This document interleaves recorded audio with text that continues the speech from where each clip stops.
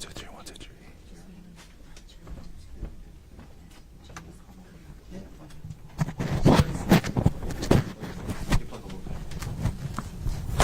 1, 2, 3, 4, 5, 6, 7, 8, 9, 10. 1, 2, 3, 1, 2, 3, 1, 2, 3, 1, 2, 3.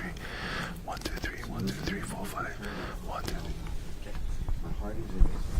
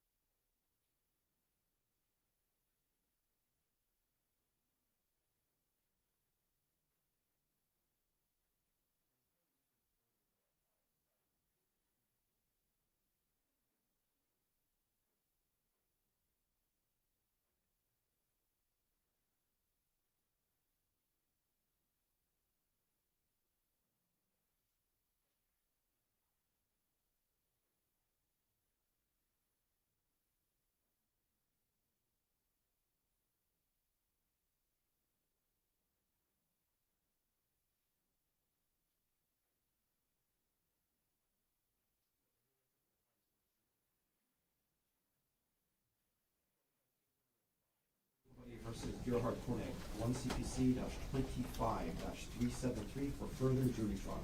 Counsel, can I have your appearances, please? Good morning, Your Honor. Good morning, ladies and gentlemen of the jury. Deputy Prosecuting Attorney Joel Garnett for the state. Also present is Deputy Prosecuting Attorney Franklin Don Picaro, Jr. Morning, Mr. Garner. Morning, Mr. Picaro. Morning, Judge. Good morning, Your Honor. Good morning, ladies and gentlemen. Thomas Otake and Manta Dirks on behalf of Dr. Gerhardt Konig, who is present. Morning, Mr. Otake. Morning, Mr. Dirks. Morning, Dr. Konig. Morning, Your Honor. Gentlemen, all of you can be seated. Ladies and gentlemen of the jury, good morning to all of you. Welcome back to courtroom 15.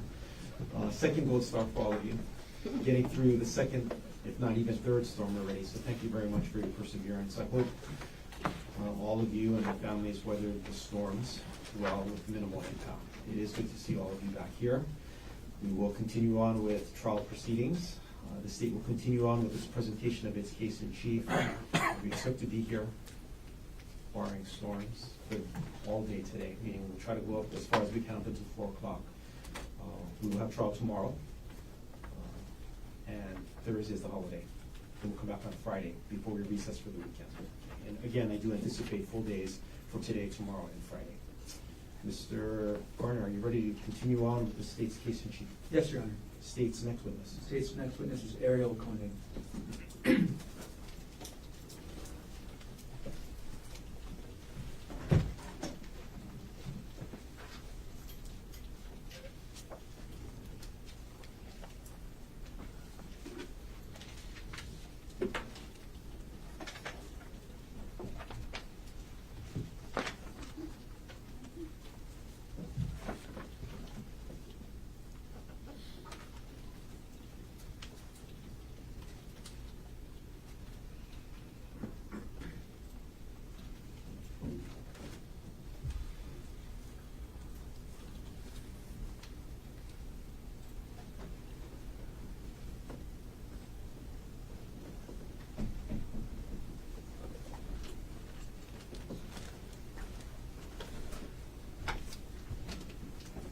Please raise your right hand.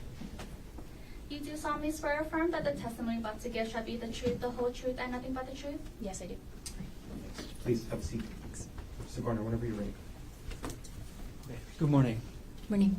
Okay, before we get any further, first thing I'm asking you to do is, if I can ask you to sit as close as you can as to the microphone. Okay. And then speak into the microphone as much as you can today, okay? Okay. All right. Can you please state your name? My name is Ariel Konig. And Ariel, what do you do for work? I am a project manager for TerraPower. What does TerraPower do? TerraPower is a nuclear innovation company. Okay. When you say nuclear innovation, what do you mean? We're designing an advanced reactor to deploy to replace retiring coal plants. And what do you actually do at TerraPower? I work on the fuel supply. And Ariel, where do you live? I live on Maui, Where on Maui? in Kahului.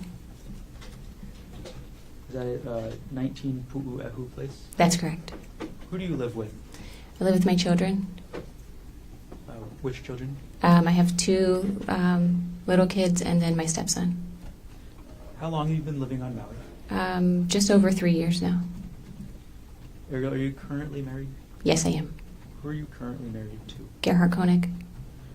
As of March 24th, 2025, how long had you been married to Gerhardt Konig? About 6.5 years.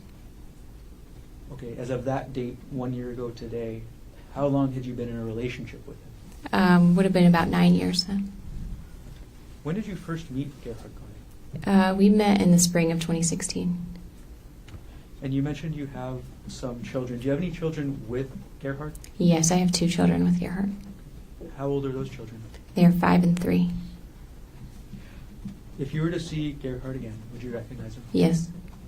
Could you stipulate to identification, Your Honor? Okay. Stipulation is accepted. The court will reflect that there is identification by Mrs. Konig. Okay. I'll skip ahead a little bit. Ariel, I'm going to ask you about an incident from March 24th, 2025, around 10 o'clock a.m. Do you remember that incident? Yes, I do. Where were you going that morning?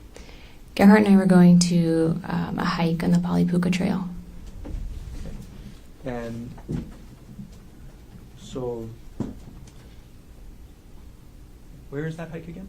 The Polypuka Trail? Is that on the island of Oahu? Yes, it is. Why were you and the defendant on the island of Oahu on March 24th, 2025? We came to Oahu to celebrate my birthday. And when is your birthday? My birthday is March 24th. Okay. When did you actually arrive on Oahu?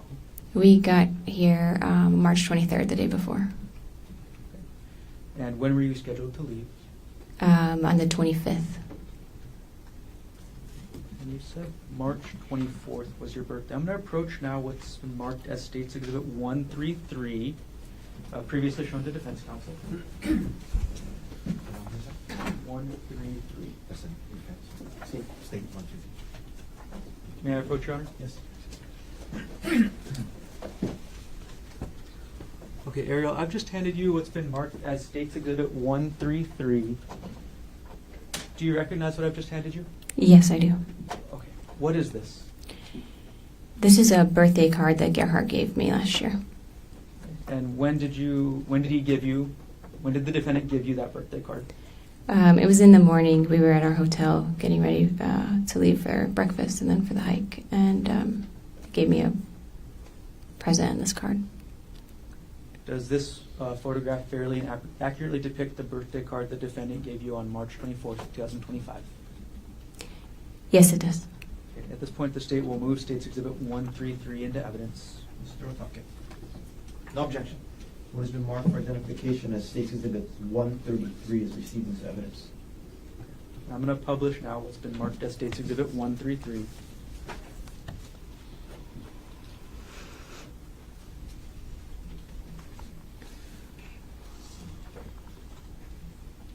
Ariel, how did you feel when you got this card?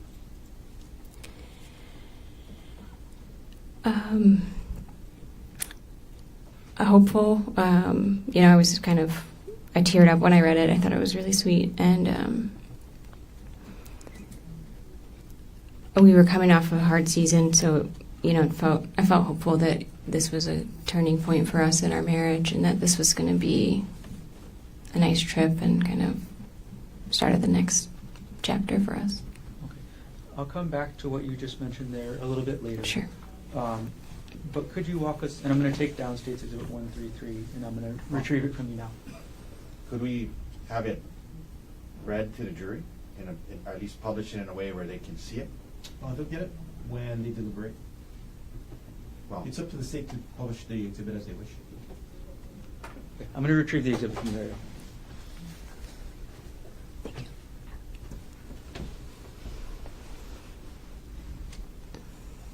going to hand it to the court. Okay. All right, Ariel, you got the birthday card in the morning, you said, and then you were late around 10 a.m. on this hike. Can you describe how you got to the Palipuka hike? We had a rental car, so we drove. Who drove? Gerhardt drove. And who planned the hike? Gerhardt planned the hike. Had you ever been on the Palipuka hike before? I had not, no.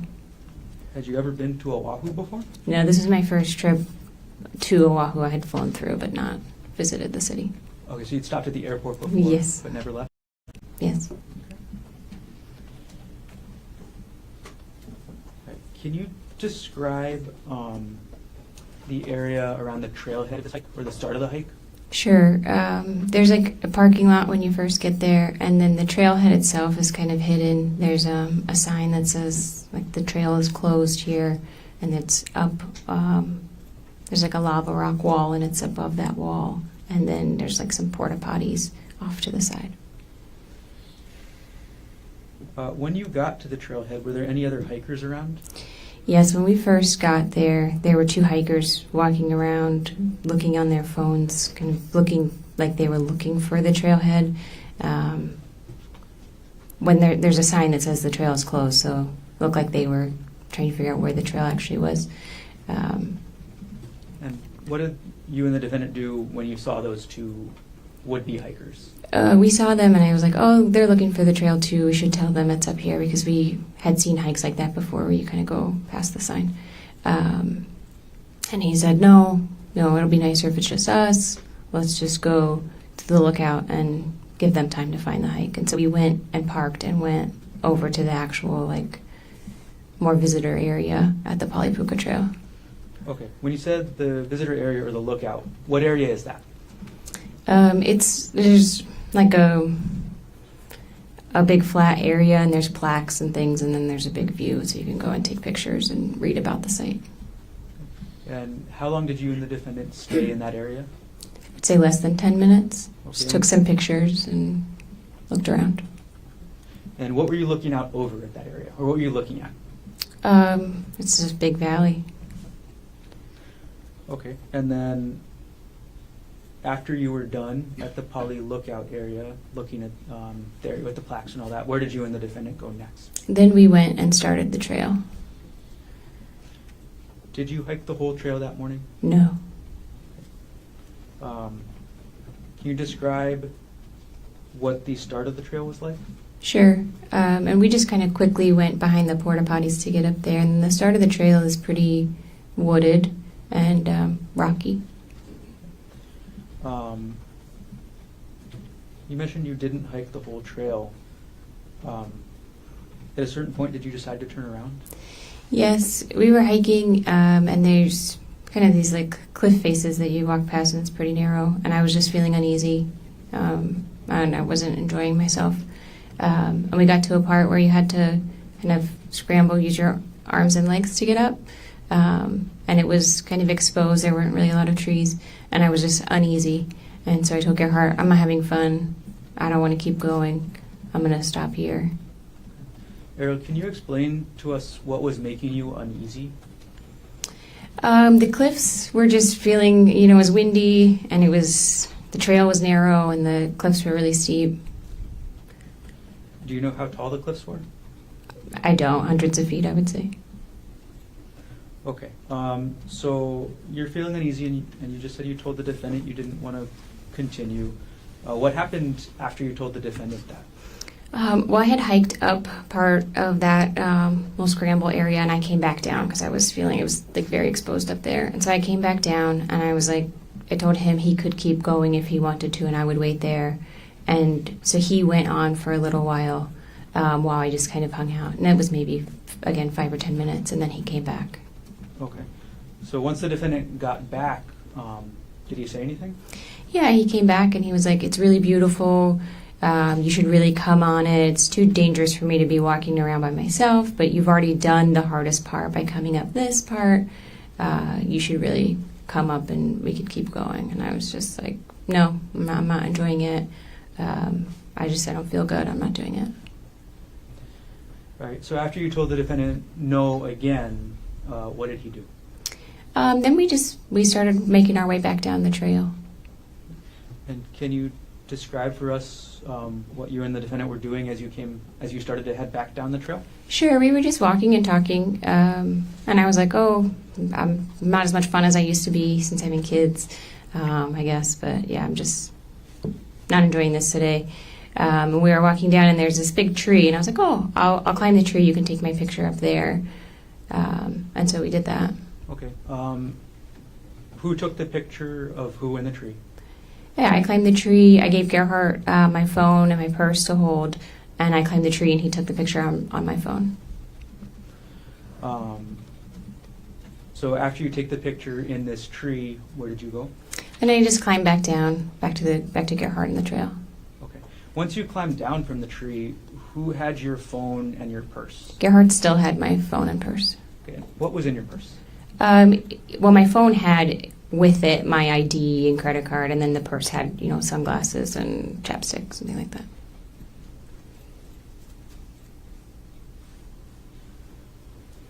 Okay. Now you mentioned one picture of you in a tree. Did you take any other pictures when you're coming down the trail? We did. At that point, Gerhardt said, let's take a selfie. There's like a cliff's edge there, and he's like, let's take a selfie with this view in the background. And so we went and took a picture there as well. Did you take any pictures of the defendant? On the hike up, we were both taking pictures. We were taking Snapchats and pictures. We have a family Snapchat group, and we were sending pictures in there. I see. Okay. All right. Did you, and you said Snapchat. What is Snapchat? Snapchat is an app that's photo-based that you send describe it better than that. It's ephemeral. And you said there was ephemeral? It doesn't last very long. It's not like permanent storage. So you would send maybe less. You would send more pictures than you might otherwise. And let's see. Did you have access to any of your photos from Snapchat after this? Some, not all. I'm going to approach with State's Exhibit 131, which has previously been shown to defense counsel and shown again. May I approach? Yes. Ariel, I've handed you what's been marked as State's Exhibit 131. Do you recognize what I've handed you? Yes. What is this? This is a picture of Gerhardt standing by the cliff's edge that I took on Snapchat and sent in that family Snapchat message. Okay, could you clarify this for us? Is this going up the trail or coming down? This was taken on the way up when we were hiking up before we had turned around. Okay. Does this photo fairly inaccurately depict the defendant as you photographed him on March 24, 2025? Yes, it does. At this point, the state moves Exhibit States 131 into evidence. Mr. Talkie. No objection. What has been marked for identification as State's Exhibit 131 is received into evidence. And I'm going to publish now States Exhibit 131. Okay. Ariel, if you can look at the photo and describe maybe what's on the screen as well, what is the text on the photo? It says, "Don't look down." Okay. And is your identification on the photo anywhere? Yes, up in the upper left-hand corner. It says Ari Konig. Okay. And what is Gerhardt Konig? That's my name, Ari, short for Ariel. Is that your Snapchat ID as well? I'm sure it is. All right. I'm going to take down States Exhibit 131. And I'm going to retrieve the exhibit from you.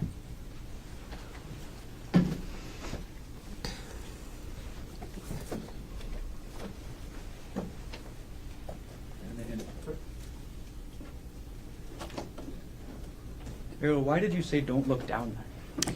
It's a very steep cliff behind him. Okay, I want to fast forward in time a little bit to the photos you mentioned later. Sure. So did you take any other photos on the way down? Yes, right at that cliff. When I had come out of the tree and when we had walked to that cliff area, Gerhardt said, "Let's take a selfie with this as the backdrop." So we would be standing with our backs to the cliff, taking a photo. Before you took that selfie, or before the defendant asked to take that selfie, did you notice anything about the defendant's attention? Yes, he was very aware of where I was, where my feet were, where he was, and where the trail was. I felt like he was often looking at my feet and just very spatially aware of where I was on the trail. Did you ever take that selfie? We did. It wasn't quite as close to the edge as he wanted. I was standing from that photo. You can see there's a pine tree, and I was holding onto a branch of that because I was just uneasy that close to the edge. And we did take a selfie, but I held onto that tree. Okay. Do you still have access to that selfie? I don't. What happened after you took the selfie while you were holding onto the tree? I just asked him to move down the trail a little bit so that I could get past without having to go near the cliff. And then how did the defendant react to that?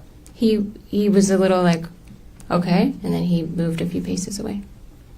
Okay. So after the defendant moved down the trail a few paces away, what did you do? Then I walked to him. So he was then facing me and the cliff, and I walked up to him.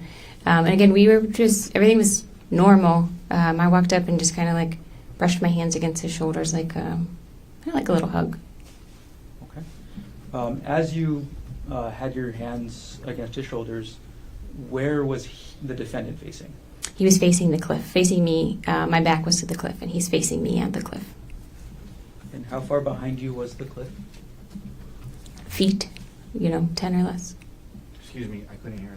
10 or less feet.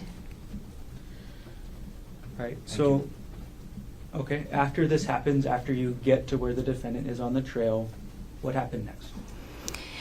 When I walk up to him, then he grabbed me really forcefully by my upper arms. And he said, "I'm so fucking sick of this shit. Get back over there." And he starts pushing me back towards the cliff. While the defendant was grabbing you and pushing you, what did you do? I mean, I was surprised. It felt almost like he was kidding at first. And I was like, "What are you doing?" But he had grabbed me really hard and was moving me. So we kind of wrestled a little bit, and I threw myself onto the ground because there's a lot of trees and shrubs there so that I could hold on. As you threw yourself to the ground, how did the defendant respond? Well, he got on top of me, and he was kind of trying to pull me, and we're wrestling, and he ended up straddling me. So he had his legs on either side, kind of across my waist. On March 24, 2025, how tall were you? About 5'6", And how much did you weigh on that day? about 145 pounds. Okay. And on that date, how tall was the defendant? About 5'10", And how much did he weigh? maybe 165 pounds. Okay. And then you said straddling. Can you describe what that looked like for us? Sure. I'm laying on my back, and he's on top of me with kind of like one leg on either side across my waist, facing me. Once the defendant was on top of you, what did he do next? So he was first trying to pull me, trying to get me closer to the cliff. And again, I could kind of hold on to the roots and stuff that were around us. And then he had a backpack that he was hiking with. And he, like I said, he's on top of me. And he had a syringe in his hand. And he says, "Hold still." And I see the syringe, and I just kind of like bat it away from us both. Okay. When you first saw that syringe in his hand, did you actually see where it came from? I didn't see where it came from, though.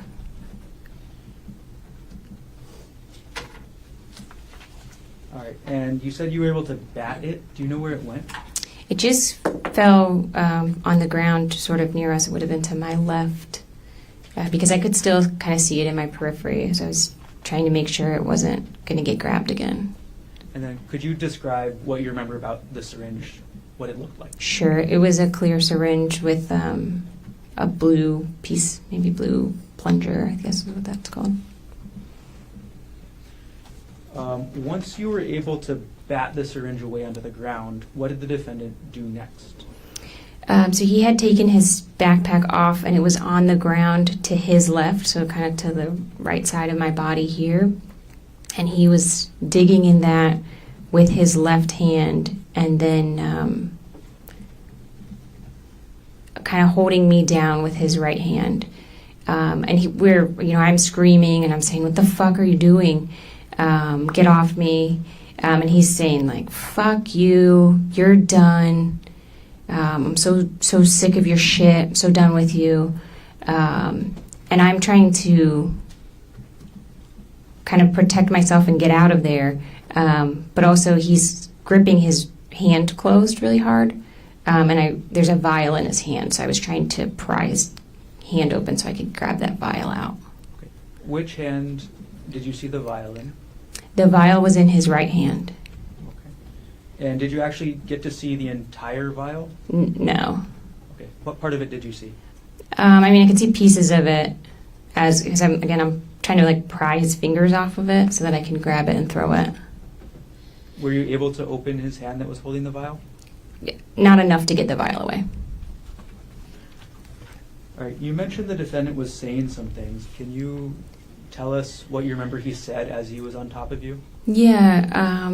I'm screaming, and he's telling me, "Shut the fuck up. Nobody's going to hear you out here. Nobody's coming to save you." And I'm saying, like, "You can't do this. Everyone knows we're on a hike. They'll know this wasn't an accident, and our kids will be orphans. You'll go to jail, and I'll be dead. Like, you have to stop." And again, he's saying, like, "You're done. We're done with you. We don't need you anymore. You're done. You're done." Did telling the defendant any of these things that you told him, did that get him to stop?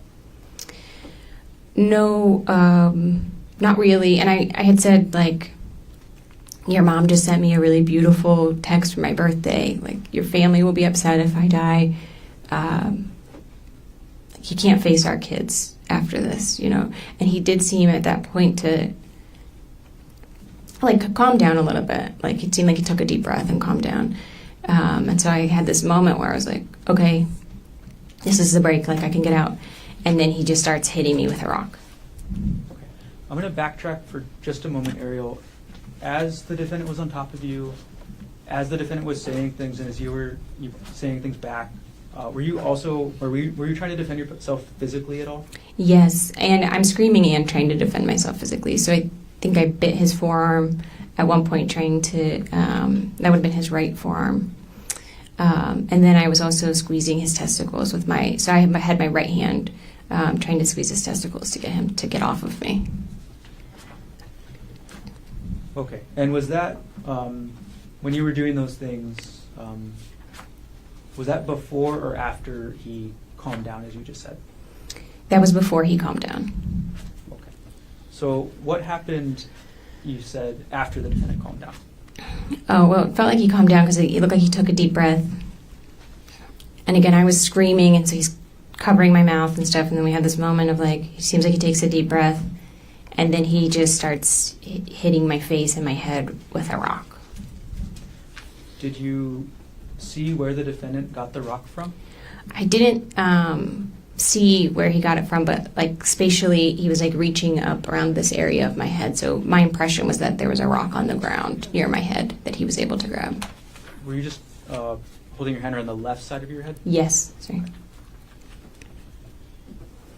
When the defendant was hitting you with the rock, did you say anything? I just started screaming because in my mind, he was trying to knock me unconscious to get to be able to drag me over the edge. So I just was screaming then as much as I could. Did the defendant respond to what you were screaming? No. Did anybody other than the defendant respond to what you were screaming? Yes. So I'm screaming, and I do think I was saying something like, please help. He's trying to kill me. You know, I'm hoping somebody can kind of hear that. And I, at some point, hear a woman's voice say, we're here, we're calling 911. We're here, we're calling 911. Okay. So after you hear that woman's voice, what happens? He just kind of like, Gerhardt just kind of froze and knelt back away from me. And I just crawled away really slowly. And again, he seemed just like frozen. And then I was yelling to the voices I heard, are you still there? Are you still there? Don't leave me. And I couldn't hear anybody calling anything back. So I just kept crab walking away. Like I'm on my butt, kind of like scooting. And I just kept going and got to like a lower part of the trail. The women were down there, and one of them was on the phone with emergency personnel. As you crab walked away, did the defendant follow you? No. So as you crab walked away, did you see what the defendant did? He just, like I said, he seemed frozen. He just kind of stood up and was staring. And then I didn't see where he went after that. He didn't follow me when I went down to those women. What happened when you got to the two women? When I got to them, we were just trying to figure out how to get out of there as quickly as we could. And so they tried to stand me up to see if we could walk down with me kind of draped over them to get through, but I couldn't stand. Excuse me. That was just like an unstable. So one of them went behind me and was kind of sweeping to make sure he wasn't coming after us, visually scanning to make sure he wasn't coming after us. And then the other one was in front, leading us. And one of the women had like a large metal water bottle, and she had that in her hand, and she was like, this is the only weapon I have. But and then I crab walked or, kind of scooted down the whole trail with them on kind of either part to try to keep us safe. After this happened, where was your phone? My phone and my bag were still with Gerhardt. Still with the defendant? Yes. So does that include your purse that you mentioned? Yes.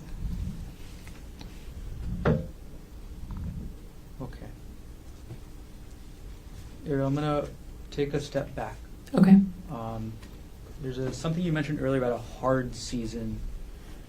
Were you having any marital problems before this happened on March 24th, 2025? Yes, we were. What happened to start those problems? Sure. In December, the year prior, Gerhardt had gone through he logged into my WhatsApp account and saw that I was deleting text messages between a coworker and I, and he got upset about that. When in December did this happen? This was the beginning of December. And when you say logged into your WhatsApp account, how does that work? Or first of all, what is a WhatsApp account? WhatsApp is a text messaging app. Okay. And you described the defendant logging in. Do you know how that works? Actually, not. I don't know how that worked. Did the defendant ever confront you about this? Yes, he did. My impression is that he knew about it for a few days and then confronted me about it a little bit later. Okay. And how did that confrontation happen? Well, we were on vacation, and he came into our hotel room and asked for my cell phone, and then came back in a little bit later and told me, I see what's on WhatsApp, and he was really angry, very upset. Okay, you say angry, upset. Can you describe what he said to you? Yeah, called me a lying bitch, you're a whore, how could you do this sort of thing. Who were you messaging with on WhatsApp that caused this confrontation? It was a coworker from Terra Power. His name is Jeff Miller. Okay, and you said Jeff Miller also works at Terra Power. That's right. Is Terra Power on Maui? No. Okay, where is Terra Power located? It's headquartered in Bellevue, Washington, outside of Seattle. Do you work in person or do you work remote? I work remotely. So who is Jeffrey Miller to you? He's a coworker and a friend. Did you ever have sex with Jeffrey Miller? No. In these WhatsApp messages, did you ever send or receive sexual photos with Jeffrey Miller? No. Did you discuss sex at all in the messages? No. In these messages, did you flirt with Jeffrey Miller? Yes, some of them are flirty in nature. And when the defendant confronted you in December about these messages, how did you react? I was apologetic. He was obviously hurt, and I was really committed to my marriage and my husband, and so we agreed to work through it and try to, kind of rebuild, because I had definitely broken his trust and could tell he was hurt. As a couple, how did you and the defendant characterize these WhatsApp messages? It felt like an affair to him, so we called it an emotional affair. Did you say emotional affair? Emotional affair is the word, yeah. After the defendant confronted you and called you a lying bitch and a whore, did the defendant make any demands about your job? A little bit. I wasn't supposed to be in any kind of one-on-one work situation with Jeff. No emails or anything like that. All right. Can you describe a little bit about what that was like, or what the defendant asked you to do? It was really just anytime there was going to be a meeting, there had to be another person there as well. And then Gerhardt would kind of go through my stuff at the end of the day to see, what I was doing. So if I was sending emails or who I was meeting with. After this happened in December, did anything change with your sex life with the defendant? At the time, Gerhardt kind of expected to have sex every other day, and when this happened, he made it clear that if I refused to have... An objection. Can we approach? Come on.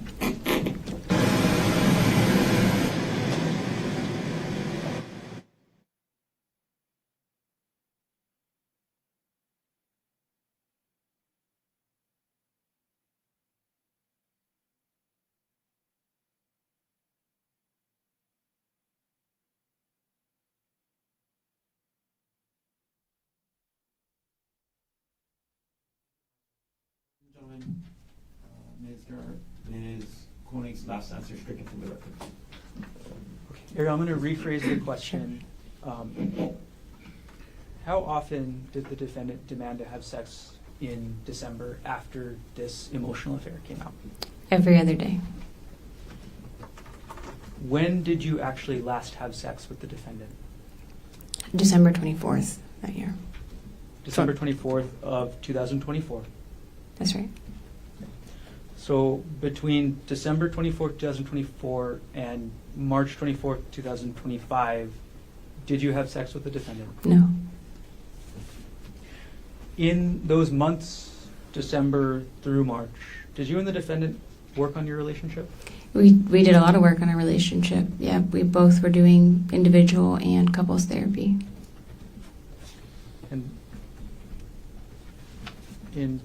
And can you describe a little bit about, what that was like?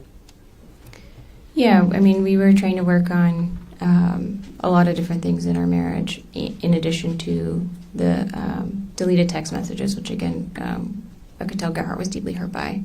So working on rebuilding trust. In terms of non-sexual intimacy, did anything change in that with regards to your relationship with the defendant after this all came out in December? A little bit, yes. And in that, Gerhardt really wanted a lot of touch, physical touch. So there was a lot of cuddling and stuff like that. And any refusal of that would be, kind of me withdrawing. Okay. When you didn't want to cuddle, what types of things would the defendant talk to you about? Then that would be a lot of questions. How could you do this to us? It would kind of bring up the WhatsApp messages back to the surface.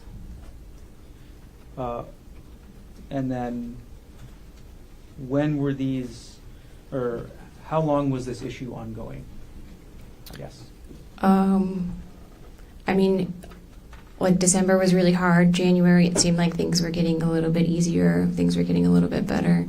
By February, we had gone on a family vacation with our little kids and had a really fun time. And so it seemed like by February, we were starting to kind of turn a little bit of a corner.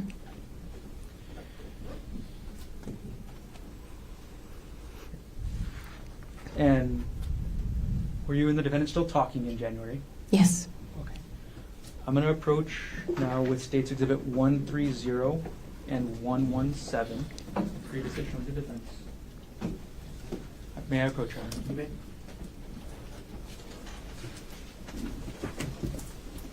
Thank you. Ariel, I've handed you two exhibits now, 130 and 117. Without showing them to the jury, could you look at what they are, and when you're done, look up?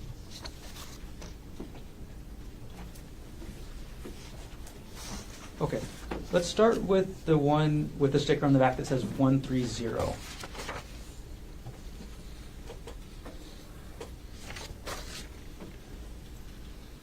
What is that? This is a text message exchange between Gerhardt and I. Okay, and what month did that exchange take place? This would have been in January. Right. Who does this exhibit fairly and accurately depict the text message exchange between yourself and the defendant in January 2025? To the best of my knowledge, yes. Okay. At this point, the state moves exhibit 130 into evidence. Mr. Otake. No objection. It has been marked for identification of States Exhibit 130 is received into evidence. Okay. I'm going to now publish and put up on the screen what's been marked as States 130. Okay. And then can you describe the context of this message? Yes, so Gerhardt would have been at work, just kind of texting me an update. So he's in the blue. But I was at home. And what was Gerhardt's work? Gerhardt was an anesthesiologist in Maui. Okay. Do you know where he primarily did his work? At the hospital. Right. We're going to take States Exhibit 130 down. Could you now take a look at the one marked States Exhibit 117?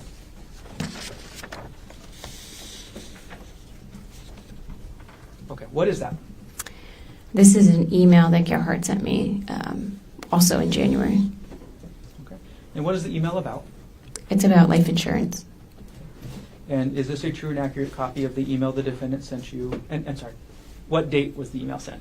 The date is January 21st, 2025. Is this a true and accurate copy of the email the defendant sent you on January 21st, 2025? To my knowledge, yes. At this point, the state moves Exhibit 117 into evidence. Mr. Okay. No objection. What has been marked for identification as State's Exhibit 117 is received into evidence. I'm going to publish State's Exhibit 117.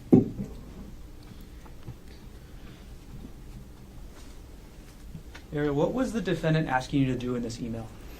He wanted me to reach out to an insurance representative from AAA to apply for a life insurance policy. At the time that you saw this email, did you think anything of it? No. We're going to take Exhibit 117 down from the screen right now. And I'm going to retrieve both exhibits from you, Ariel.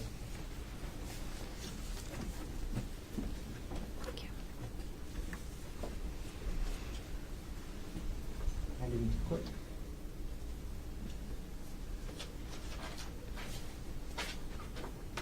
Okay, so you said you didn't think anything of the defendant asking you to increase your life insurance at the time. Is that right? That's correct. Okay. In your relationship with the defendant, who handled matters such as insurance? Gerhardt did most of the financial stuff. The financial stuff, is that even more than insurance? Yeah, I mean, did taxes and, tracking everything. Okay. Can you describe what financial things the defendant actually took care of? Sure. He made sure did all of the utility payments and bill payments. And then in this case, looked at our life insurance and how much we would need if either of us were to pass away to keep our kids in our house. Who set the budget? We didn't really have an established budget. I'm going to move forward in time just a little bit, Ariel, to February 2025. Okay. How did your relationship with the defendant progress into February? Yeah, like I said, January, was better than December. February is better than January in terms of, stability and kind of seeming like things, being hopeful for the future. In February, we did a family vacation with our little boys and saw Gerhardt's family.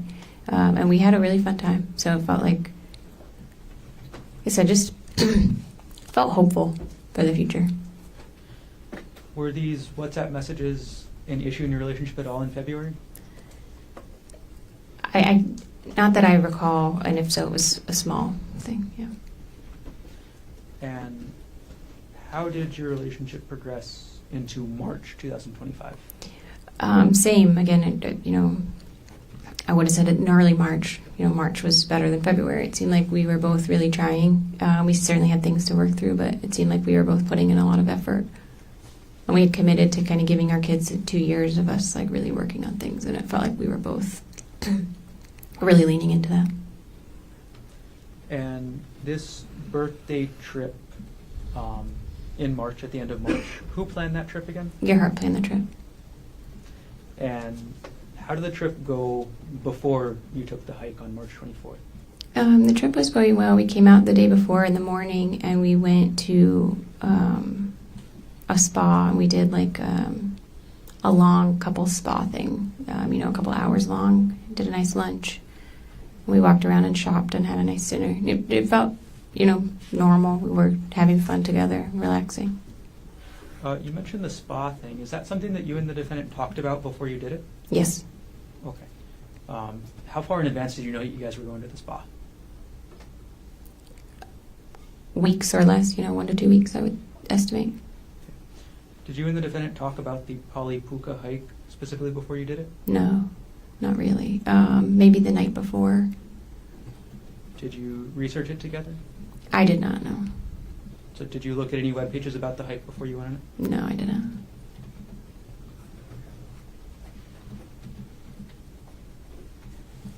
Ariel, I'm going to jump forward in time now to after March 24th, Okay. or after the incident on March 24th. After this happened, Did you receive any medical treatment? I did, yep. I was taken by ambulance to the hospital where I was treated for severe complex scalp lacerations, and they did some imaging and stuff. How long did you stay at the hospital? I was in the hospital for one night. So you got out of the hospital then March 25th? In the evening of the 25th, yes. And where did you go once you got out of the hospital? To my house in Maui. When you, sorry, can you say that one more time? To my house in Maui, sorry.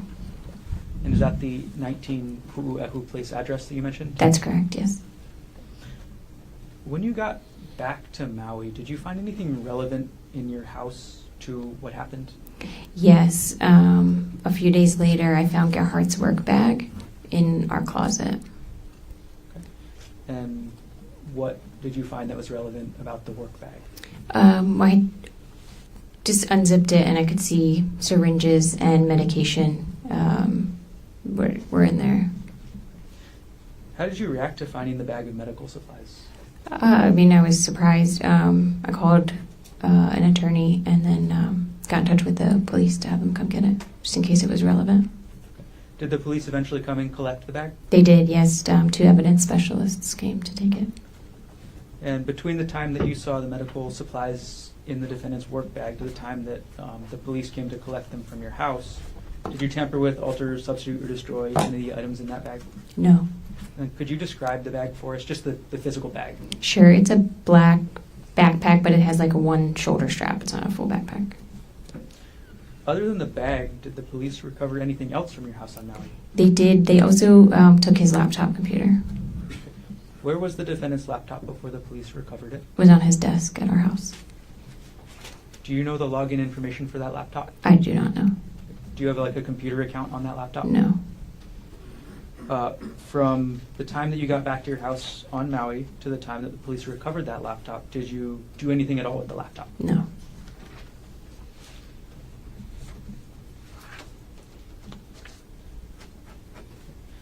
Now, you talked about your treatment on Oahu so far. Did you have any sort of medical treatment after you got back to Maui? I did. I had a lot of wound care for. I had a bunch of stitches through my scalp. I had a lot of wound care for that, and then I had some treatment for a distal fracture of my thumb. Were you able to work after this happened? No, I was out of work full time for maybe 4 weeks, something like that, and then I was on light duty for a few weeks after that, and then ongoing physical therapy for vertigo and for just kind of fatigue and being able to sit at the computer and do, because I work on my computer screen all day. So did physical therapy to kind of strengthen the ability to do that. How long before you were fully recovered, just in terms of able to work a normal work day? Maybe between 2 and 3 months. Do you have any visible long-term effects from the injuries from March 24, 2025? Yes, I have scarring on my scalp and my face. And Ariel, could you show everybody in the courtroom the scar on your scalp? Sure. And I want the record to reflect the witness is just pulled her bangs up on the left side of her head to display a scar. Yes. Ariel, how do you normally cover that scar? Until Objection irrelevant. Sustain. Does your hair grow in the area where that scar Same is? objection, Your Honor. Overruled. no, my hair does not grow there. Ariel, on March 24, 2025, did you give the defendant permission to try and push you off the cliff? No, I did not. Did you give the defendant permission to try and inject you with a syringe? No, I did not. Did you give the defendant permission to hit you with that rock? No, I did not.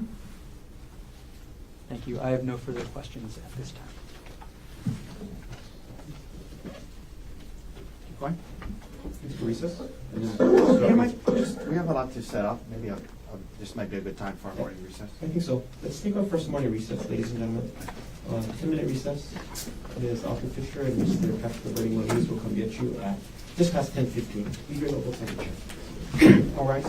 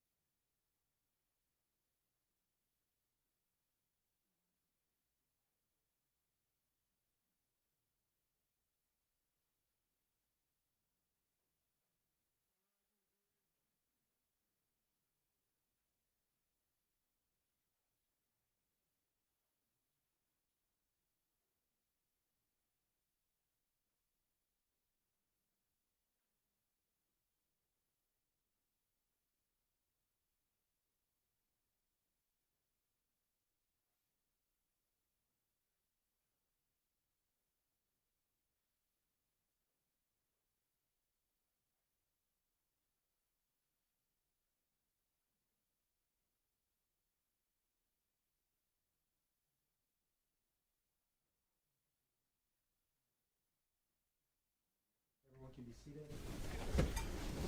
Resuming case number 5, State of Hawaii versus Gerhardt Konig, 1 CPC-25-373. Dr. Konig is present in court. All 4 counsel of record are present. All jurors are back in the courtroom. And Ariel Konig is back on the stand. Ms. Konig, you're still under oath. Yes.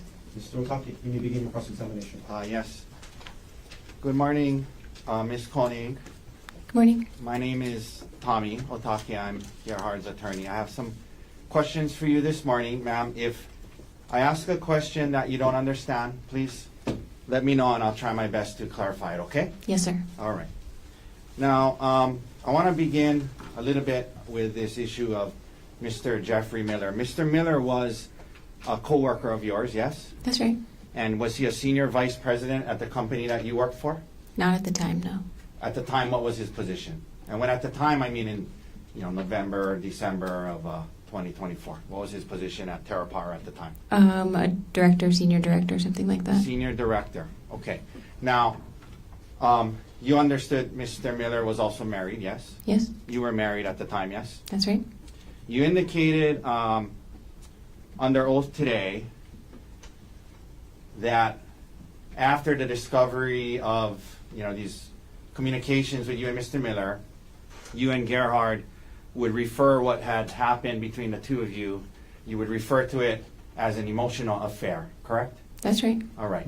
In fact, there were times in communications where he referred to it as a secret affair, yes? When you say he, you mean Gerhardt? Yes. I don't recall, but potentially. Okay, we'll come back to that. And in fact, in the counseling sessions that you guys had, it was whatever was going on with Mr. Miller was referred to as emotional infidelity at times, yes? As far as I can recall, yes. Okay. Now, emotional affair, secret affair, emotional infidelity.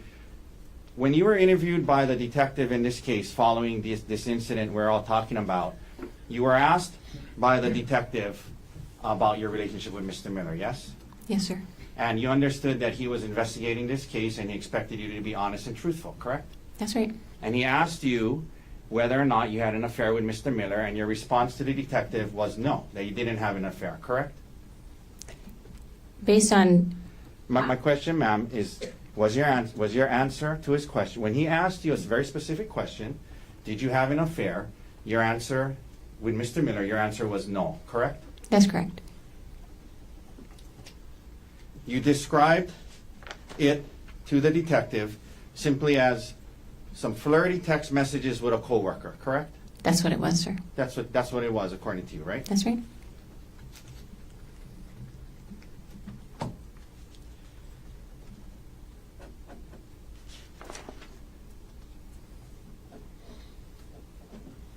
Now, after the discovery of these messages and what was going on with you and Mr. Miller, there were times when you and Gerhard would communicate about the situation by text messages between the two of you, correct? Yes, sir. Okay. And isn't it true that on December 9th, 2024, Gerhard sent you a text that said, you engaged and continued an elaborate secret affair instead of coming to me asking to work on our relationship? You remember him sending you that text? I'm sorry? Objection, hearsay. Sustained. It's impeachment, Your Honor. She said there was no affair. I can. Approach.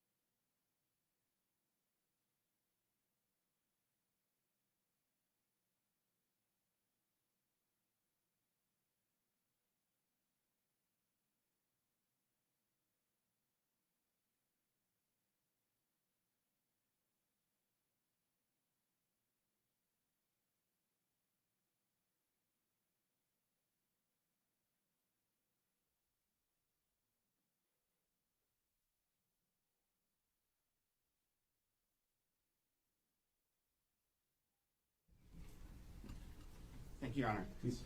Isn't it true that in a text message on December 9th, when Gerhardt texted you and accused you of engaging in a secret affair, your response to that text was, if anything, I learned how stupid it was this time and know how to make sure it doesn't happen again. That was what you responded. That was your response to him confronting you and saying you engaged in a secret affair. You said, I learned how stupid it was and I know how to make sure it doesn't happen again, correct? It felt like an affair to Gerhardt, and that's how we were treating it in our marriage. Ma'am, can you listen to my question? Sure. Okay. My question is about the text message. Isn't it true in a text message, I'm not asking you why you said what you said, in a text message, when Gerhardt accused you of engaging and continuing an elaborate secret affair, your response was, if anything, I learned how stupid it was this time and know how to make sure it doesn't happen again.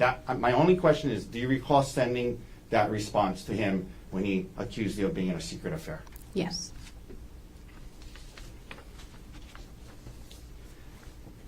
You didn't say to him, it was just flirty text messages, don't worry. You said it was stupid of me, it won't happen again, correct? Because when I did that, we would start to argue, so All right. you're right.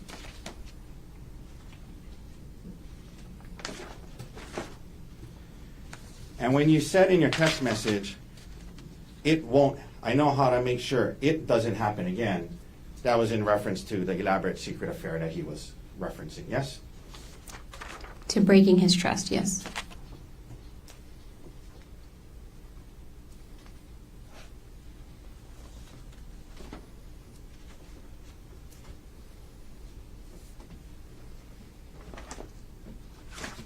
Another thing that happened after the discovery of your relationship with Mr. Miller, another thing that happened is, as you talked today about working through this in January and February. Remember that? Yes, sir. Okay. And another thing that happened to help you guys work through this is you guys started listening to audio self-help books. You remember that? Yes, sir.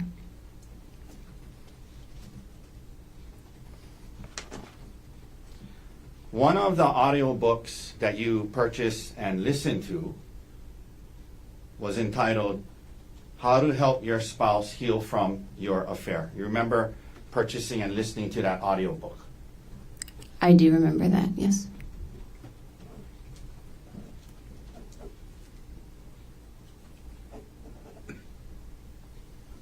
You took the time to purchase it and listen to it, and that was the title of it, How to Help My Spouse Heal from My Affair, as in your affair, correct? That's correct.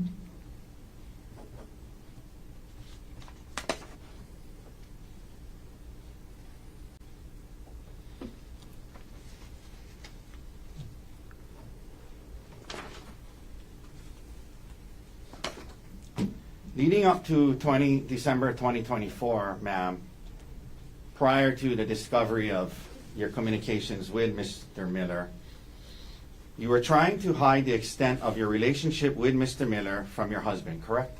That's right. To conceal the substance of your communications and the extent of your relationship with Mr. Miller from your husband leading up to December 2024, you were purposefully deleting your messages to and from Mr. Miller on your phone, correct? I was deleting messages on my phone, that's correct. Yeah, so Gerhardt wouldn't see them, right? That's right.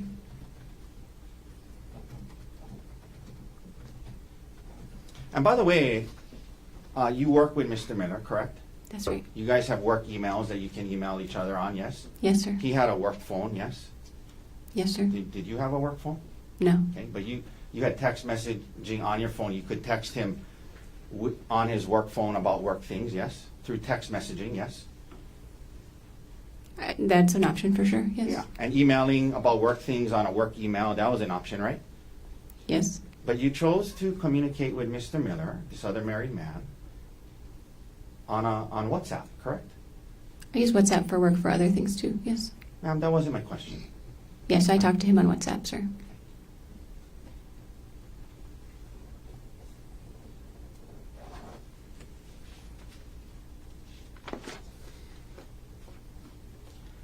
There were times leading up to and into early December 2024 where you and Mr. Miller would message each other very frequently about personal things not related to work, correct? Yes, sir. Some days all day long, back and forth all day long, correct? Potentially. Okay. Your Honor, I'm going to ask Your Honor to take judicial notice that December 1st, 2024 was a Sunday, and I believe we have a calendar here somewhere.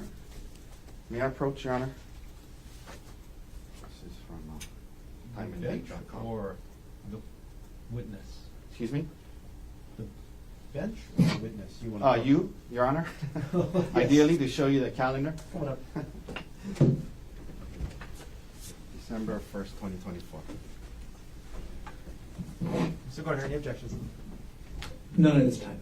Okay, so the court would judicially notice that December 1st, 2024 was a Sunday.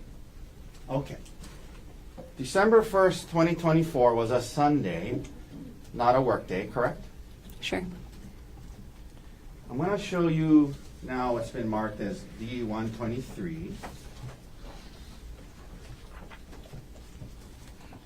D123. May I approach, Your Honor? You may.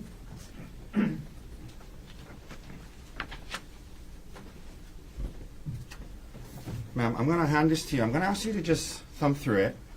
I'm going to ask you if that appears to be communications between you and Mr. Miller, not just on December 1st, 2023, but on multiple days.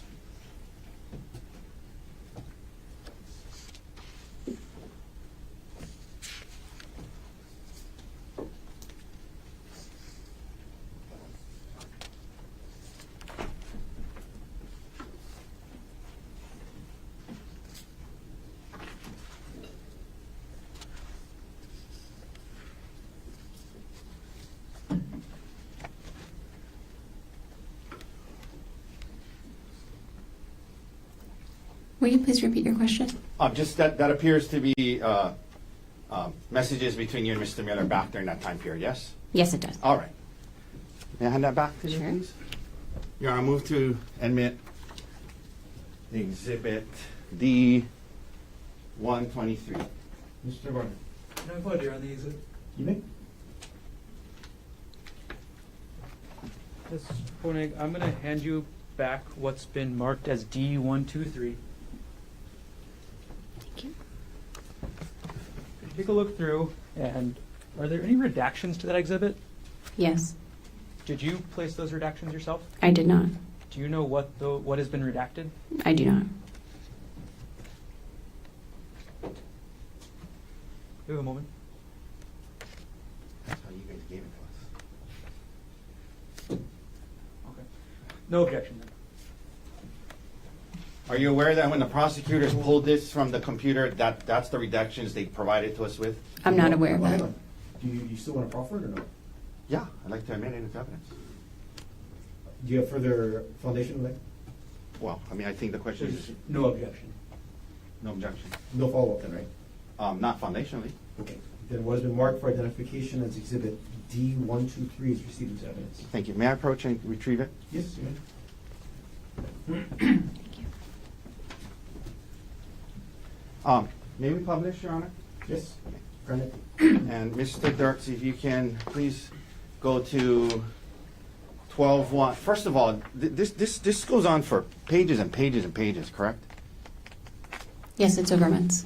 Excuse me? It looks like it's over months, but yes. But this is all between you and Mr. Miller, correct? Yeah, Your coworker, right? that's right. Okay. Let's go to 12:1, please. Mr. Dirks, let me know when we're there.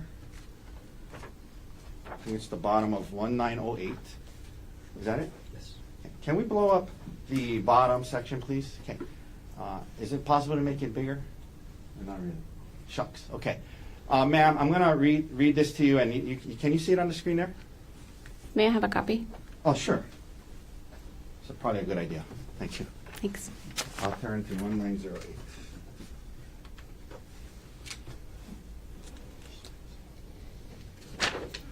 Thank you, at the bottom. Thank you, sir. Okay, so the day starts off on this Sunday. Mr. Mueller texts you, and you know, there's timestamps on here, but this was the timestamps of the WhatsApp. I'm imagining he wasn't texting at 3:23 a.m. Is that right? I wouldn't think so. yes. Okay.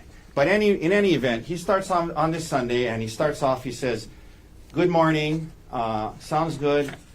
I hope you're getting some good sleep. I've slept a ton over the break," which has been, and we'll go to the next page. Is it possible to blow out half the page? It may not be seeable, but we'll try. Which has been nice. And then you respond and you say good morning, correct? That's correct. So this is in the morning on a Sunday, correct? Yes. Okay. He goes on, "This is nice, always good to get caught up on sleep." And you say, "Up now, just put a fresh batch of yogurt in the fridge with some kind of, can you zoom in on that emoji, possibly, Mr. Dirks? Okay. So telling him in the morning about the fresh batch of yogurt in the fridge and with this emoji, whatever that emoji is, correct? That's correct. All right. Now, it goes on throughout the day. We don't need to read all of it. Can we go down to 6:42 a.m. on 12/1? Thanks. Okay. You indicate to him that I guess we will watch some football here too, probably. G is on call. I'm planning to decorate the tree with the kids. And he says, Mr. Miller says, "Gotcha," correct? Yes. So on a Sunday, you're telling him what you guys are doing. You're going to decorate with the kids with the trees, yes? Yes, sir. Okay. And then it goes on throughout the day, and you guys are going back and forth about what's going on and watching football and decorating the tree and things like that, correct? That's correct. Okay. Now, at the bottom of the page there, you guys are talking about the football game. Looks like Pittsburgh is winning. You see that? Yes, sir. Okay. And then let's go to the next page. Continues on the first. And more communication. 11:13:29. If we can zoom in on that, Mr. Dirks. Okay. He says, checks back in. "I hope you're having a nice morning. So good so far." That's what you guys are saying all throughout Sunday, correct? That's right. Okay. Then let's go down to 3:28:55. If we can blow that up. Mr. Dirks, please. Thank you. Okay. Now,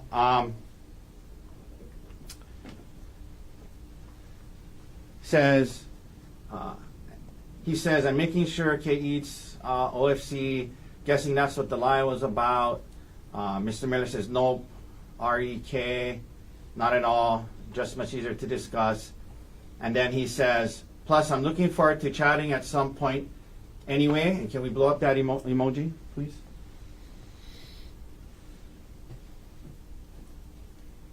Okay.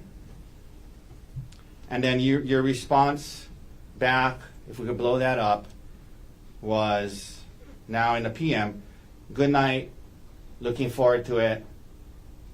And then the next morning it starts again, "Good morning," correct? That's correct. Okay. We can take that down. Now, so all throughout the Sunday, you and this married man were texting back and forth about what you guys are doing. Good morning, and then good night, and then good morning again the next day, yes? That's right. And then a lot of the messages that you were having with him, you deleted, right?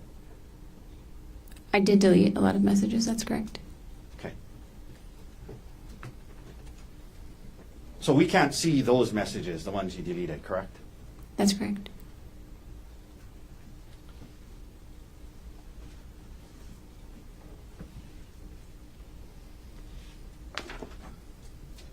Have you ever heard of the word, and I may not be pronouncing it correct. Actually, have you ever heard of the word Heleu? How do you say H-E-L-E-U? Haleu. Haleu. What is, in your line of work, what is Haleu? Haleu is high assay, low enriched uranium. It's It's like a range of enrichment for uranium-235 that would be used as nuclear fuel for advanced reactors. Okay. I have no idea what you just said, but it has to do with your work, right? Yes, sir. Okay. And during this communications with Mr. Miller, you and Mr. Miller would use the word hail you in your personal messages to one another as code to let the other person know when your respective spouses were around, correct? It was for Gerhardt specifically, but yes, that's correct. It was for Gerhardt specifically, meaning you would tell Mr. Miller, I got hail you today, can't talk. And that was your way of communicating to him, hey, I'm around Gerhardt today, yes? That's correct.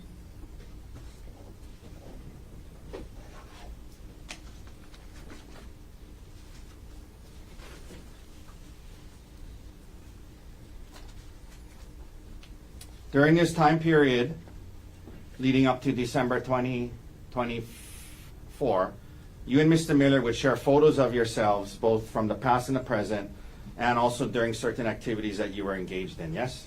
Occasionally, yes.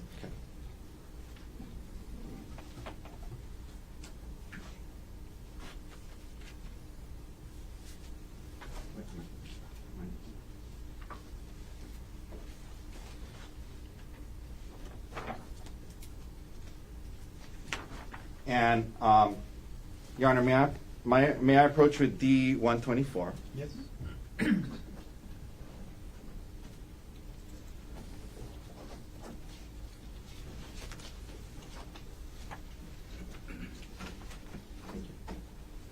Ma'am, I'm going to show you D-124. If you can look through that, and I'm going to ask you again if that looks to you to be messages between you and Mr. Miller, and also photos that you guys would send to each other. And let me know when you're ready.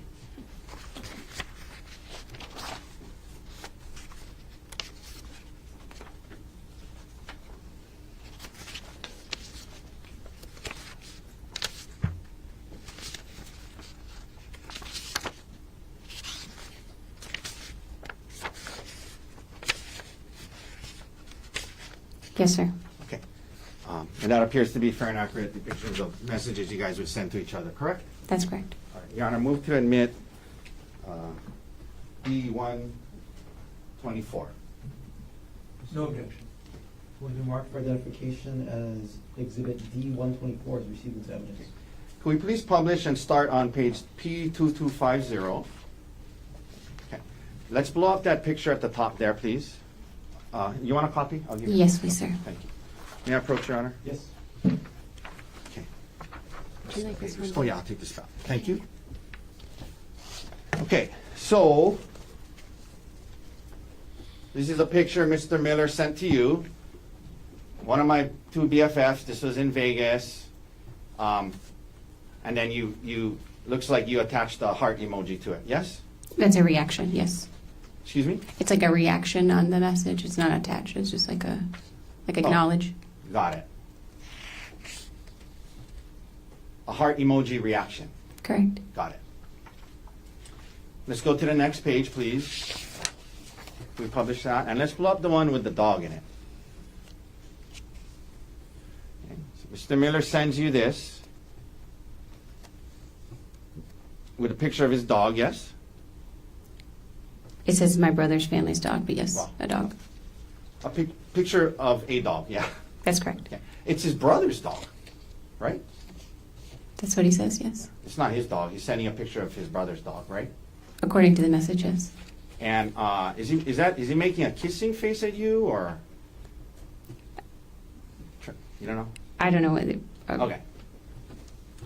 Let's go to page 2253. This is from October. Can we blow up the beaches on the top, please? You send him photos of, this is you sending him photos of beaches, correct? That's correct, yeah. All right.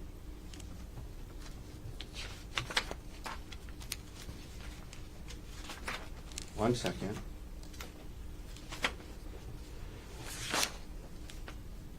Now, while we're here, why don't we go to page 2256 while we have this up.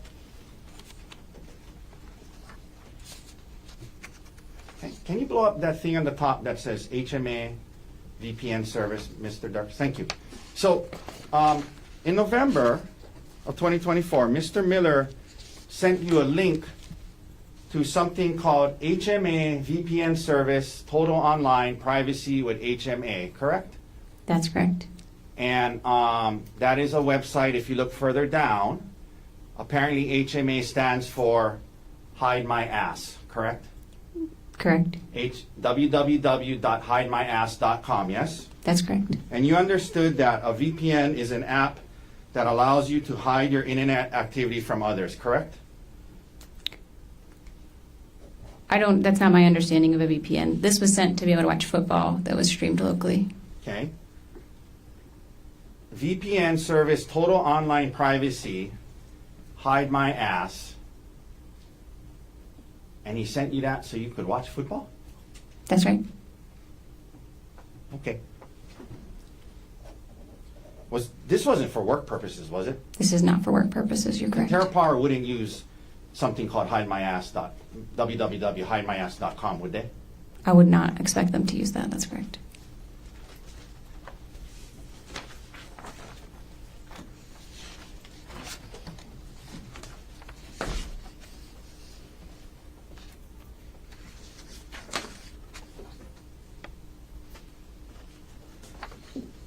One second, Your Honor.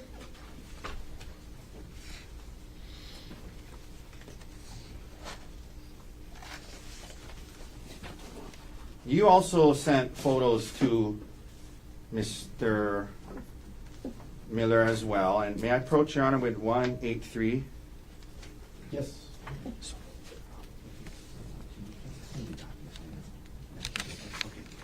Can I approach Your Honor? I'll bring a copy. Trey Jeff. Okay, thank you, Latrey.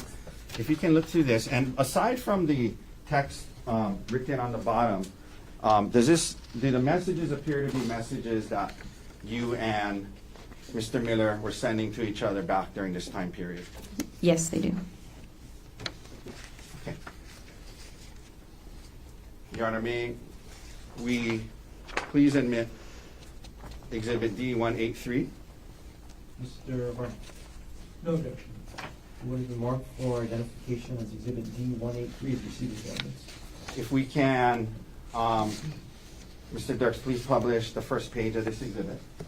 Okay, can we blow up the picture, just the picture?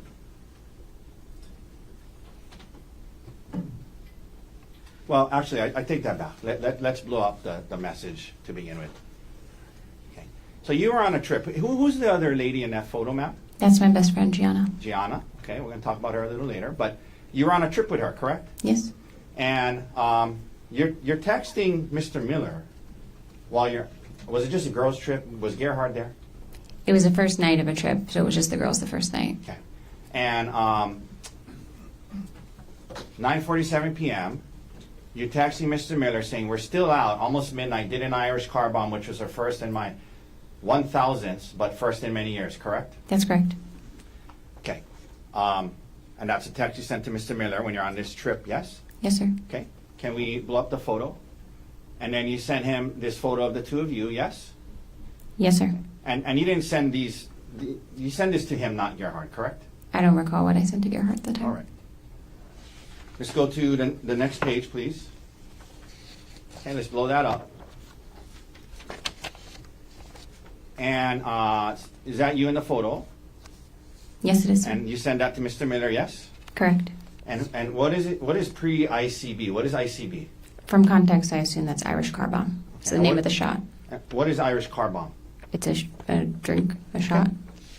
And you send this to Mr. Miller on the text, correct? That's correct. All right, we can take that down. I'll retrieve that from you, ma'am. Thank you. Thank you. So, we just went through all of that, and when the detective asks you about it, you say, no affair, just flirty text messages, correct? That's correct, sir.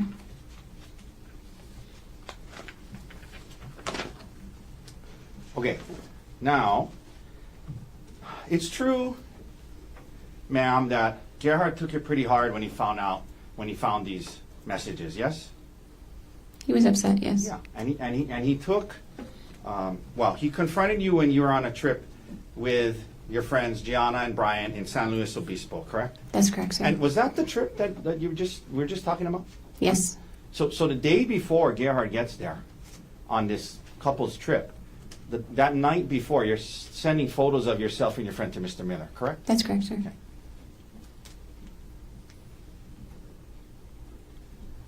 Did he have a code word for you that he would tell you when his wife was around? Not to my knowledge. All right. Now,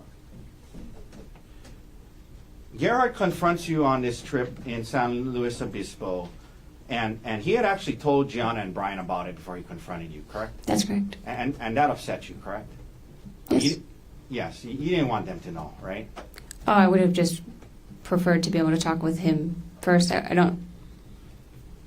I tell Gianna almost everything. I think I would have told her about it anyway, but You think you would have told her about it anyway? Had you told her about it prior to him confronting you? I mean, had he confronted me, I would have told Gianna that we were working through that. There But- wasn't, in my mind, A something. second ago, you just said you were a little upset that he told Gianna, right? He told them before telling me. Right, and that upset you, right?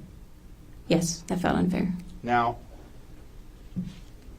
Gianna and Brian had actually been through something similar recently, where Brian supposedly had cheated. Oh well, strike that question. Recently, Brian had an affair on Gianna, correct?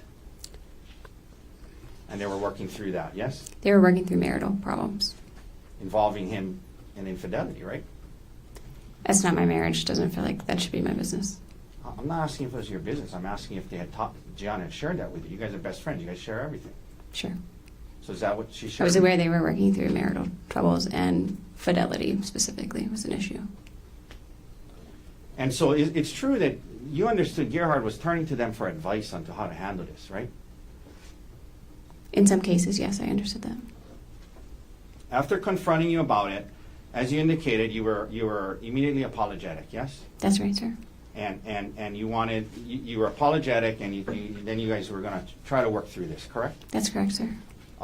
There were certain things he needed. I mean, isn't it true that he said he wanted you to quit your job? He didn't ask me to quit my job, but he did talk about it for sure. Okay. He did talk to you about quitting your job, correct? Potentially, yes.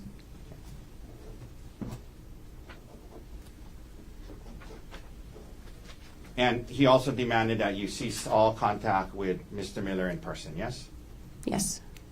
And in fact, you had a trip planned coming up to Seattle with Mr. Miller that you ended up canceling, yes?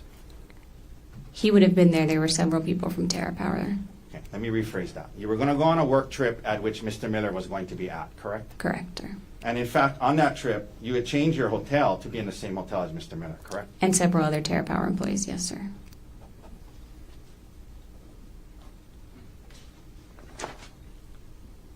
Your job was, well, I'm going to get into it more in a second, but your job was pretty rare and unique, right? Like that you were in the nuclear energy field, correct? I still am, yes, sir. Yeah, but at the time, right, when he was talking to you about quitting and leaving it, right? Yes. You talked about his need for intimacy, both emotional and physical. You indicated that he wanted to have sex every other day, correct? That's correct. And he also wanted you to be less, I guess, secretive or give up some privacy. And he wanted to see your emails and communications, correct? He looked through my phone almost every day. Yes, sir. And in fact, these were not just desires that were unique to him. You listened to audiobooks, like, for example, How to Help My Spouse Heal with My Affair, right? Yes, sir. And in that book, they recommend cutting off all contact with your affair partner, yes? To my recollection, yes. They recommend that you share passwords, share your whereabouts, share communications, because secrecy is what caused the damage, openness is what repairs it, right? You remember learning things like that in these books and counseling? Yes, sir. Okay.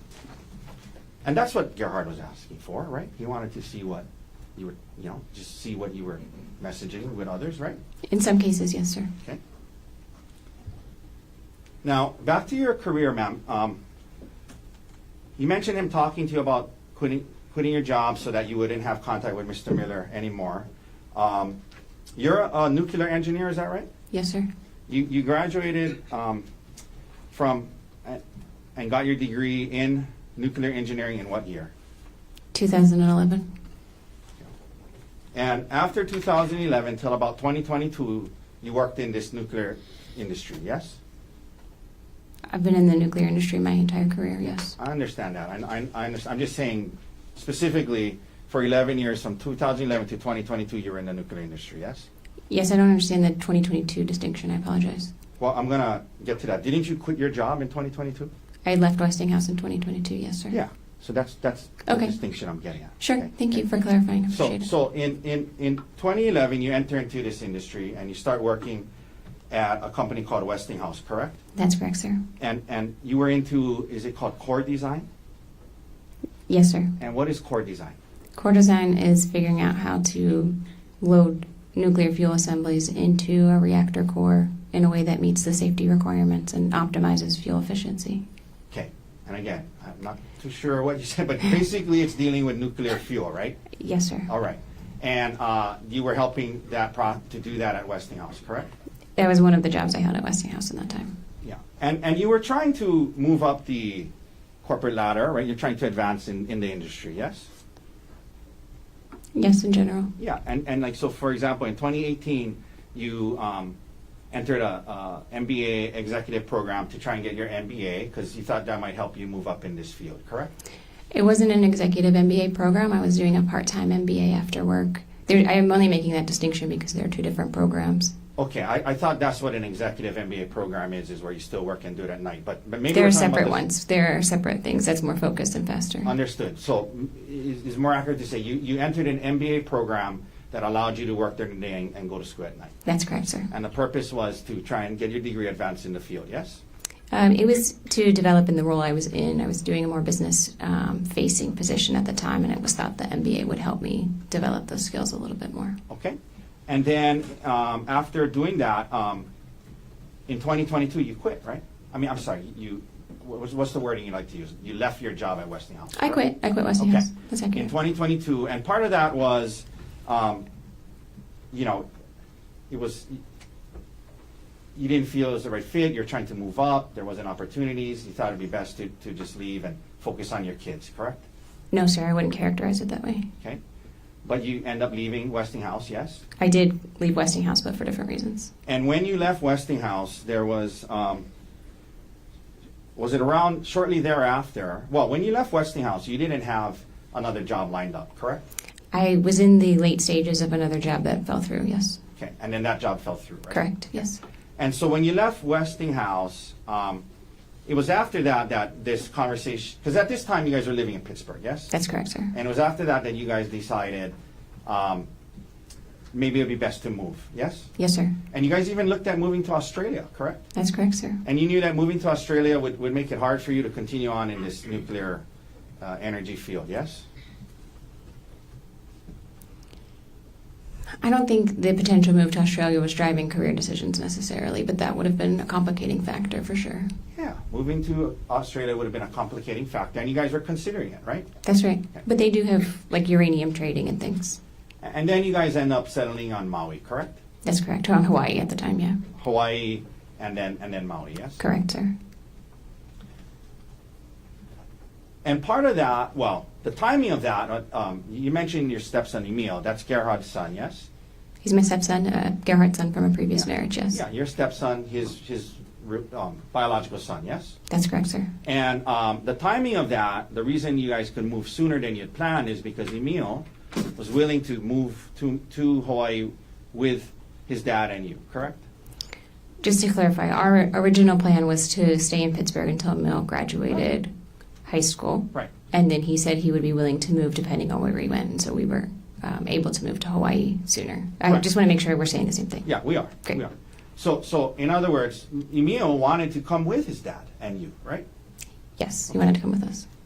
So now, at some point, and you guys get moved to Maui, and then this opportunity with Terra Power comes up, correct? No, sir. I was employed by Terra Power when I lived in Pittsburgh. Okay. But after you quit the Westinghouse job, right? Yes, I quit Westinghouse, and I was hired by a contract agency called System One, and Okay. on contract to Terra Power starting that September. Okay, but when you move to Maui, you're a contractor for Terra Power. You're not an actual employee of Terra Power, correct? That's correct. And that was in part because you weren't going to live in Seattle. You were going to live in Maui, yes? In part, Terra Power has a distributed workforce, and so depending on the location, they would either be contract employees or they would be full-time employees. Is the word you mean for Yeah. working for Terra Power directly? Right. And you were contract because you were going to live in Maui. In I was part. contract because I lived in Pittsburgh at the time, and then they kept me on contract when I moved to Maui. Let me rephrase. You were on contract because you didn't live in Seattle, right? Yes. Okay. But Terra Power was designing new age nuclear power plants that use a new type of fuel, correct? That's correct, sir. And your role there or your job there was a project manager, is that right? That's correct. So now you are in a management position within this industry, yes? Project management. Yeah, in the nuclear energy industry, yes? Yes, sir. And you had worked hard through 11 years to get to this point, and you thought it was a good opportunity, right? Yes, sir.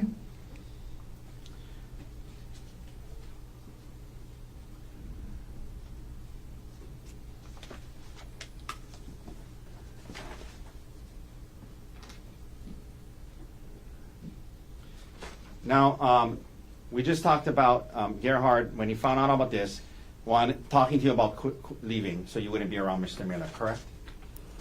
That came up. I recall one time that came up. That didn't seem like a key point of the discussion to me. But you didn't want to quit your job at Terra That's Power. correct. I did not want to quit my job. I like my job. Do you now work directly for Terra Power? Yes, sir, I do. Okay, so you're no longer a contractor. You now have a direct job with Terra Power, yes? That's correct, sir. And what is your job title now? Product manager for Halo. Product manager, and that's a step up from project manager, yes? Not necessarily, and not at Terra Power. Okay, but now you're a direct employee of Terra Power. I am, yes, sir. And to obtain that, have you committed to move to Seattle at some point? No, sir. Okay, but did they change their setup where now you cannot be there and be a full-time employee? They did, and they have several arrangements with different personnel for that. Okay, so you didn't want to quit your job. You're still at Terra Power to this day, now as product manager, yes? Correct, sir. Okay. And you still travel for work and go to Seattle at times, yes? Yes, sir.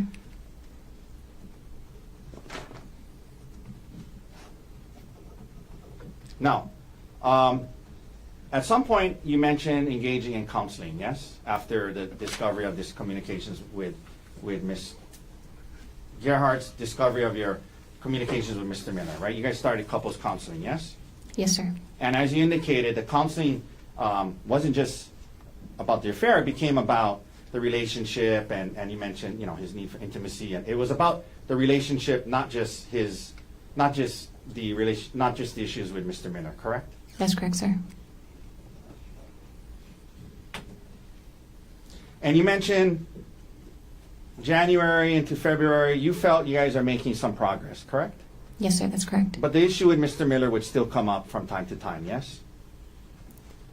Occasionally, I would say occasionally at that time. I have a hard time recalling that in February. Okay.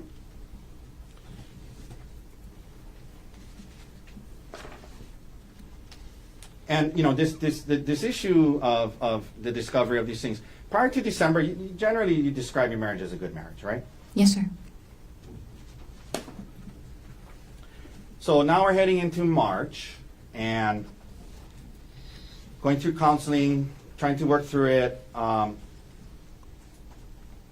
your birthday's coming up, yes? Yes, sir. And ma'am, the concept of going on a staycation to Oahu for your birthday, it was actually your idea, yes? No, I didn't want to travel. I was saying I wanted to stay with the kids, but I did say Oahu would be fun sometime. And he was like, well, let's go to Oahu.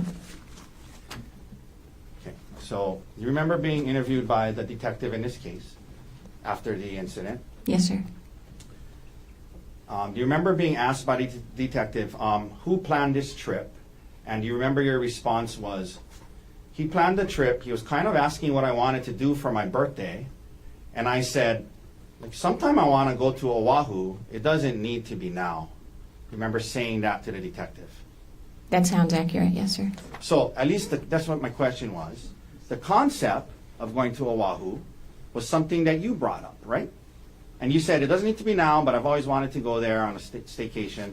It doesn't need to be now. And he said, oh, let's go, right? Sure, yes. Okay. It's not like out of the blue he said, hey, we're going on this trip. It's going to be on Oahu. This is what's happening. You raised the concept, yes? I raised the concept of wanting to go to Oahu at some point, yes, sir, that's correct. In response to him asking what you wanted to do for your birthday, right? Potentially, I don't recall that. Well, is that what you told the detective? I think you and I are interpreting that differently. I'm not asking about interpretation. I'm asking about the words you use Objection to argument. the detective. Sustained? Can I get the exhibit page in line? Sure.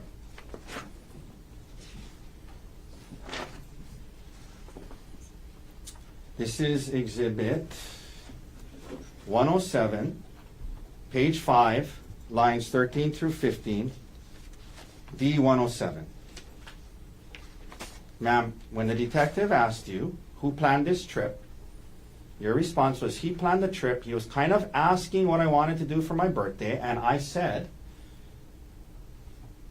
sometime I want to go to Oahu, but it doesn't need to be now. That's just the words you said to the Yes, detective. you and I agree on that, yes. Okay, thank you. Sure.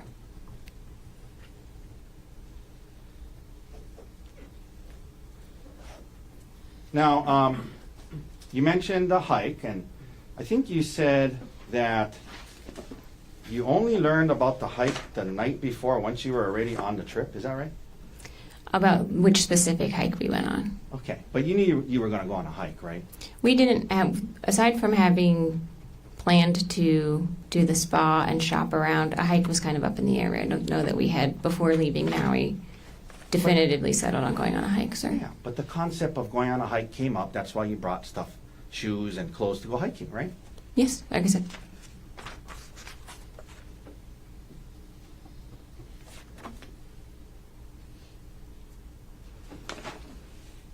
And in fact, hiking, it was not unusual for you guys to go on hikes. That's something you guys did from time to time, yes? Yes, sir. Okay.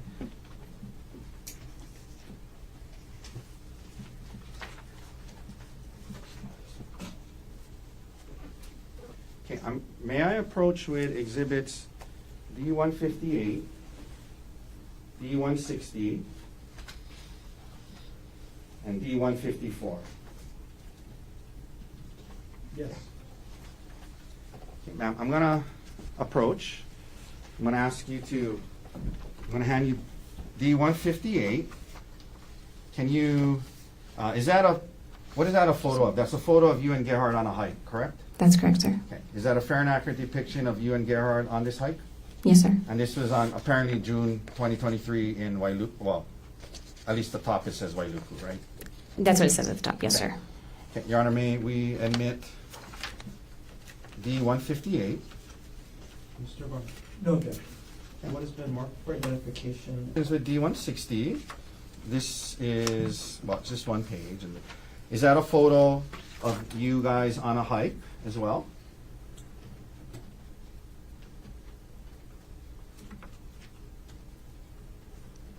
Yes, sir, it is. Okay.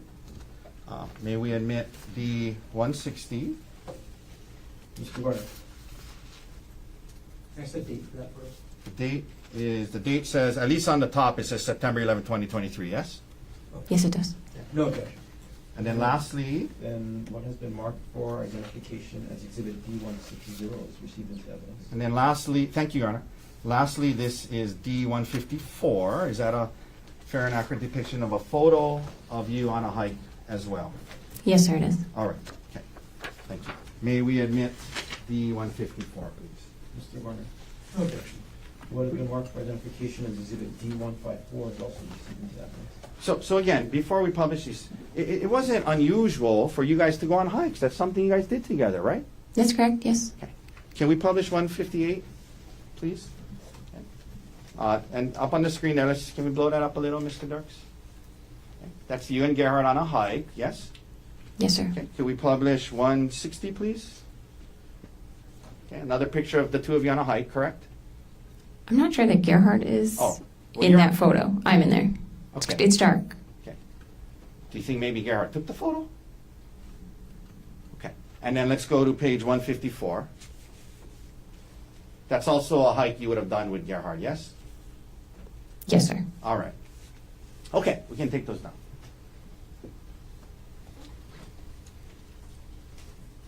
Now, the day of the trip comes, and you guys go to the airport on Maui, presumably together, yes? Yes, sir. We went together. And isn't it true that you, because it was a short trip, you didn't check bags, you just carried on luggage, right? Most likely, yes. I don't recall, but most likely. And you would have gone through TSA security screening with Gerhardt, correct? Yes, sir. It's not like he went first through the TSA screening, and then later on you came and met him there. You guys went through the screening together, put your bags through the screening together at the same time, correct? I would assume so, yes, sir. And no problems getting through TSA that day, correct? Not that I recall, sir. You get to Oahu, and the first day and night, as you indicated, you guys are having a fine time, right? Yes, sir. Go to the spa, go to dinner, and everything seems fine, right? Yes, sir. Okay. Next day is your birthday, right? That's correct, sir. And you wake up, and the prosecutor admitted a letter that Gerhardt gave you. I want to read it now since it wasn't read earlier, okay? Objection to argumentative. Well, we'll let the jury see it now, okay? So, the birthday card, in addition to that, he gave you a gift, right? Yes, sir. And it was a nice necklace, yes? Yes, sir. He gave me a necklace. Okay. So with the card, that morning of your birthday, he gives you this nice birthday card and he gives you a nice gift before you guys head out on the hike, correct? Yes, sir. And 1 second, Your Honor, if we could, it's a similar.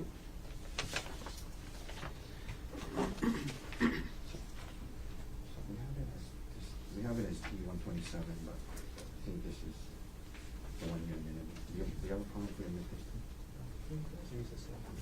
I can't pull it up. I don't have it. This is official.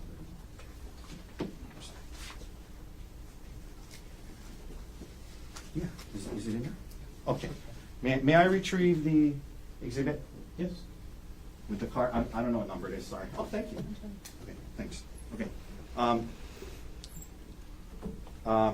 May I approach? Yes.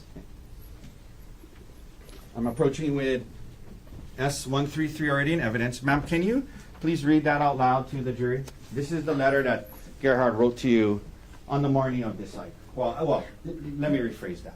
This is the letter he gave to you on the morning of the hike, correct? This is the birthday card he gave me. Okay, please Yes, read sir. it to the jury. It says, "Happy birthday. Angel face, there isn't an obstacle in this world too hard for me to fight through for you. I would take on anything just to see your smile. You're one of the kindest, most giving, and selfless people I know, putting others before yourself with so much love. You're the heart of our family, and the heart is drawn. Fun, fearless, and a terrific mom.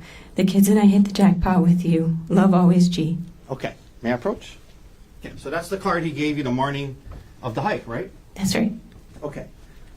Now, in addition to the card and the present he gave you, you were aware that he had made a reservation for dinner that night, the night of the hike, at a restaurant called Fett Restaurant. You knew that, yes?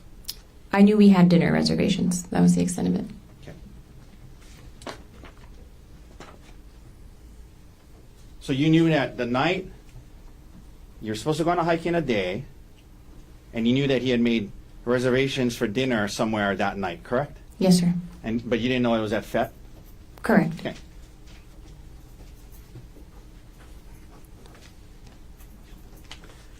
Now, after you guys went downstairs, had coffee in the morning, yes?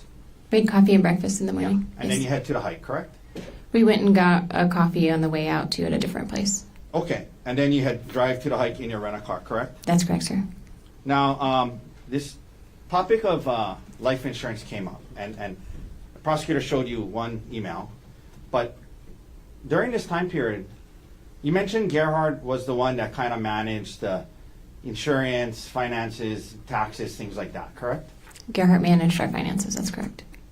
Pretty anal guy, yeah, in terms of managing that stuff, right? Kept records, had documents about retirement, and that's just how he was, right, during your marriage, yes? He was a good record keeper, yes. Yeah. And so, leading up to March,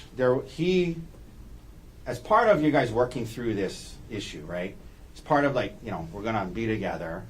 There was a discussion about, increasing life insurance for both of you in case something happened, to make sure that the kids were okay and the house could be paid and things like that, right?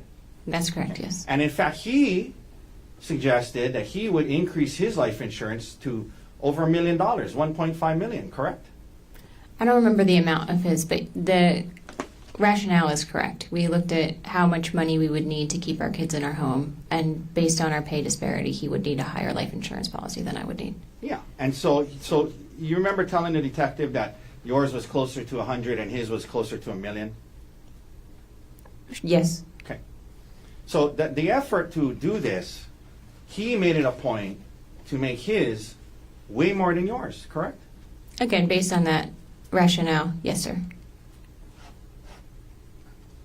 The morning of the hike, prior to heading to the hike, Gerhardt showed you an email from that morning showing that the second half of his increased life insurance had been confirmed and put into effect that very morning. You remember him showing you that email? I do not, sir. Would seeing that email from that morning help to refresh your memory? Potentially, I'll look at it, sure.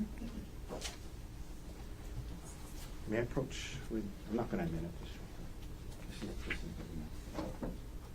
D-116, Your Honor. Thank you. I'm going to show you this email, and I'm going to ask you if you recall seeing that the morning of the hike. And when you're done reading it, hand it back to me, and we'll read it to yourself and then hand it back to me. Do you want me to read the email itself? No, Oh, okay. I want you to read it to yourself, and then I'm going to ask you a question when you're done.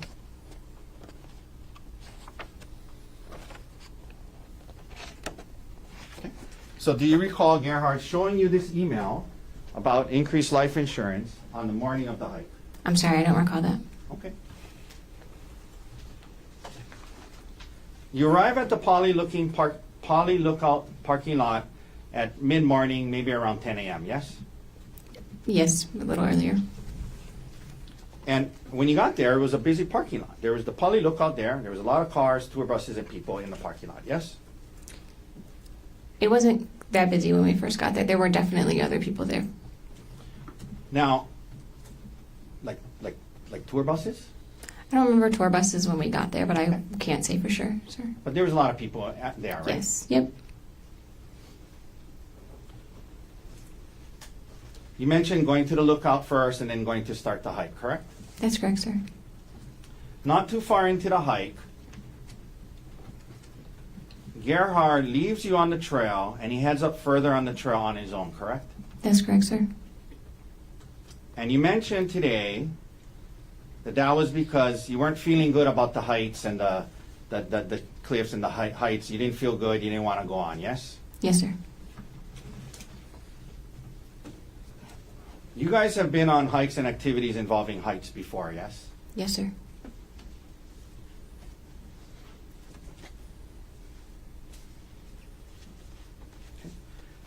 Your Honor, I'm showing defense counsel D-147, 149, and 156.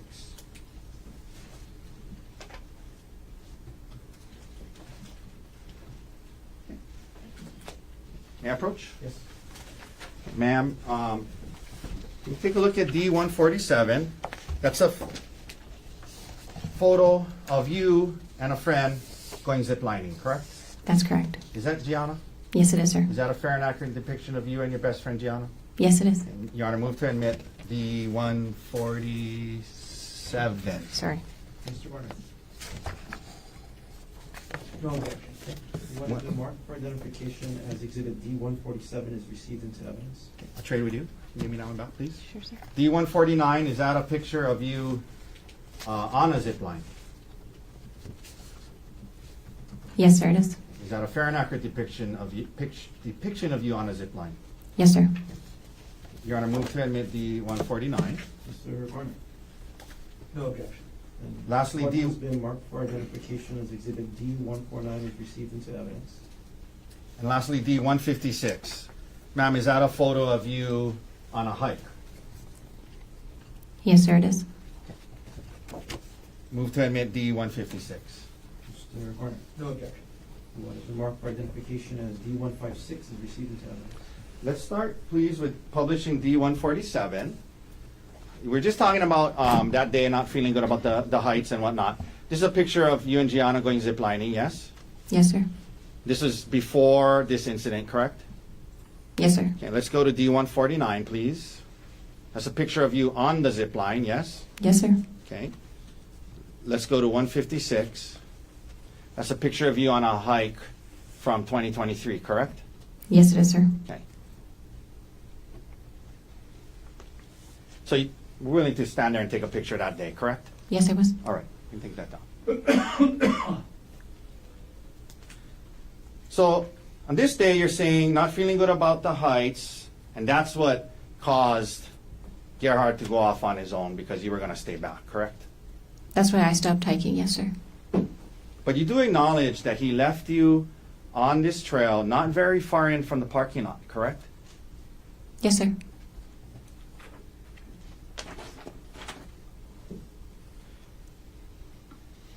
Now, you say today to this jury that you told him, I'm just going to wait here for you, right? That's correct, sir. And you're under oath today, right? Yes, sir, I am. Isn't it true when the detective interviewed about this situation, when he gets back to you, he says to you, oh, you're still here. Remember telling that to the detective? Not specifically, but that sounds accurate. Okay, well, would seeing the transcript of what you told the detective help to refresh your memory? Sure, but I don't disagree that that happened. So I don't know that I need to look at it, but I will if you would like me to. Well, it depends. So, Sure, let's look at it. Okay, well, let's just, to be fair, and give you a chance to look at it, okay? Thank you. And this is D-107, Your Honor, and Mr. Garner. Page 7, lines 1 through 4.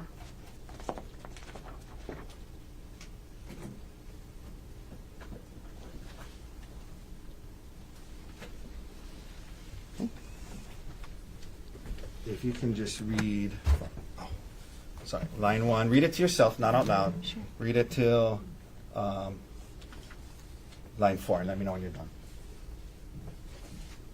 Sure. Okay. Thank you. Okay, ma'am, isn't it true you told the detective that day when Gerhardt got back to where you were waiting, he said, oh, you're still here, right?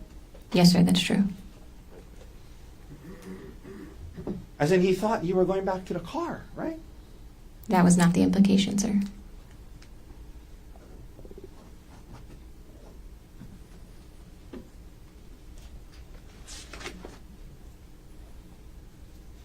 But to be clear, the area that you guys stopped was not very far in from the hike, not very far into the hike, not very far in from the busy parking lot, correct? That's right. It wasn't very far. That's correct. You described it as about 400 yards in, correct? I don't think I described it that way, sir. Okay. Would seeing what you told the detective help you recall that that's how you described it? Sure. We're now going to go to D-106, page 10.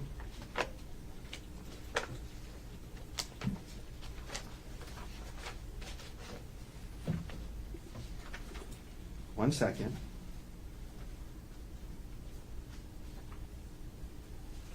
I apologize. Didn't you describe it as about a quarter mile in? That sounds more accurate, sir. Okay. I apologize. Is it- Quarter mile is 400 yards, right? I have no idea, sir. Okay. Need a calculator out. All right. But you described it as about a quarter mile in, yes? Yes, sir. Not super far up this trail from the parking lot, correct? A quarter mile. I mean, it's uphill and it's rocky, but yes. But not super far into the trail, correct? A quarter mile, sir. So now he comes back, and you say he wants to at some point take a selfie, correct? That's right, sir.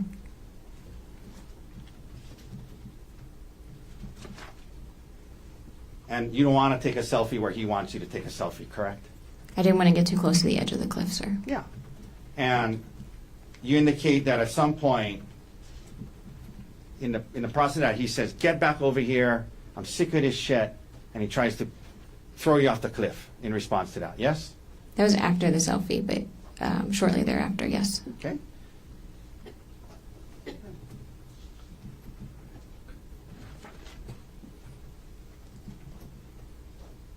And you indicated that when he initially, according to your version of events, when he initially grabs you, Objection argumentative. Ask the question. according to your version of events, when he grabs you, he says, "Get back over here." And your first thought was that he was kidding because he really wanted a selfie, right? It was just very shocking. So yes, my initial reaction was, he must be kidding, yes. But isn't it true you told the detective, "My first instinct was that he was kidding and he really wanted a selfie"? Yes, sir. And then you throw yourself on the ground, correct? We're like wrestling. So he grabs me. I realize he's not kidding because he's forcefully moving me towards the edge. We wrestle and I throw myself on the ground. Yes, sir. Okay. And when you did that, you were about 10 feet away from the cliff, correct? Something like that, yes, sir. And that's what you told the detective, you're 10 feet away from the cliff, yes? I think I said I was about 10 feet away from the cliff, sir. Where you end up on the ground, there were plants, shrubbery, and trees in that area between you and the cliff, correct? Yes, sir.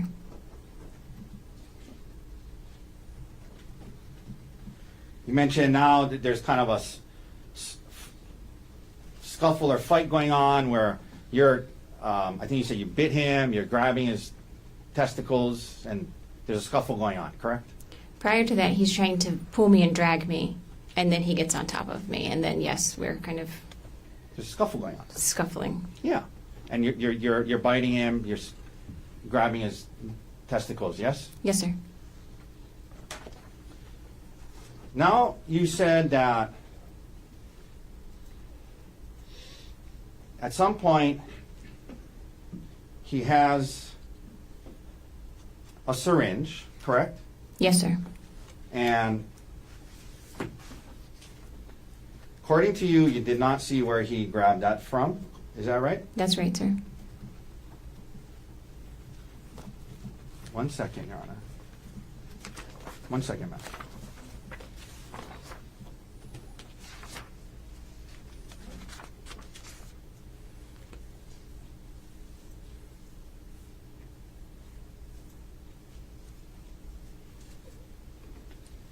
And according to you, he's holding this syringe, and according to you, you flick it out of his hand, right? Yes, I swatted his hand and caused him to drop the syringe. Yes, Okay. sir. You mentioned that at some point, according to you, you see him holding a vial, correct? Yes, sir. And your belief was he was trying to load the syringe with the vial when he was wrestling with you, correct? No, sir. The first syringe he What? produced. 1 second. Sure.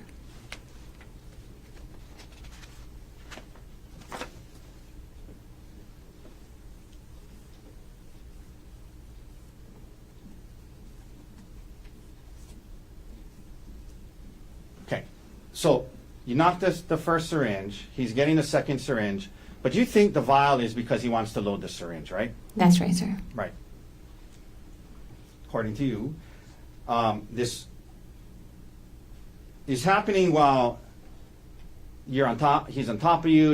According to you, there's a kind of a scuffle going on, and he's holding a vial with one hand, reaching for another, into his bag with his other hand, and he's also covering your mouth at some point, right? Yes, sir. If I can explain, he has the vial in his right hand in a closed fist, and so he's using that arm and hand to kind of hold me down.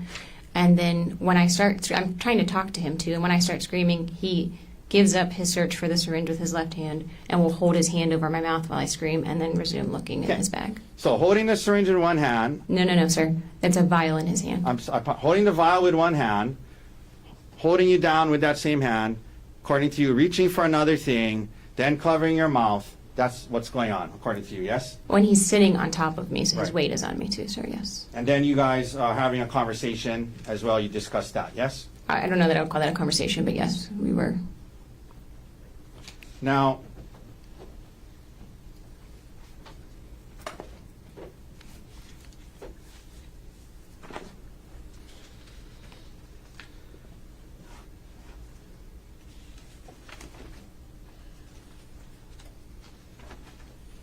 at some point you mentioned he picks up a rock, correct? Yes, sir. And he starts to hit you with the rock, according to you, yes? That's right, sir. And according to you, so the rock is something, according to you, he picks up when you guys are on the ground, correct? That's my, that's how it felt. Yes, sir. Okay? And according to you, Gerhardt then blasts you in the head with all his might 10 times with this rock, correct? I don't know that I used those exact words, but he used the rock to hit me, and it was my impression that he was using his full force at the time when asked. Okay? You said that he was bashing it against your face and head, yes? Yes, sir. He was smashing it into your head and face, yes? Yes, sir. Full blast, 100% of his power is what you said, yes? Yes, sir. And 10 times, yes? I said as many as 10 times, sir. I wasn't counting. Well, you told that to the detective, you told that to the grand jury, correct? Yes, sir. Under oath, right? Yes? That it was many as 10 times, correct? Yes, sir. Your head, forehead, and eye is what you said, yes? That's right, sir. To your knowledge, you did not lose consciousness, correct? To my knowledge, I did not lose consciousness, correct? You were taken to Queens and examinations and tests were done on you, yes? Yes, sir. In particular, a CAT scan, correct? Yes, sir. You did not have any skull fractures, correct? That's correct. No skull fracture. You had no facial fractures, correct? That's correct. No fracture on my face. You were discharged the next day, correct? Yes, sir. When you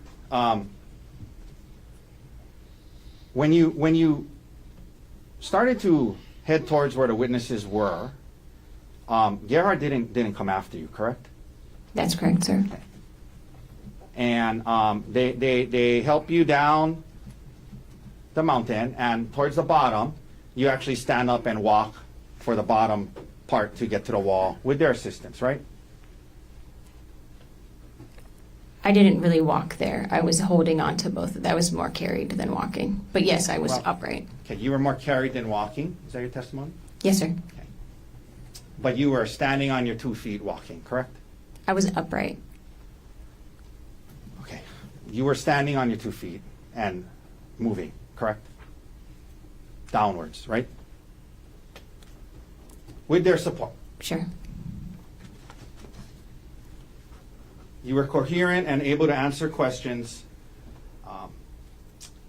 when the first officer got there, yes?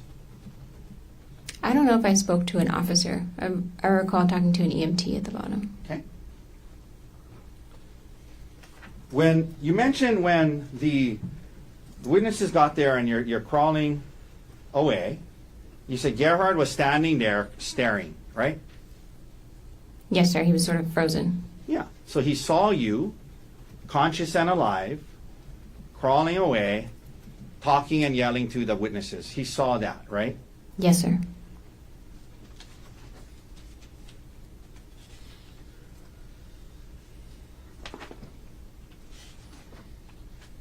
Okay.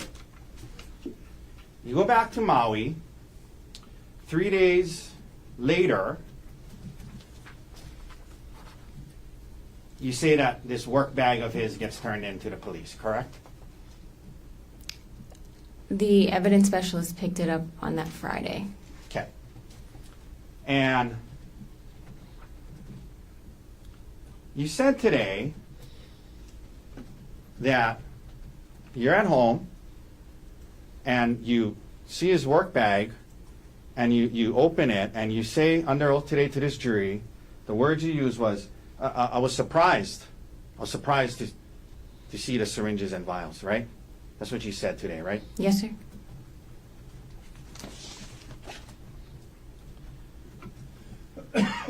You were aware that work bag was something he kept with him at home and would take to and from the hospital every day. You were aware of that before this incident, correct? Yes, sir. Okay. And in fact, you were aware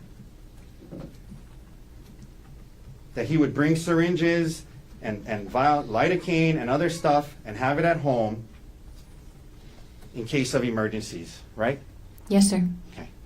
You knew that before you discovered this work bag, correct? Yes, sir.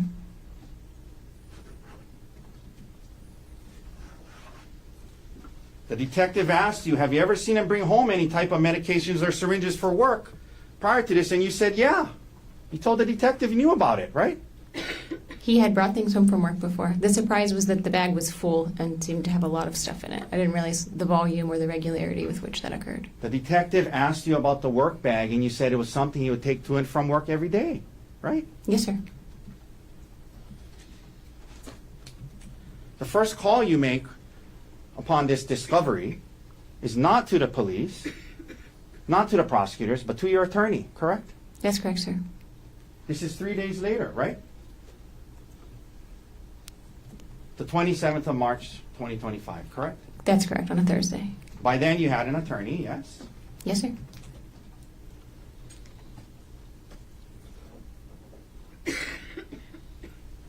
First call you make is to your attorney.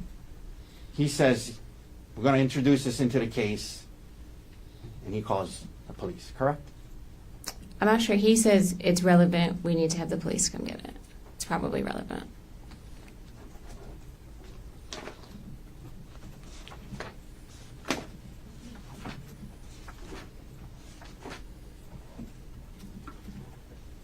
You discharged from the hospital on March 25th, and you return to Maui, and you continue your care, correct?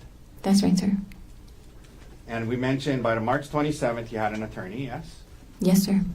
On March 31st, you go to see your primary care doctor on Maui, Dr. Joanna Yun, correct? Or Yun, correct? That sounds right. The date I'm not certain of, but thereabouts, for sure. She was your primary care doctor, yes? Yes, for You had a sure. doctor-patient relationship with her from before this incident, correct? Yes, sir. She examines you, discusses your symptoms, and during that visit, correct? Yes, sir. She comes up with a, well, could you actually access your, that was with Kaiser, correct? Yes, sir. Could you access your Kaiser records at that time online? I'm sure I could. Yes, sir. She comes up with a diagnosis list for the visit, and then the next day on April 1st, you email her and you ask her, hey, doctor, do you mind adding traumatic brain injury to your diagnosis list? Objection, rule of completeness. Sustained. I'm going to get to the second part of it. We'll read the exact email. Isn't it true you emailed Dr. Yun? Hi, Dr. Yun, on April 1st, 10 a.m., 10:03 a.m. Would you mind adding either traumatic brain injury or concussion to the diagnosis notes from my appointment on March 31st? I want to make sure the documentation is consistent between my care at Queens and back on Maui. Do you remember emailing that to your primary care physician on April 1st, about a week after this incident? Yes, sir. She had not included that on her diagnosis list after your visit, correct? Traumatic brain injury or concussion, correct?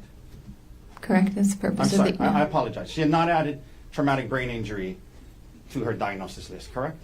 For her notes for the 31st. That's correct. You had an attorney by March 27th, correct?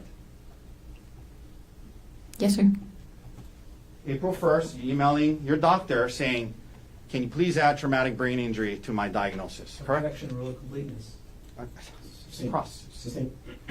Partially what you emailed your doctor was, can you add traumatic brain injury to my diagnosis? Yes? Sustained. Okay, I'll read the whole email again. You said to your doctor, would you mind adding either traumatic brain injury or concussion to the diagnosis note from my appointment on March 31st? I want to make sure the documentation is consistent between my care at Queens and back here on Maui. That's what you told her, right? That's what you emailed her, right? Yes, sir.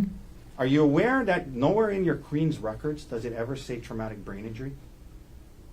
Are you aware of that? I'm not aware. Sure. Did you review your Queens records before you emailed that to Dr. Yoon? When I met with Dr. Yoon on the Ma'am, 31st, my question is, did you review your Queens records from your stay at Queens before you emailed Dr. Yoon on April 1st saying you want to make sure the documentation is consistent between my care at Queens and back here on Maui? Did you review your records at Queens before you sent that email? I don't recall, sir.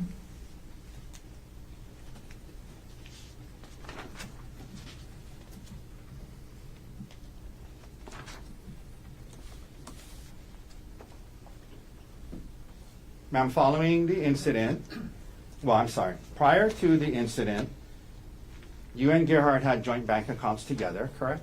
Yes, sir. Joint meaning they belong to both of you, yes? Yes, sir. For example, you had a joint saving account with Gerhardt with Capital One, yes? Yes, sir. And you admit that back then Gerhardt made more money than you, correct? Yes, sir. More of the money in the joint account was from his earnings than yours, yes? Yes, sir. In other words, he put more money into that account than you did, correct? Yes, sir. On March 27th, 3 days after the incident, you opened up, you went on, let me ask you this way. You opened up an individual checking account only in your name, without Gerhardt being on that, and you moved $123,515.38 from the joint account that belonged to both of you, and you moved that money into your individual account, correct? I moved a large amount of money. The exact dollars I'm not sure of, but it is in that ballpark, sir. In the ballpark of 120, 130 grand, right? For sure, yes, sir. And you didn't ask Gerhardt's permission to do that, did you? That's correct, I did not. Now, you didn't take half of it and leave half of it for him, did you? No, sir. Okay. Is that something you did online, Yes, sir. in front of a computer, Yes, sir. logged on, Yes, sir. created your own new account, I made a new bank account, yes, sir. online, right? Yes, sir. Okay. 3 days after the incident, correct? Yes, sir. Did that by yourself, right? Yes, sir.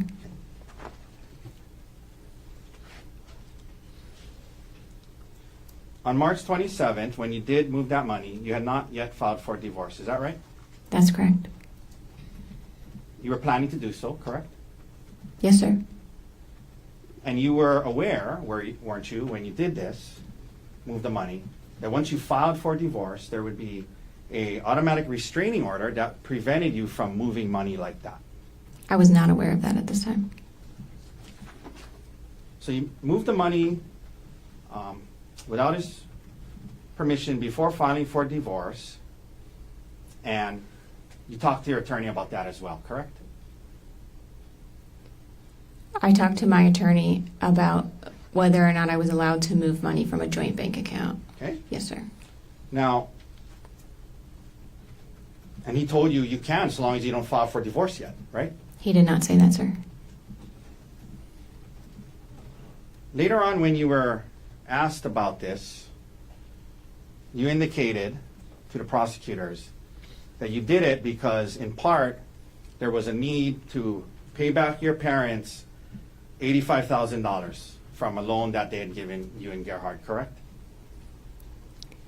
That's what you told the prosecutors, that partly why you moved that money, partially, was because you wanted to, there was a loan your parents had given you and Gerhardt for $85,000, and you wanted to pay them back with the money you moved, yes? Yes, sir. Okay. And your parents were not in a rush to get paid, correct? You guys had been paying them off slowly, correct? Prior to this, we had been paying them off slowly. That's correct, sir. And in fact, isn't it true that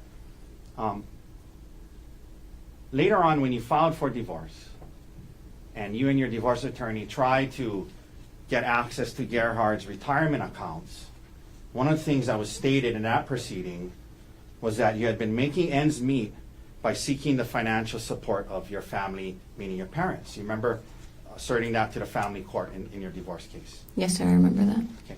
So in the family court divorce case, you're indicating that your parents are helping you get by financially, but in response to this money, this thing about moving the money, you said that you need to pay them back the 85 grand right away, correct? At the time when I paid them back, I did not know that they were going to be in a financial position to help me in the way they are now. Did they say to you when you told them, hey, here's the 85 grand, did they say to you, hold on to it, use it, you're going to need help? No, sir. And by the way, this online banking that you did on the 27th of March, online, created your new account, moved the money. On the 27th of March, I guess that was 4 days before you asked your primary care doctor to add traumatic brain injury to your diagnosis, correct? Objection, rule of completeness. Sustained. At the time you moved the money,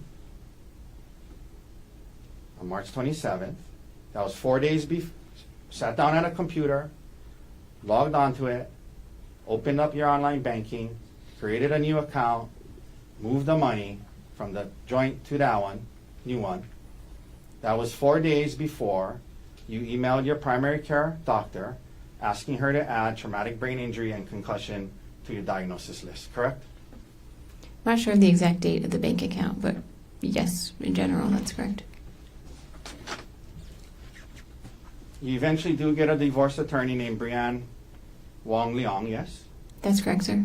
And you guys do file a complaint for divorce, correct? That's correct, sir. And you indicate on the complaint that you should get full custody of the kids, correct? Yes, sir.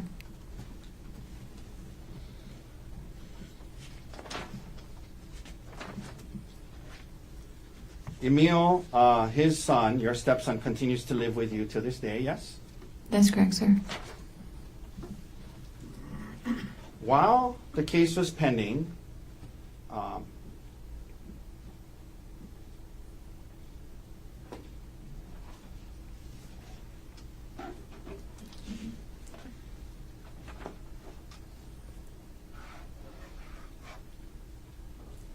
after the incident and Gerhardt is arrested, you start having phone calls with Mr. Miller again, correct? Occasionally, yes, sir. 1 second.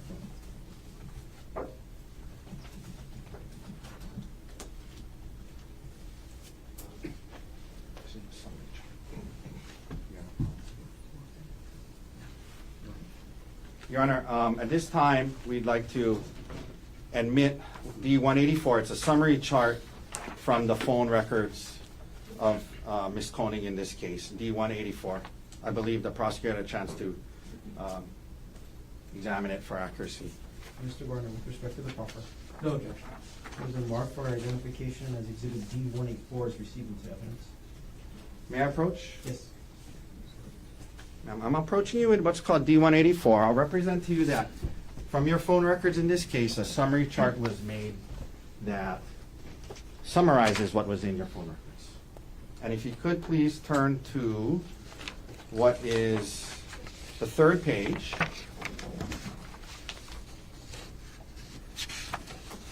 Let me know when you're there. It starts on September 5th, 2024 at the top. You see that? Yes, sir. Okay. If you go down to March 29th, 2025, which is 5 days after the incident, it looks like Mr. Miller tried to call you 3 times, correct? Please give me a second to look at this.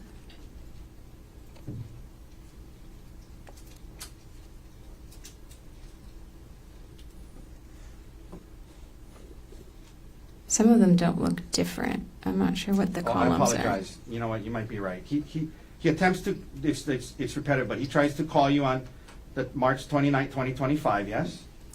That's correct, March And 29th. then, yes. and then at 23:51, it looks like the two of you have a 13-minute phone call, yes? At least according to the phone records, right? Just a second, please. Number, if you go to the left-hand marking, number 620. Yes, sir. And that was with his personal cell phone, correct? I'm not sure which numbers, but how it's marked, that's how it seems. And then again on April 22nd, there's another call that's 31 minutes, 36 seconds long on 8/14, correct? Yes, sir. Okay. And then there's other calls, but that's all the ones I'm going to talk about right now. You can hand that back to me. Thank you, sir.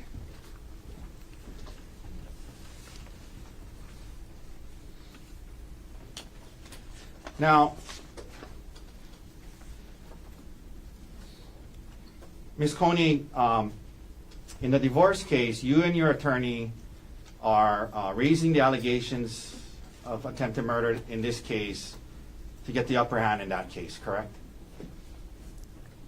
The Let criminal me case. rephrase. Thank you. Do you recall, last week, the day this trial started, you signed off on a document that was submitted to family court called a motion to set. You remember that?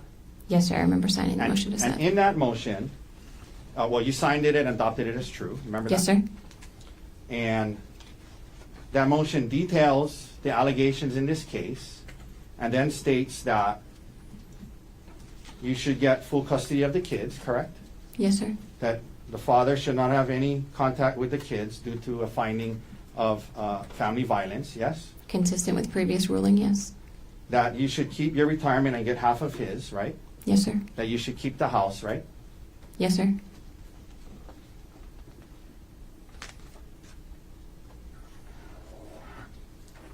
Okay. Your Honor, we've been going for a while. I may be almost done, but I'd like to take the lunch break to double check through all my exhibits and notes, since we're Off record.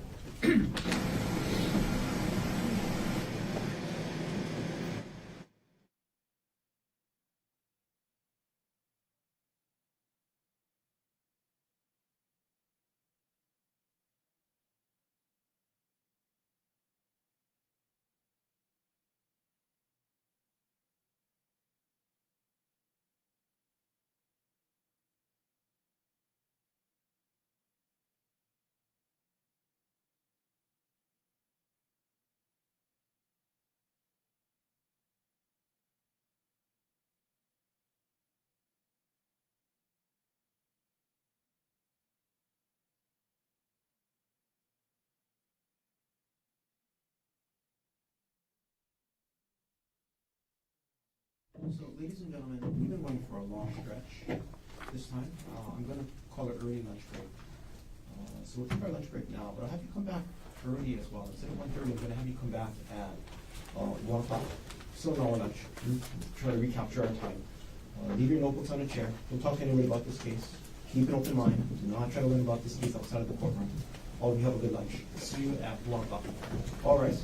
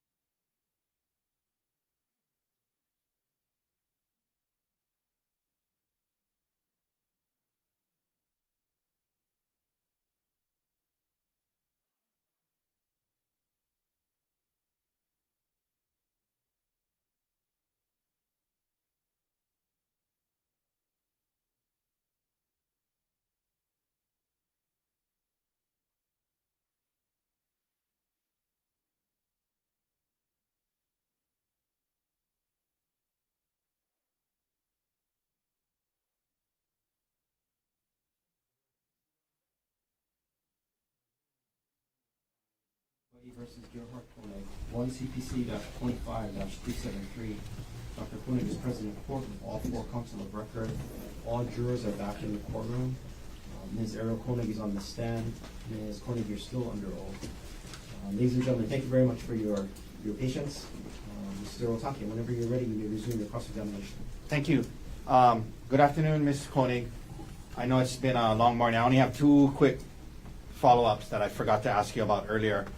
You mentioned when I was asking you about the fact that you were using WhatsApp to communicate with Mr. Miller instead of your phone or email.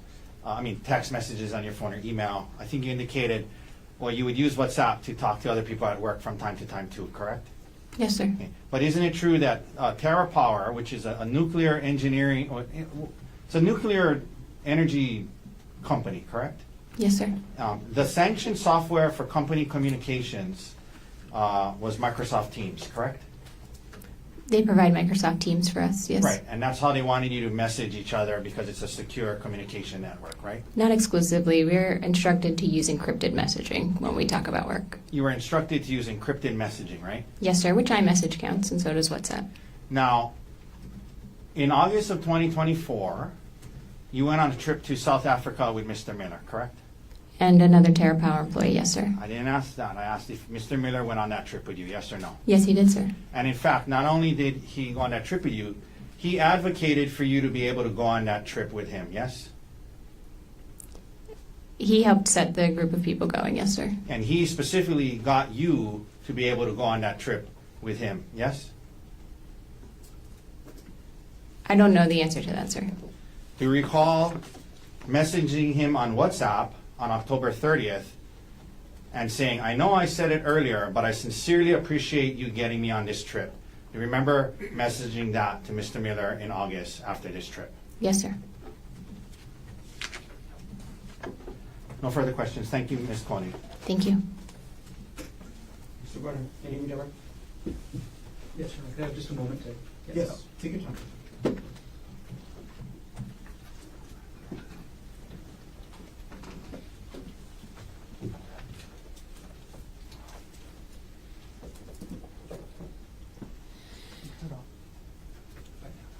It's off.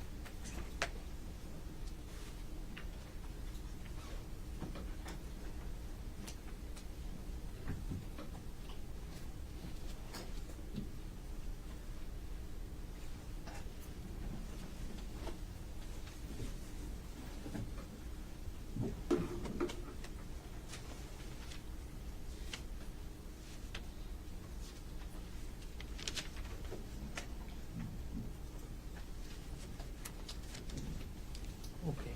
Good afternoon, Ariel. Hi, Joe. Thanks for giving me a moment. Sure. Okay. You were asked earlier this morning about what you told to the detective about whether this was an affair or not. Why did you describe what happened to the detective in the way you did? When everything happened, Gerhardt and I talked in couples therapy and discussed whether or not this was, quote unquote, an emotional affair. And we determined that it felt like an affair to Gerhardt, an emotional affair to Gerhardt. And so that's how we treated it in couples counseling. But in the traditional sense of an affair, aka, sex or something like that, I would not say it was an affair. And that's why I answered that way to the detective. So was there anything physical? Nothing, no. The text on December 9th, 2024 that Mr. Otake asked you about, was that the first time the defendant confronted you? I'm sorry, can you remind me the text that you're referencing, Joel? I apologize. Oh, no problem. It was a text message that you were asked about this morning and essentially took responsibility for the quote secret affair. I understand. No, that was not the first time that we had talked about that, no. Okay, so was the first time the defendant confronted you in person or by text message? It was in person. Okay. And then, if you remember, approximately how much later did this text message come in? This would have been about a week later, I think. Moving on a little bit, you were asked about a VPN service. Can you explain, one, what a VPN is, if you know? VPN is virtual private network. I'm not an IT specialist. How did you use the VPN that you were asked about in this case? I actually did not use a VPN. The only time I use a VPN is for work. The VPN that was sent to me was in reference to being able to watch locally syndicated football games. So yeah, I grew up in Pittsburgh, watched the Steelers, but it's hard to watch them in Maui. A VPN would allow you to change your location to get local networks. Got it. Okay.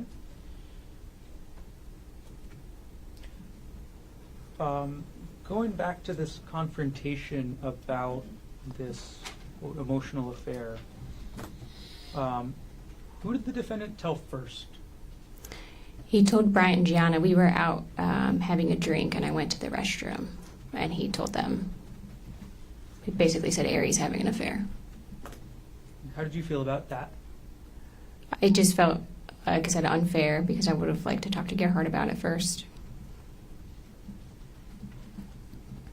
And you were asked something about giving up your privacy earlier this morning after the defendant confronted you about this affair. What did you mean by that? After this, Gerhardt oftentimes would either have my phone or would go through my phone regularly, look through my messages, my email, things like that. That's where I was giving up privacy, just allowing him access to my digital communications. And how long did that last for? I would say weeks. By the end of December, did you have your phone back?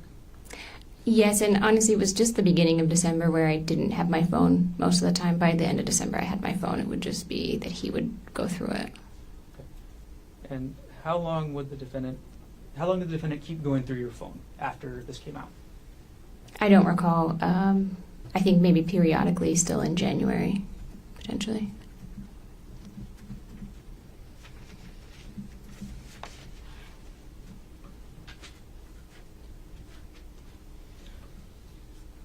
Errol, you were also asked about a discussion you had with the defendant while on the Palipuka Trail I'm going to restart my question.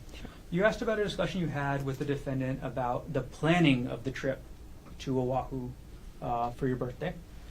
How did the defendant react when you said, we don't need to go to Oahu now? Oh, he was just like, oh, well, we should go. It'll be fun. It'll be nice for it to just be the two of us.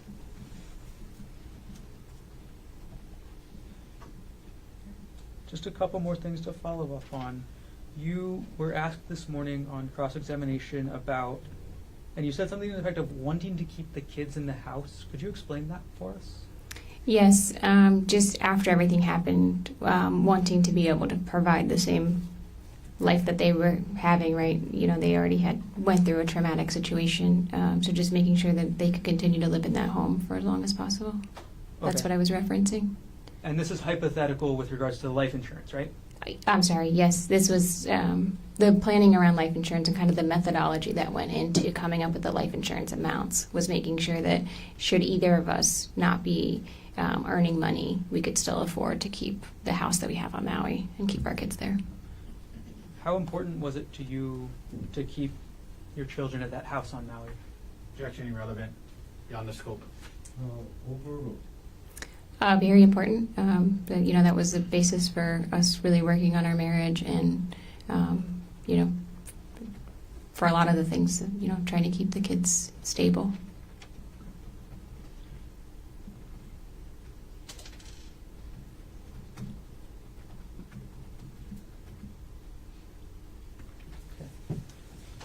Now, Errol, you were asked about a comment. This time I'm asking the correct question. You were asked about a comment made on the trail where the defendant told you, oh, you're still here. And what was the context of that? Oh, yeah. Whenever this is referencing when I decided not to continue on the hike and Gerhardt went up and continued to hike a little bit, when he went up the hike, there was never an implication or discussion that I would go back to the car. It was that I was going to wait for him there on the hike. So him saying, "Oh, you're still here," was maybe like thought I was going to maybe look around and explore a little bit from where I Objection, was. Your Honor, calls for speculation. It's what she was thinking. So overall, It's what she's thinking, he was thinking. Is that speculation?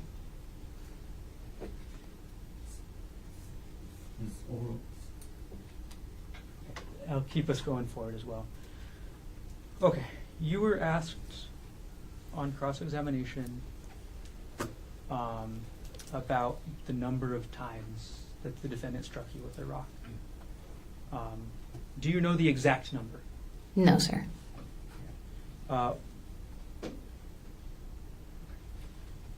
When you talked to the detective, did you give him an exact number or an estimate?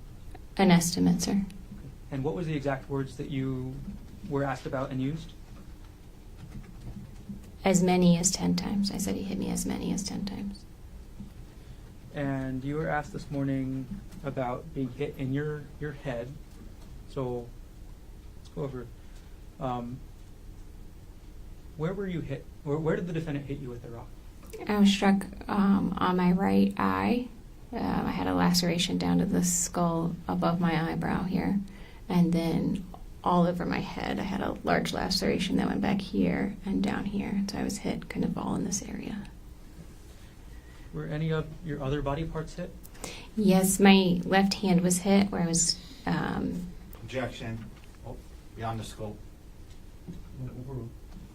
My left hand was hit where I was blocking my face from the rock. And so I had a distal fracture, which is basically like the end of the I'm going thumb. to pause you there. Sure.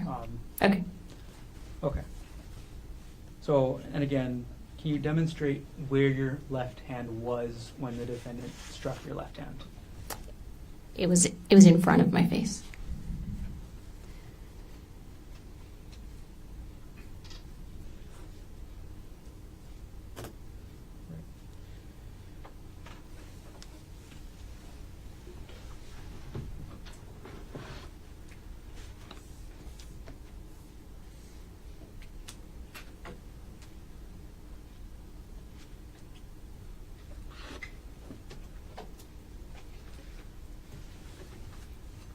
Okay, I'm going to show defense counsel what will be marked as State's Exhibit number 88, previously provided.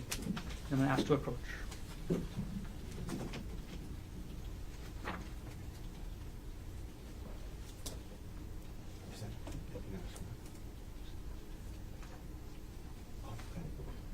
Okay.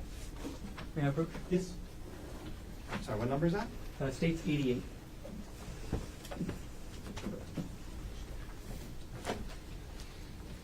Ariel, I've just handed you what's going to be marked as State's Exhibit 88. What, do you recognize what that is? Yes, sir. Okay, what is that? This is Gerhardt's work bag. Is that the same work bag that the police recovered from your home on Maui? Yes. Okay, thank you. I'm going to retrieve the exhibit from you now. Thank you. Sorry, thank you.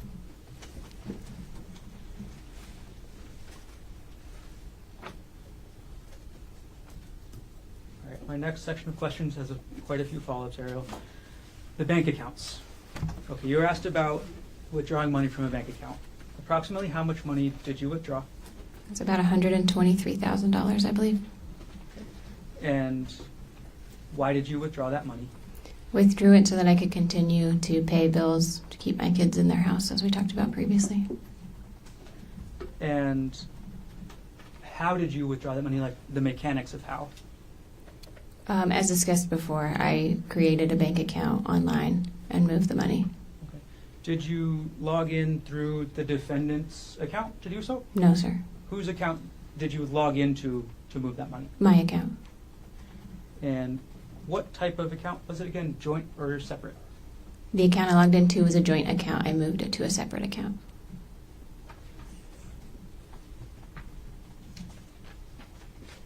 And what did you spend the money on? Spent the money on her mortgage. Should I talk through like approximate values? Yeah, why don't you give us an estimate of where that money went? Sure. Okay, so if you just take like some of the big hitter items, my mortgage is $8,000 a month. My HOA is just over $300 a month. I have a car payment that's just under $400 a month. I have a solar loan on the house that's about $800 a month. So that's $9,500 roughly. And then I pay about $4,000 a month in childcare for my youngest. So that's $13,500 a month. So in 10 months, that's $135,000. Okay. Now, you were asked about a loan that you paid back. Can you explain that? Yes, Gerhardt and I had previously taken a loan from my parents, a personal loan, to pay back costs associated with a home construction project we did in Pittsburgh. And so it was kind of a long-standing loan from them. And at the time, I wasn't sure what was going to happen financially, and I wanted to make sure that their retirement wasn't going to be impacted by this. Okay, when you say at the time, Right after the attack and everything. and did you settle any other debts? I did. I paid off Gerhardt's outstanding credit card balances, just so those wouldn't be overdue. Again, that was joint marital debt, so I tried to pay down joint marital debt. Okay. Do you remember how much of that joint marital credit card debt you paid off? I don't remember the values. I apologize. Okay. If you were to see your bank statements again, would you be able to remember? Yes. Okay. I'm going to approach with what's been marked as states 156.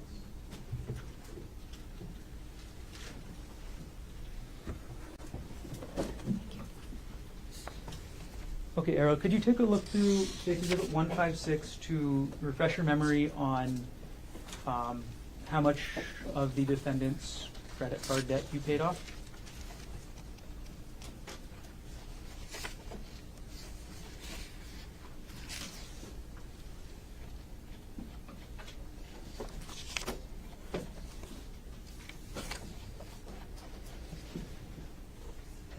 And when you've reviewed, let me know. Sure.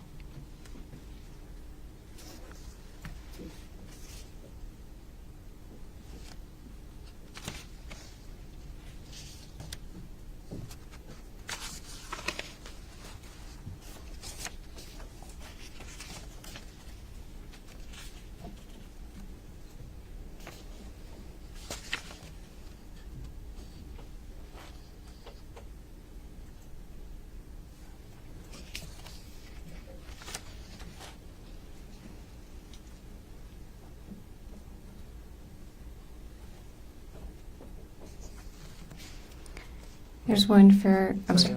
Have you reviewed the exhibit? Yes, Is I your have. memory refreshed? Yes. Okay, I'm going to come collect the exhibit from you, and then I'll ask you the same question again.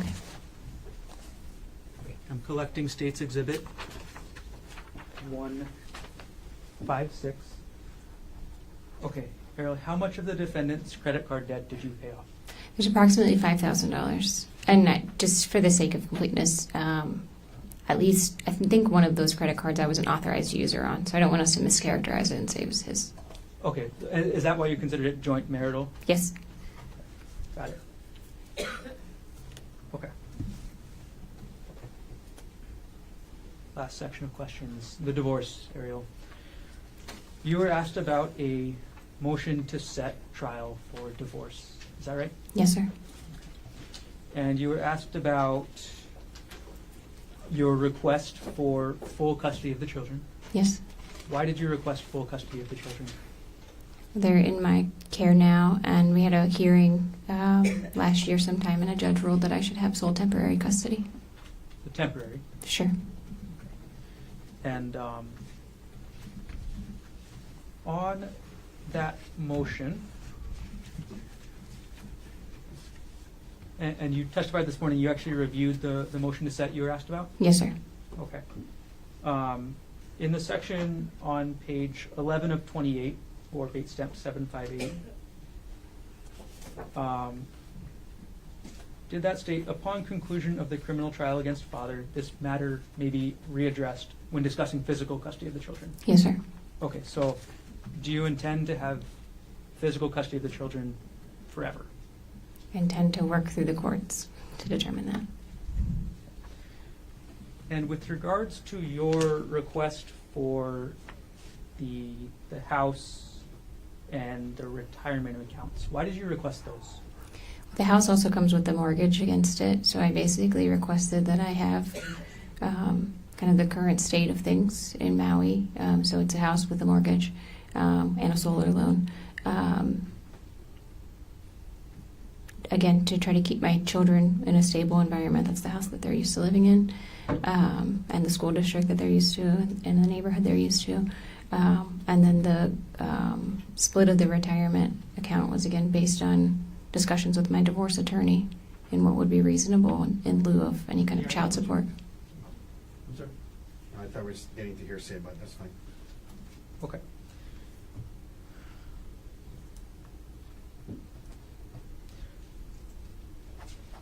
I'm going to show you what's been marked as Defense Exhibit 187, page 12 of 28, date stamp number 759, at the very top of the page, under number 3, child support. Appendix states, or Defense 187. Could you review that paragraph at the top of the page? Yes, Okay, have you reviewed the paragraph? yes. Okay, okay, I'm going to retrieve the exhibit from you now. Okay.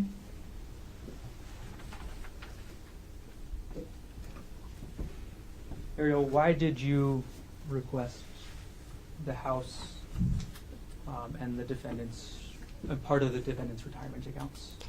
Since he can't earn his previous income, he would be unable, it's unlikely that he'd be unable to pay child support that would keep their standard of living the way it was previously.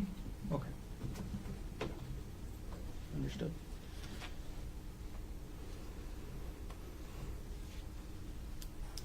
Last things. Several times this morning in your testimony, what happened up on the Palipuka Trail has been characterized as a scuffle. Is that a fair characterization?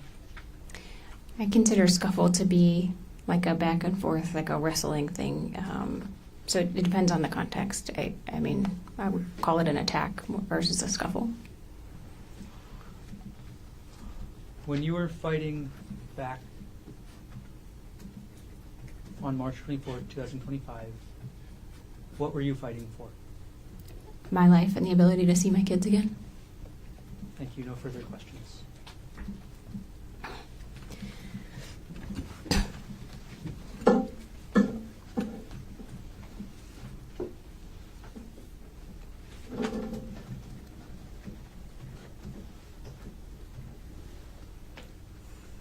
Mr. Otake, recross based on what else on redirect. Thank you. You were being asked about the motion in the divorce case and why you were seeking child support, or why you were seeking the house and his retirement, and you said because he can't earn his same income. And what you wrote in, what was written in the report is that because he's incarcerated, correct? Yes, sir. Because of this case, because he's incarcerated and he can't earn his income, you guys in the divorce case are using that to say you should get the house and his retirement, yes? Yes, sir. You indicated when you were asked about physical custody, prosecutor pointed out that you have temporary physical custody, you're seeking physical custody, but it was written in that motion, upon conclusion of the criminal trial against father, this matter may be readdressed, correct? Yes, sir. Meaning you understand if he's found not guilty, it can be readdressed and he can try to get physical custody of the kids, right? Yes, sir. I understand that. And if he's contrary to that, found guilty, you know that he's not going to be able to have custody of the kids, right? Yes, sir. And then you would get full custody of them for the remainder of their juvenile life, correct? Yes, sir. He wouldn't be able to see them or have a relationship with them for the rest of their juvenile life. You understand that if he's convicted, right? And that's why you guys wrote that in there, right? Yes, sir.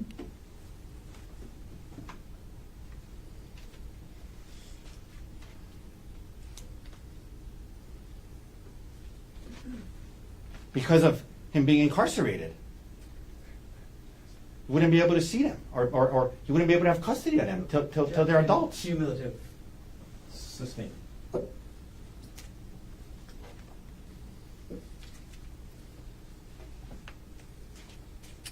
You and your divorce attorney are using the allegations in this case as a basis to ask for certain things in the divorce and custody case, correct? Objection argumentative. No overruled. Correct? Yes, in certain cases where it's applicable. You were asked about this idea again about it being an emotional affair, emotional infidelity, and that's how you and Gerhardt talked about it and described it, correct? Yes, sir. When the detective asked you the question, well, did you have an affair? You said no, correct? That's correct, sir. You didn't say, well, sir, we didn't have sex, but we've been talking about it as an emotional affair. You could have said that, but you didn't, correct? That's correct. I did not say that. You described it to the detective as some flirty text messages, correct? That's correct. That's what it was. To this day, in front of this jury, that's how you're still describing it. Just some flirty text messages, correct? That's correct, sir. You were asked about Gerhardt wanting to have access to your phone in the weeks following the discovery of your flirty text messages, correct? Yes, sir. And I asked you this earlier, but you understood that the audiobooks you were listening to by these professionals discussed that, giving up privacy, giving access to your phone to help him start to try to trust you again. That's what the audiobook said, right? Yes, sir. When he left you on the trail, there was nothing stopping you from going back to the car, correct? You could have walked back to the car, the quarter-mile away, right? I wouldn't have done that. Well, I'm just saying, was there anything stopping you from doing that? Nothing was physically stopping me from doing that. The expectation with Gerhardt was not that I was going to leave That's him what there. I mean. Is You're right. There was nothing physical? physically stopping me from going back to the car. You're right. And let's talk about what was it, your expectation in your head and not others, okay? Because when he got back, whatever you think he meant, the words that he used were, oh, you're still here, right? Yes, sir.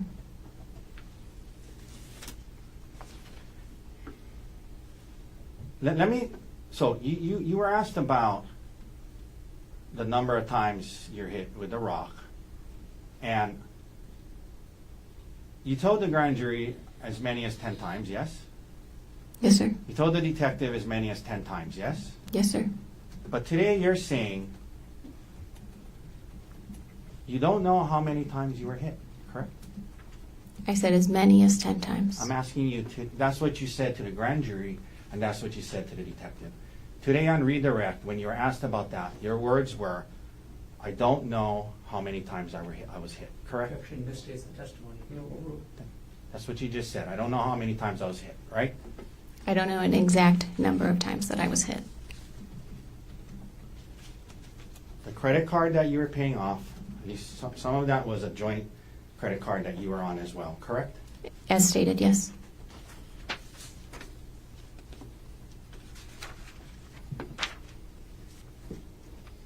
Thank you, ma'am. No further questions. Thanks, sir. Any other questions? No, thank you.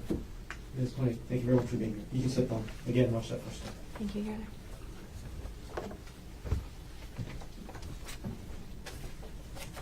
Mr. Varney, state's next witness.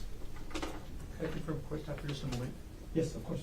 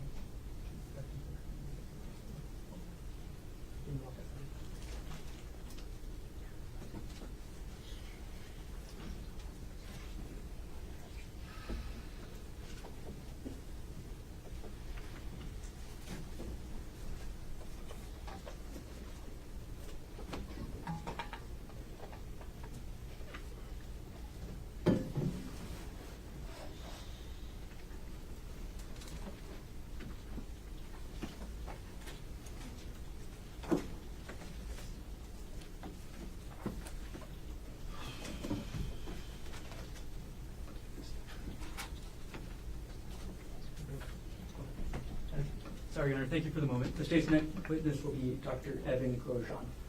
Thank you. And can we just approach briefly while we're On record? Yeah, sure, just while he's coming.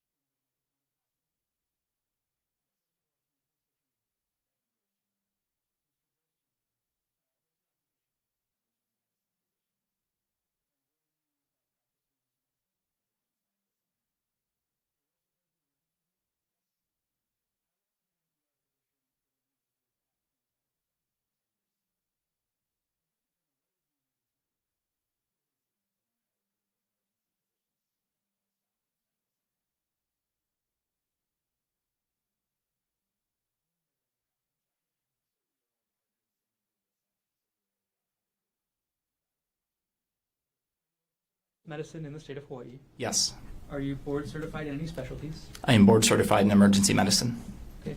What does it mean to be board certified in general? So it means that we are certified based on our training, so completing oral examinations, written examinations, demonstrating competency in patient care and knowledge. And you said you're specifically board certified in emergency medicine. Can you describe what that field is? So emergency medicine is the care of patients that come in with undifferentiated either injuries or medical problems who work in the emergency departments, and we identify what may be going on with patients and provide a recommended treatment plan. Okay. I think every question leads to a follow-up. You said the word undifferentiated. What does that mean? So patients can come in with any type of complaint. Some patients may come in with chest pain, and we need to understand what that means and how to identify, are they having a heart attack or is this a non-cardiac chest pain? Other patients may come in with injuries, and we are there to stabilize their condition and determine the best course of treatment. Can you describe your training in medicine specifically? Mm-hmm. So I completed medical school and a 3-year emergency medicine residency. Do you do any continuing education for emergency medicine? I do. I'm an assistant clinical professor at the John A. Burns School of Medicine, and so I instruct medical students and residents in emergency medicine with bedside teaching. How long have you been teaching students from JABSOM about ER medicine? 10 years. At this point, Your Honor, the state requests that pursuant to HRE Rule 702, Dr. Grosjean be qualified to provide opinion testimony in the field of medicine with a specialty in emergency medicine. Mr. Otake. No objection. And ladies and gentlemen of the jury, Dr. Grosjean will be allowed to provide opinion testimony in the field of medicine with a specialty in emergency medicine. You may proceed, Mr. Garner. Dr. Grosjean, do you agree that all your opinions you offer in this case will be to a reasonable degree of medical certainty? Yes. Were you on duty at the Queens Punch Bowl ER on March 24th, 2025? I was. On that date, did you treat somebody named Gerhardt Konig? Yes. Before you treat somebody, do you obtain a patient history? I do. Okay. And what is a patient a patient history? A patient history is what a patient tells me about their condition, about why they came to the emergency department. It can be about their symptoms, or in other cases, it can be about if they come in with an injury. I ask them about the injury, what happened. Why is it important to obtain a patient's history? It's important so I can correlate clinically their concerns, their symptoms, their injury, to understand what happened so I can order the best testing and management plan for them. Without going into the identity of any persons responsible, was Ariel able to explain the mechanics of any injuries she reported? Yes. Did Ariel report any symptoms aside from physical injuries? Yes, she reported a headache, pain to the face, pain to her left hand, nausea, and dizziness. And what were the mechanics of any injuries she reported? It appeared that she was struck with an object. As an ER physician, do you compare the history that a patient gives you with your physical examination of a patient? Yes. And why do you make that comparison? I make that comparison to understand the severity of injuries and determine what type of treatment and what type of testing I may order to evaluate the condition. And did you actually observe any injuries on Ariel on March 24th, 2025? I did. Can we walk through those injuries, starting with her head? So, Dr. Grosjean, I'm going to publish what's been entered into evidence as State's Exhibit 25. And you can see it on the screen there to your left. And as I have this on the screen next to you, I'm going to hand you the iPad that I have right here with the laser pointer working. And I'm going to ask you to describe the injuries that you saw in Ariel.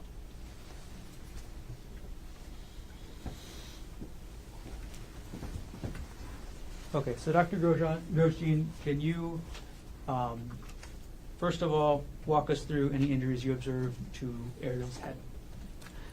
So in this photo here, this is a complex stellate type laceration. Stellate meaning kind of star-like. So looking at that, you can see the branch out points like a star, multiple branches out here. This is a complex laceration because the borders of this are very irregular. And then you can see that, especially here, you see crushed or macerated tissue as well. Looking into the laceration itself, you could see down and through portions of this laceration, you could actually see the skull, so all the way down to the bone. And then within this laceration, especially in the areas here, I observed pieces of rock and material that were actually embedded in the laceration. Okay. Dr. Grosjean, what are some of the difficulties in repairing this type of laceration? So several things. The first is that this wound was grossly contaminated with innumerable amounts of rock and debris. So that all needs to be washed out, debrided, and removed. Otherwise, this laceration is at risk of infection. The other complications are that it was very deep all the way to the skull. And the other difficulties are, you can see how complex this is. This is very jagged edge. All of this needs to be approximated and put together just right. Additionally, there were portions of this where there were tissue bridges. So that's with part of a laceration where there's a thin strip of tissue that attaches on both sides. So that needs to be approximated just right to make sure there's good blood supply to allow that to heal. Was there any bruising to Ariel's head? There was diffuse bruising noted around this area here. There was bruising over the nose, and then you can't see it on this picture, on the right orbit over here, there was swelling around the orbit, which is the eye socket. And so there's an additional laceration that's totally separate from this above, like by the eyebrow, but then another in the orbit that was right here. Okay, I'm going to retrieve the iPad from you and publish a separate exhibit right now, doctor.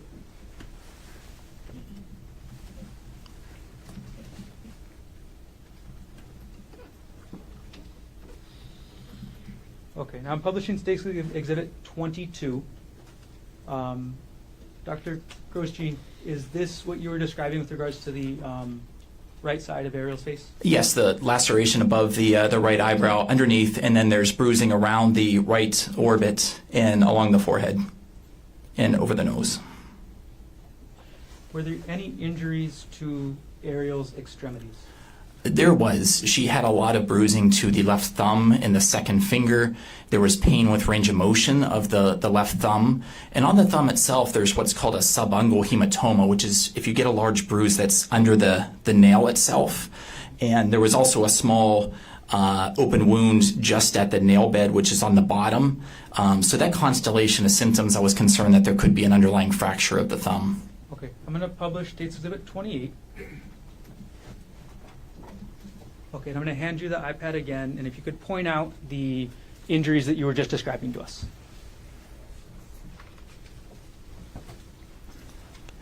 So this is the bruising that I noticed to the hand and the thumb. You can see second digit, there's some bruising here, but then on the thumb right here, this bruising under the nail was called a subungual hematoma, and then there was bleeding from a small laceration here, and then swelling to the thumb and the digit. Okay, thank you for explaining. I'm going to retrieve the iPad from you now.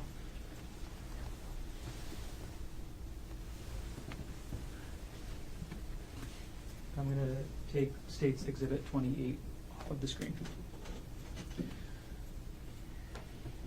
Dr. Grosjean, as a result of your physical examination, did you order any imaging? I did. Okay, what type of imaging did you order? I ordered a CAT scan of the head, the face, and the cervical spine, which is a three-dimensional x-ray to evaluate the area. Did you yourself review the results of the imaging of Ariel's head? I did. Okay. Was there any skull fracture? No. In general terms, Dr. Grosjean, is the human skull the same thickness at all parts? It is not. Okay, can you tell us which parts of the skull are thicker and which parts are thinner? The frontal skull is thicker than on the side of the head, such as the temporal skull.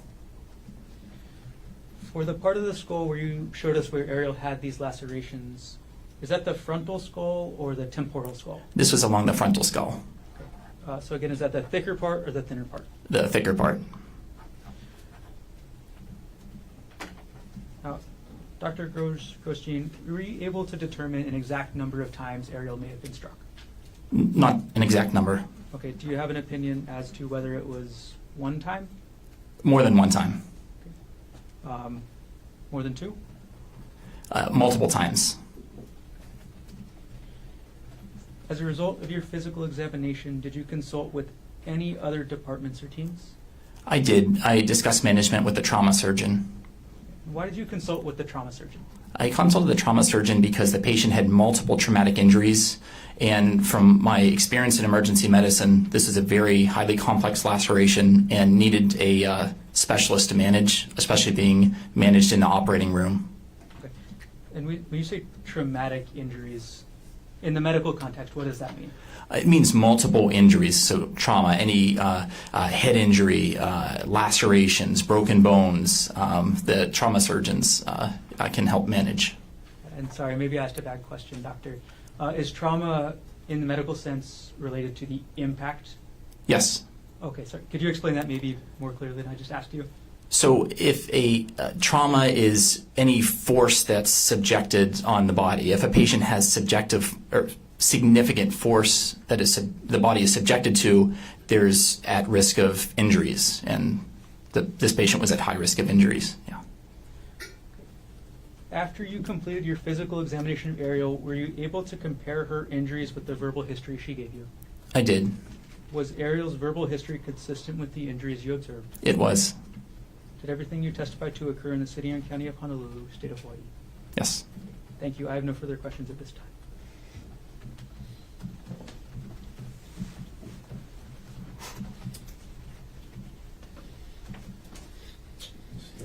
Cross-examination. Thank you, Your Honor. All right, Doctor. My name is Tommy Otake. I'm going to have a few questions for you this afternoon. But first, I want to make sure I'm pronouncing your name correctly. Could you please tell me how to say your last name? Grosjean. Grosjean. Okay, kind of how I spell it, I guess. Yeah. Okay, thank you. Now, Doctor, you're an emergency physician at Queens Hospital, yes? Yes. And you've been so for about 10 years or so, is that right? Correct. Okay. Now, in the emergency department at Queens Hospital, when you treat a patient, you input relevant information into their medical charts, correct? Yes. And, you know, of course, when you do that, you do your best to be accurate with the information you're putting into the charts, yes? Yes. And that's because other doctors rely on the charts and other medical professionals might read the charts, and as it relates to medical decision making, it's important to be accurate, correct? Yes. And because you see a lot of patients in the Queens Emergency Department, for example, in the last year, you've probably seen hundreds or thousands, correct? Correct. All right. And so you can't remember every detail from every case, and the charts help you to kind of go back and refresh your memory about specifics, correct? Yes. And in this case, you did review your charts prior to testifying today, yes? Yes. And in addition, you met with, or at least had some conversations with the prosecutors before today, yes? Yes. Okay. I'm going to be asking you a lot about the details in your charting. Would it be helpful for you to have a copy of the chart while I'm asking you these questions? You can provide it to me. Okay. Is that, Your Honor, may I approach with a copy of D83? Yes. Okay. Okay. So, Doctor, I'm handing you the medical charting for Ariel Konig from her visit on March 24th, 2025, and I'm going to point you to certain portions of it, okay? So let's start first on page 3. Page 3, okay? On page 3, according to the chart, it indicates that Ms. Konig came into the emergency department at 12:13 p.m. on March 24th, 2025, correct? Yes. Okay. Queens Emergency Department at times can be very, very busy, yes? Yes. Probably the busiest emergency department on the island, I'd imagine, yes? Yes. Sometimes there's not enough space in rooms, even in the hallways. Sometimes there's a wait before patients can be brought in, correct? Yes. And there's something in emergency medicine called triage, or assigning an acuity level, yes? That is done by a triage nurse, not a physician.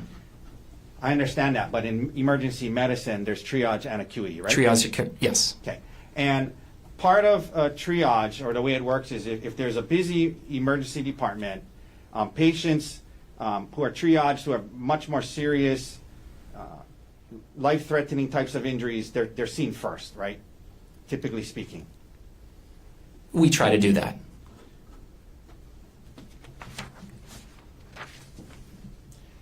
And sometimes if somebody is stable enough and there's not enough room in the emergency department, sometimes they got to wait in the ambulance outside for a bit, correct?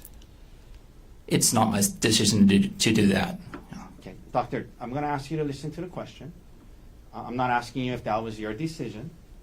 I'm just asking you factually. Mm-hmm. If sometimes there's enough room, if there's not enough room in the emergency department, the less critical patients might have to wait outside in the ambulance for a while, yes? Correct. Okay. According to your charts, Ms. Konig was brought into the emergency room at 12:13 p.m., yes? Yes. That would be an hour and 45 minutes after 10:30 a.m., correct?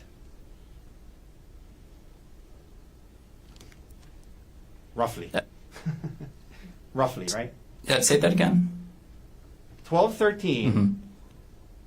is about an hour and 45 minutes after 10:30 a.m., yes? Yes. Okay. Then sometimes when a patient is brought into the emergency room and there's not enough room, sometimes if there's no rooms available, they're kept in the hallway, yes? Yes. Once in the emergency department at Queens, doctor, a physical exam is done and vital signs are taken and reviewed, correct? Correct. And oftentimes the vital signs are probably not taken by you, but taken by nurses or staff there, yes? Correct. Okay. But you, as part of your job in assessing the patient, you review the vital signs and the history that was taken by others, correct? Yes. Okay, so let's go to page 4 of the charting.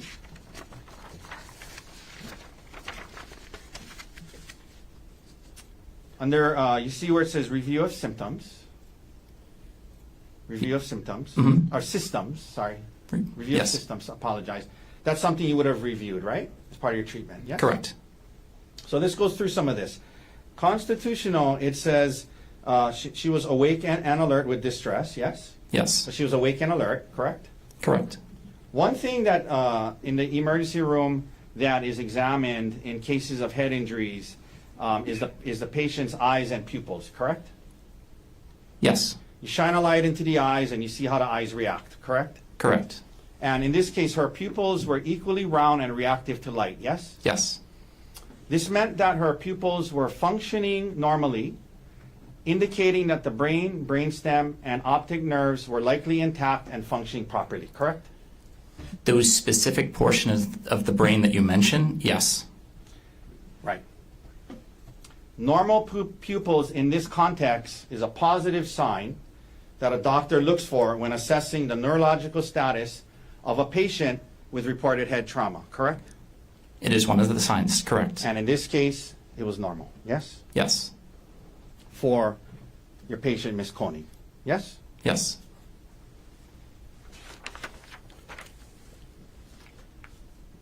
The patient's heart rate is also checked as part of the initial examination, correct? Correct.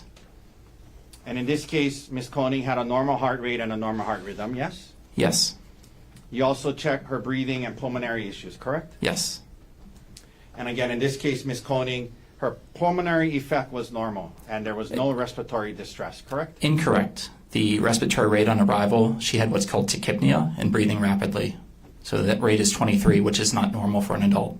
Okay, do you see under there where it says pulmonary on page 4? Yes. Where it says effort. Mm-hmm. Pulmonary effort is normal, no respiratory distress. Breath sounds, normal breath sounds. At least in that portion, it was charted that it was normal, correct? Yes. Now, they also check her abdomen as part of this initial exam process, yes? Yes. And the abdomen meaning the stomach, and you guys feel around and to see if it's normal, correct? Correct. And in this case, there was no distension, correct? Correct. What does distension mean, if you can tell the jury? If the abdomen is protuberant and if it's out, Okay. that's not normal. And that's a bad thing, right? Can be, yes. And in this case, there was no distension, right? Mm-hmm. Her abdomen was soft, is what you want to see, yes? Yes. No abdominal tenderness, correct? Correct. No abnormal findings related to her abdominal, correct? Yes. Okay. Now, there was a reported head injury with a rock, correct? Yes. You're concerned about neurological damage to the brain, skull fractures, things like that, yes? Correct. One of the things that are done in the emergency department when there's concerns about head injuries is something called a Glasgow Coma Scale, correct? Correct. And you're familiar with that. It's a very commonly used tool by healthcare providers as part of assessing a patient's neurological functioning, correct? Correct. It helps to measure if there's decreases in the level of consciousness, yes? Yes. Very widely used and relied upon tool, correct? Correct. And the neurological assessment tool, am I pronouncing that right? Glasgow Coma? Mm-hmm. Okay. That is a tool that was used on Miss Konig while she was in the Queen's ER on this day we're talking about, correct? Correct. All right. Now, is this something you're familiar with through your training and experience? I am. It's true then that the Glasgow Coma Scale has 3 categories that are part of this neurological exam: eye response, motor response, and verbal response, correct? Correct. Eye response, this relates to how awake and alert someone is, correct? Yes. Motor response, this part is about how well your brain can control muscle movements. It can show if there's any issues with connections between your brain and the rest of your body, correct? Yes. Okay. And then verbal response, this tests how well certain brain abilities work, including thinking, memory, attention span, awareness of your surroundings, correct? Correct.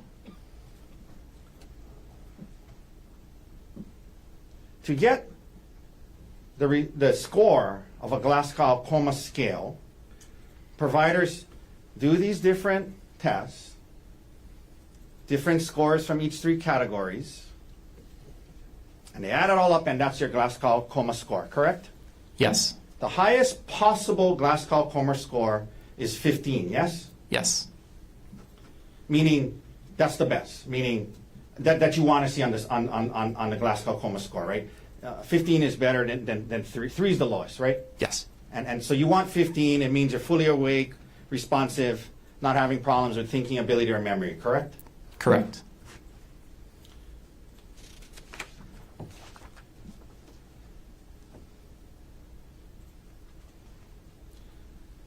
Doctor, on page 5, what was Ms. Konig's Glasgow Coma score on March 24, 2025, in a couple hours after the incident in Queens Hospital? 15.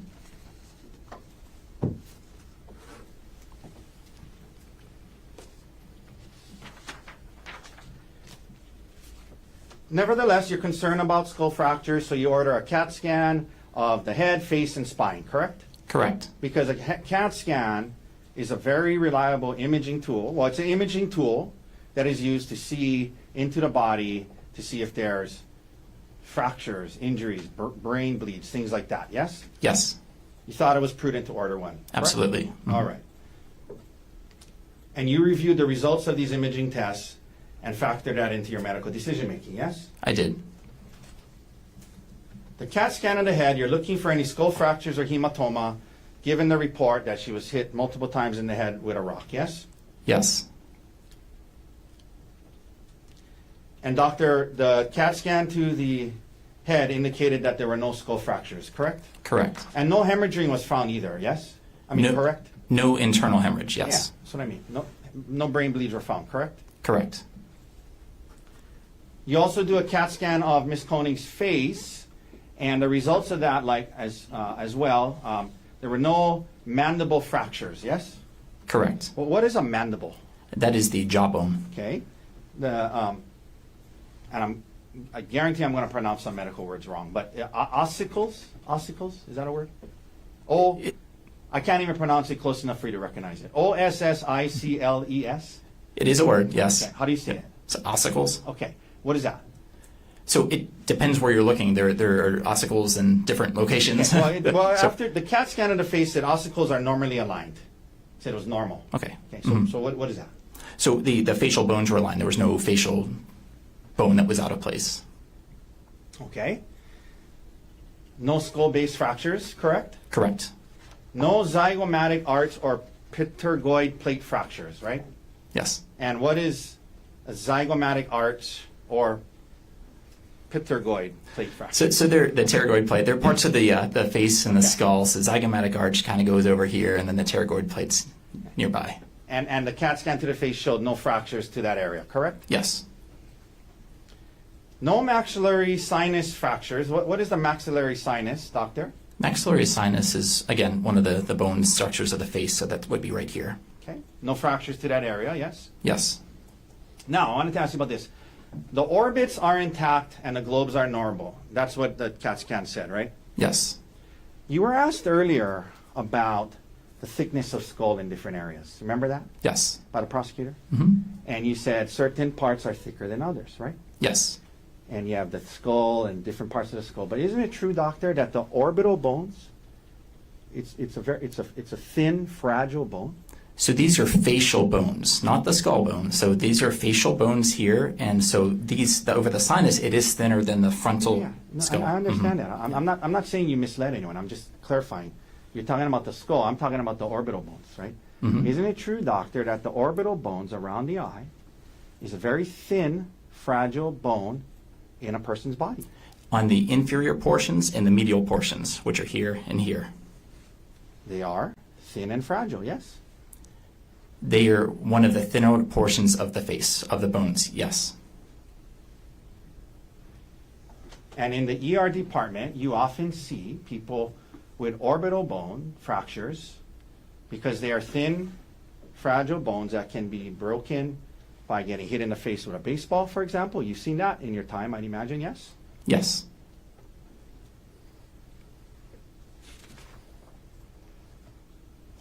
And in this case, the face CT, CAT scan, showed that she did not have any fractures to this thin bone around her eyes, correct? Correct.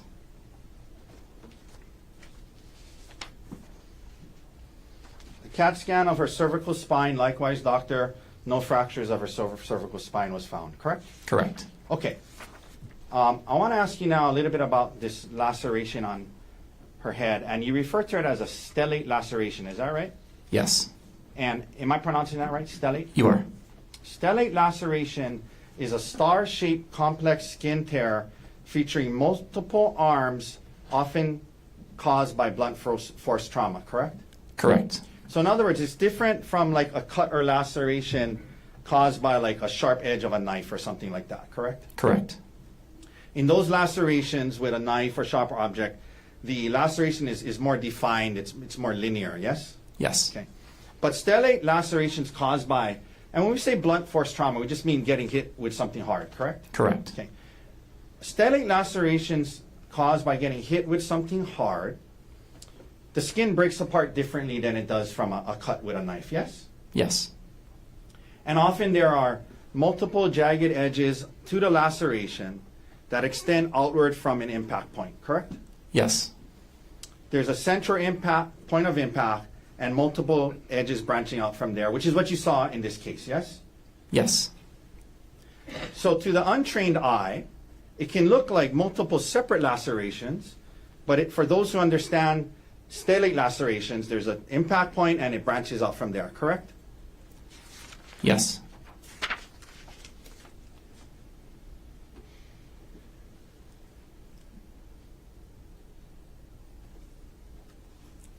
And because of the multiple branches and all the things you described about the skin and putting it back together, you thought it would best to have a surgeon stitch it back up, correct? Because I mean, you suture a lot of lacerations in the ER, but this one, it was complex because of the different arms. You thought it best to have a plastic surgeon stitch it up, yes? It was large, it was contaminated, and just the extent of it, yeah. Yeah, because you said it was complex, so you thought a surgeon should stitch it up instead of you, right? Absolutely, it needed washed out in the operating room. Okay? And that's what happened, and then Ms. Konig was discharged home the next day, correct? Yes.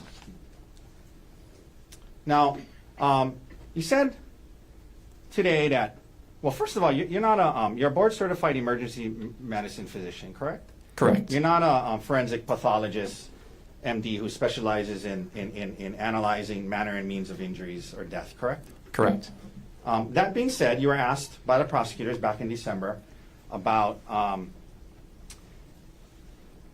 if you could tell how many strikes caused this, and you say today, you think multiple, but one of the things you said to the prosecutors when they asked you about it is you said you could not tell if the injury was from one giant strike or multiple strikes, but you anticipated it was multiple strikes. That's what you told the prosecutors, right? Correct. It looked like multiple strikes. Yes. Maybe one, but looked like multiple, right? Right.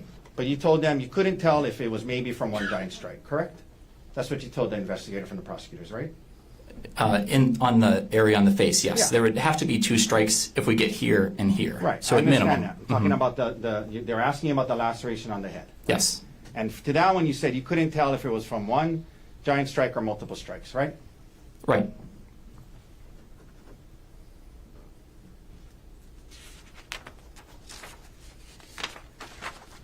Okay, doctor, as part of your job as a physician in the emergency room, from time to time, the police who are investigating alleged criminal allegations, they ask you to fill out something called a Honolulu Police Department Physician's Report, yes? Yes. And in this case, you did so, right? I did. And the way that works is it's a form that after you see the patient, you go and you check boxes on the form, correct? And you can write in some narrative, but you check boxes, correct? Correct. Now, you were today qualified with no objection from us. I mean, you're an expert in emergency medicine, correct? Being qualified as one today, right? I believe so, yeah. And you were an expert in emergency medicine on the date of the incident, March 24th, 2025, right? I mean, you've been doing it for almost 10 years, right? Over 10 years, yes. And you understand that the Honolulu Police Department relies on you in these forms to provide accurate, unbiased medical opinions related to the extent of a patient's injuries when there's a criminal investigation, correct? Yes. And you try your best to do so. You know it's important, so you try your best to be honest and accurate in these forms, yes? Yes.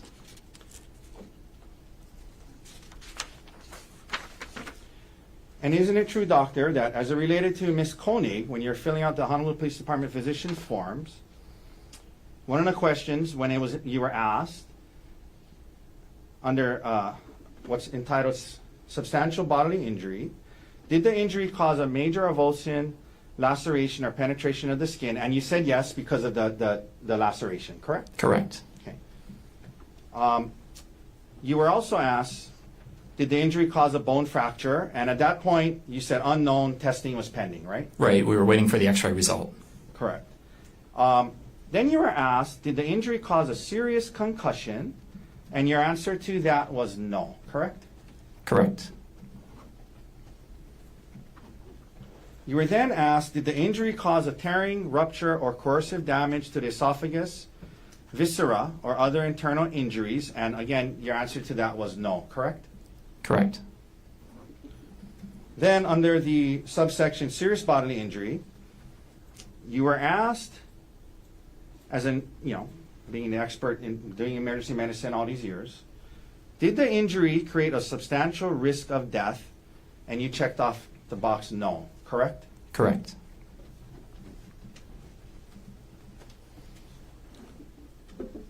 Then you were asked, will the injury cause any serious permanent disfigurement? And you said unclear, pending trauma team repair of wound, yes? Yes. Because this was on the first day she was there, right? This was early on in the course Yeah. of treatment. So. Right. Then you were asked, will the injury cause a protracted loss or impairment of the function of any bodily member or organ? And again, you answered no, correct, doctor? Correct.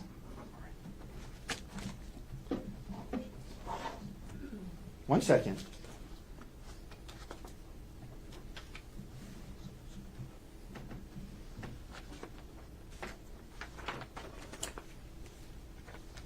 All right, doctor, thank you for your time today. No further questions. Mr. Gardner, any redirect? Yes.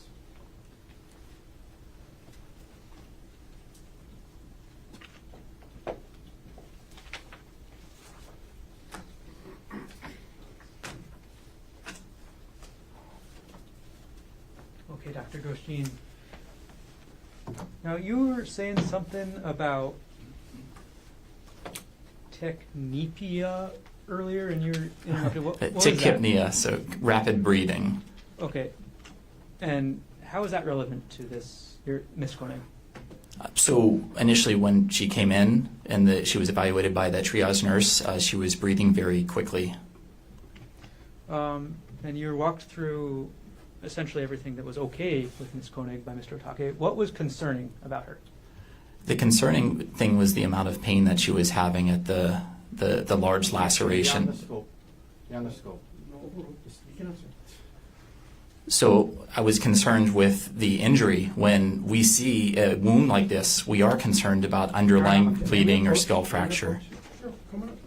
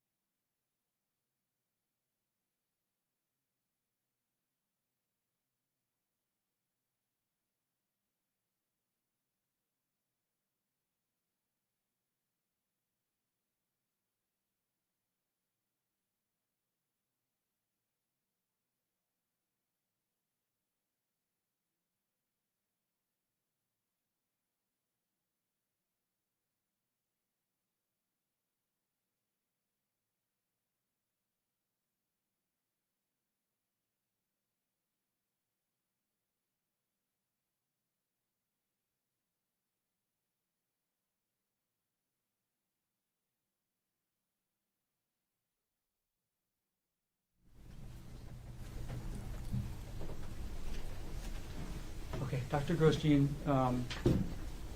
again, you were asked about everything that was okay with Ariel on the chart. What was concerning? The concerning was the head injury. I was concerned that there was underlying injury. Was there anything in the chart? You walked through the GCS, is that right? Yes. Okay. Was there anything about Ariel that indicated any concern over any concussion? The headache or the symptoms that she reported, being headache, dizziness, nausea, all symptoms of a concussion. Did the chart also indicate any vomiting? She may have vomited prior to arrival. Why would that be a concern? We can see vomiting with a head injury. Now, you were asked about your opinion that this was likely several blows. Objection, that mistake's implied. Not the word you use, but that's fine. Okay, rephrase. Okay. You were asked about an opinion that you provided in December of last year about the number of blows, potentially. Do you recall that? Yes. Okay. Why did you end up, what was your opinion? My opinion was that I thought it was clear this appeared to be multiple blows, but I was not present there to be able to say that. But I mean, looking at this is multiple blows. Okay. Why do you say that? For the way that the laceration is, yes, there's stellate, but the whole central portion's macerated, and you can be struck several times in that area. And there need to be at least 2 blows because there's lacerations on the other side of the face. So that's why it would be at minimum 2. Okay. And where was the rock and debris? It was inside the laceration. Was it just in one little part? It was throughout the laceration. The laceration on the left frontal skull. Okay. Inside the wound. Okay. When you say throughout, that means how much? There were multiple pieces. I couldn't even count how many. And was it, again, just in one location? Your Honor, objection. Can we approach? Sure.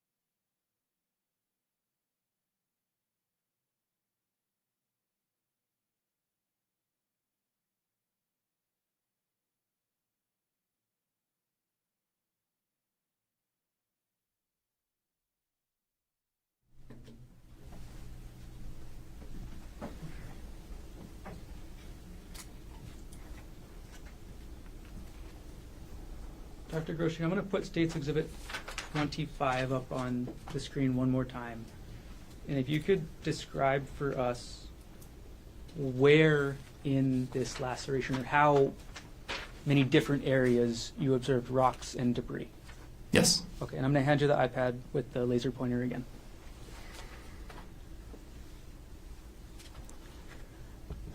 So when I was looking at the laceration, it was down to the skull, and that's where whenever I noted there was debris in this area.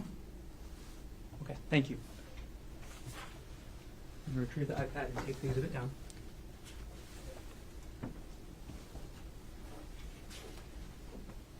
All right, now, Dr. Grosjean, you were also asked about an HPD 13 you filled out. Yes.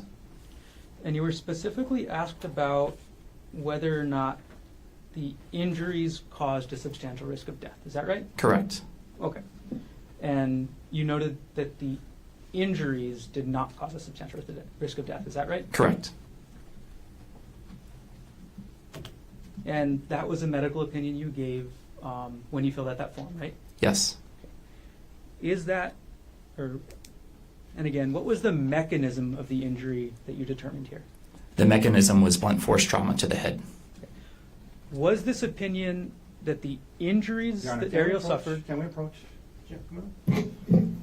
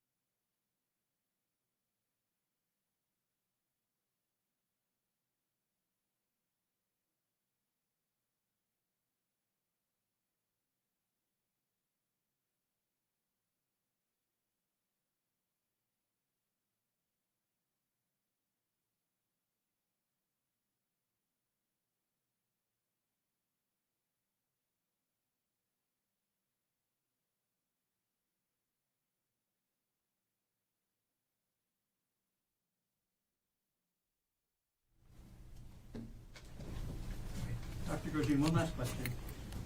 What you put on the HPD 13 form about the injuries not causing substantial risk of death, that was about the resulting injuries that Ariel had. Is that correct? Correct. Mhm. Okay. Thank you. No further questions. Just very brief follow-up. Brief cross-examination. Very, very brief. Thank you, doctor. You were asked by the prosecutor what your concerns were, and one of them you said you're concerned about underlying injuries to the head, meaning fractures, brain bleeds, things like that, correct? Yes. And the CAT scans showed that there were no such fractures or brain bleeds. Correct. Brain bleeds, correct? Mhm. Yes? Yes. You were asked about symptoms consistent with concussion, but whatever the case may be, at least on the HPD form, when you were asked, did it cause a serious concussion? You checked off no, correct? Correct. Not serious concussion. And then lastly, as to, again, not a forensic pathologist that specializes in, Objection beyond the scope. not a forensic pathologist that specializes at looking at injuries and opining on manner and means, correct? I'm not a forensic pathologist. Now, you said at least two hits because the skull and then the face, you mentioned, the eye, the face on the other side, right? Yeah. And I'm sorry, what was the answer, doctor? Yes. Thank you. and again, the face one, you did a CAT scan, and there was no fractures to the thin orbital bone, correct? Yes. All right, thank you, doctor. No further questions. Any other questions for Dr. Grosjean?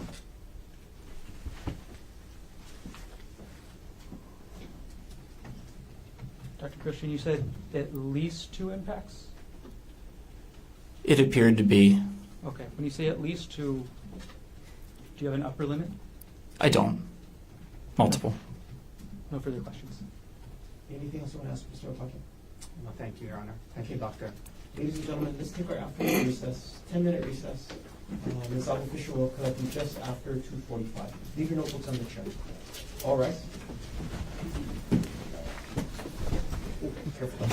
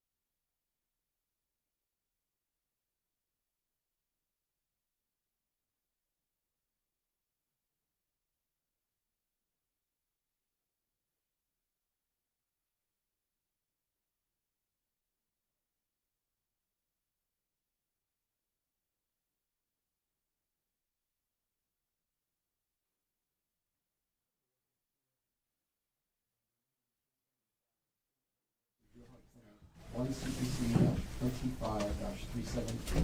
Dr. Konig is present in court. All full counsel of record are present. The jury is back in the courtroom. Good afternoon. Welcome back, ladies and gentlemen. Mr. Garner, state's next witness. Your Honor, the state calls Dr. Whitney Carlton to stand. Doctor, can you stand and raise your right hand, please? You do solemnly swear or affirm that the testimony about to give shall be the truth, the whole truth, and nothing but the truth? I do. Thank you. You can have a seat.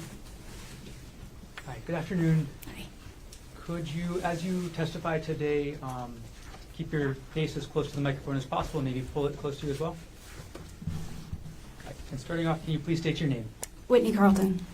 And Ms. Carlton, what do you do? I'm an acute care surgeon. Okay. Is that a doctor? Yes.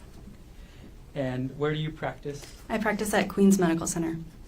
And how long have you been an acute care surgeon at Queens? 5.5 years.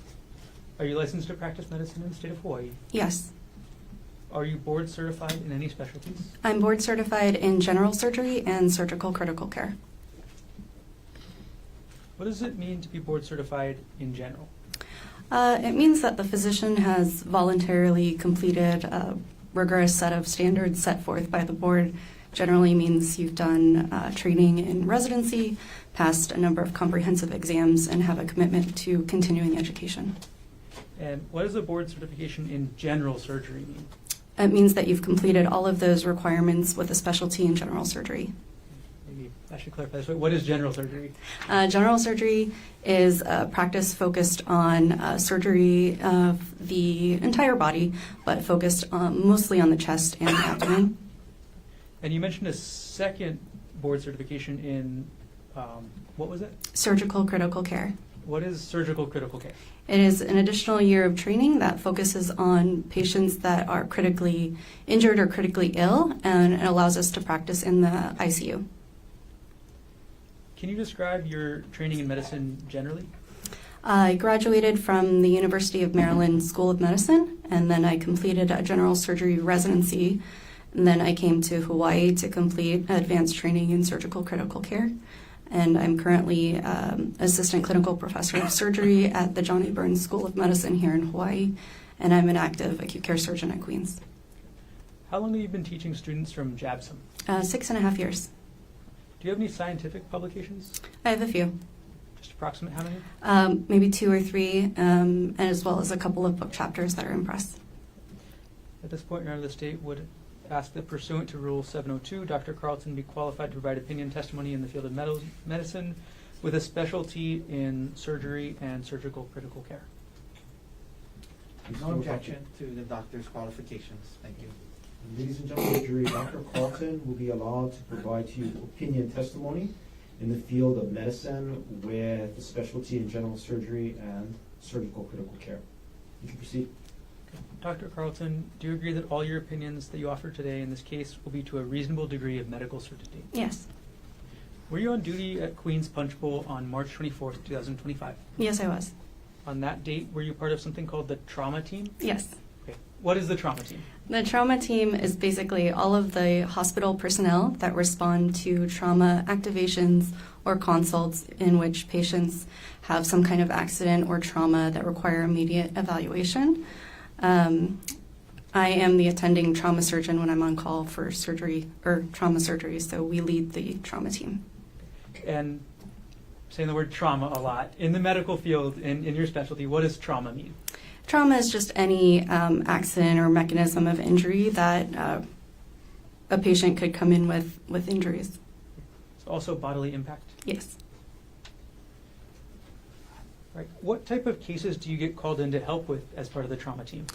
All kinds. So everything from like a trip and a fall to moped accidents, car accidents, assaults, gunshot wounds, stab wounds, all those kind of things. On March 24th, 2025, did you treat somebody named Ariel Konig? Yes, I did. Before you treat someone, do you obtain a patient history? Yes. What, to you, is a patient history? A patient history is kind of a prescriptive account of a patient's current presenting clinical symptoms, as well as an account of their medical history. Why is it important to get a patient's history? It's important for our differential diagnosis, or a list of potential causes of what their complaint is, and it's important in order to come up with an individualized treatment plan for the patient. Without going into what Ariel Konig may have told you, was Ariel Konig able to provide you with a history? Yes. We're going to jump ahead a little bit. Did you actually observe any injuries on Ariel Konig yourself? Yes. Okay. I'm going to walk through a couple photographs. I'm going to have you describe what injuries you observed, okay? Okay.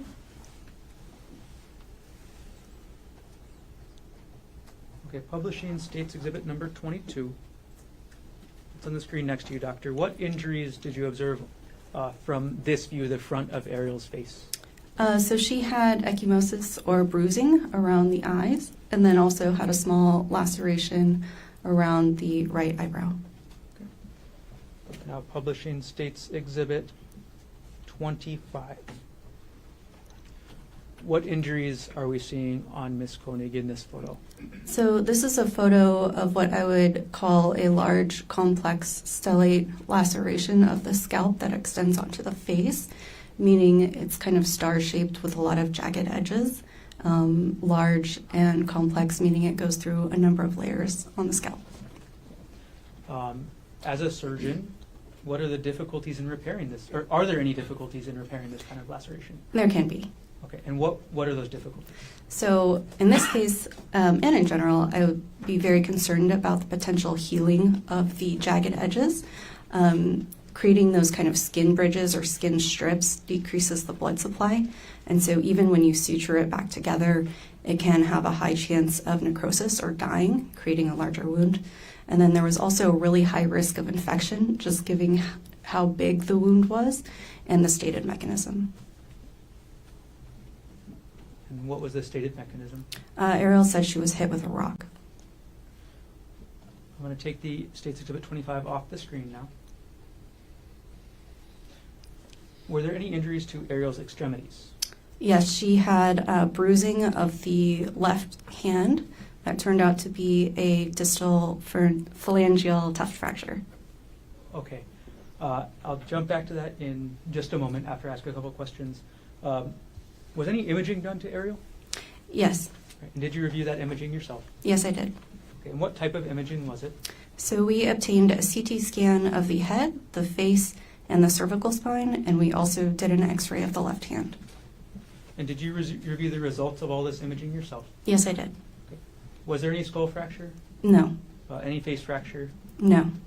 Any fractures to any other parts of Ariel's body? She did have the left thumb distal phalangeal tuft fracture. Okay. And then could you explain for us what the left thumb distal phalangeal tuft fracture is? It's basically a broken bone in the fingertip.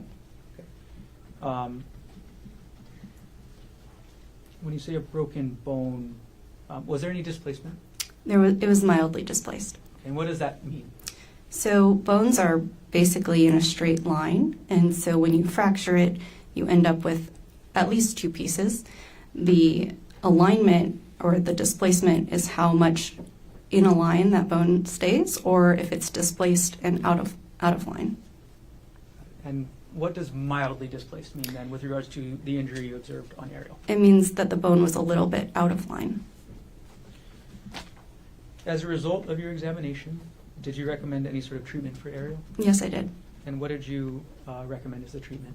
Well, she needed the large wound on her head washed out and cleaned and then repaired. Due to the risk that we talked about, I recommended a specialty consultation with a facial surgeon who was on call. For the hand fracture, she needed treatment with a hand surgeon. And then just due to the injuries and the events, I recommended admission to the hospital. So when you say you referred her to a separate type of surgeon, what type of surgeon did you refer her to? It's our on-call face trauma surgeon. I believe he's an OMFS surgeon. And what does OMFS mean? Oral maxillofacial surgeon. They specialize in kind of we call it like a plastic surgery type surgeon. I think you've gotten there a little bit so far, doctor, but during your treatment of Ariel, were there any risks of complications from her injuries? Yes. Okay, and what were Objection, they? Your Honor. Can we approach? Sure, come on.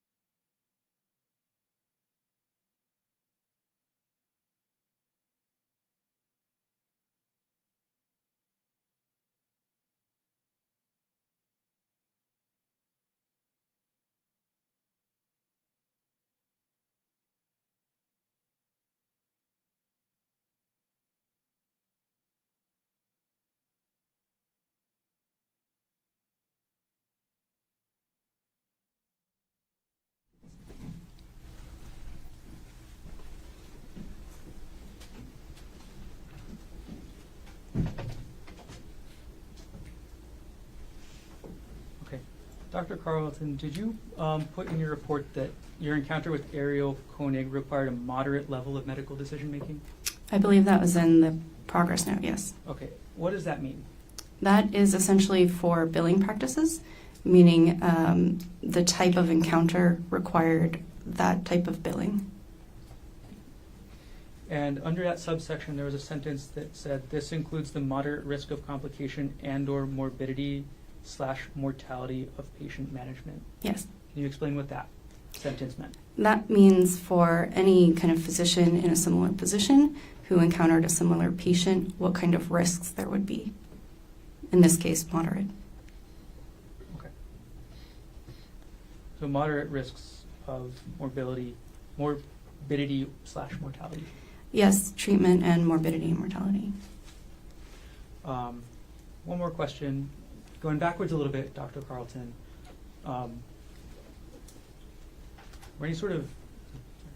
Why did you refer Ariel to a specialty face surgeon?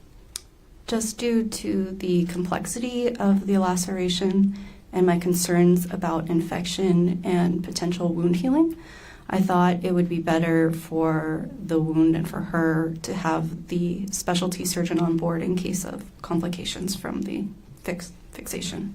Okay. And the fixation, just like regular stitches? Well, it was done in a couple of layers, but regular stitches. Understood. Did everything you testified to occur in the city and county of Honolulu, state of Hawaii? Yes. Thank you. No further questions.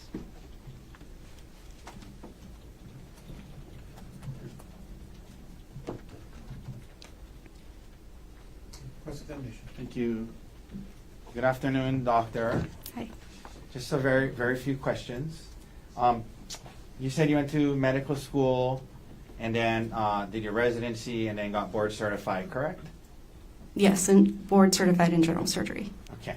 And that took you many years to do, correct? Yes, A lot of hard work that went into becoming a doctor, correct? it can be. And becoming board certified, right? Yes. Just a few questions. In the charting, it indicated that the patient denied LOC. Does LOC stand for loss of consciousness? It does. Okay. So the patient denied loss of consciousness during the incident, yes? Yes. Now, you mentioned the term stellate laceration. Those kind of by their nature are complex. They're not caused by a sharp object, blunt force trauma, kind of impact, and it star-shaped spreads, yes? Generally. Okay. Now, the next day on March 25th, based on your examination and dealing with her, you cleared her for discharge from the hospital the next day, correct? Correct. And I'd imagine that's not something you would have done unless you believe it was safe for her to leave the hospital the very next day, correct? Correct. Doctor, sometimes in working in the hospital, you have to fill out, or you're asked to fill out an HPD Honolulu Police Department Physician's Report Form, correct? The HPD 13? Yeah. Yes. Okay. And that is the number, so it seems like you're familiar with it. Yes. Right? Filled it out a bunch of times, correct? Yes. And you try your best to be honest and accurate and unbiased as you go about filling it out, correct? Yes. And in this case involving Ms. Konig, you did fill out such a form, yes? I believe so. Would seeing your form help you refresh your memory? Sure. Okay. 1 second.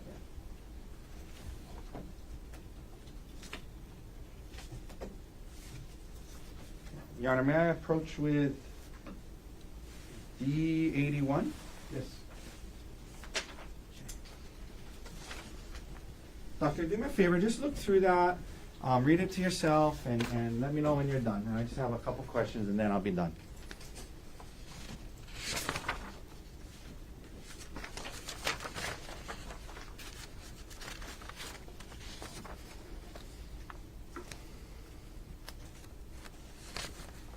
Okay. Okay, yeah, I'm going to come back and get it from you.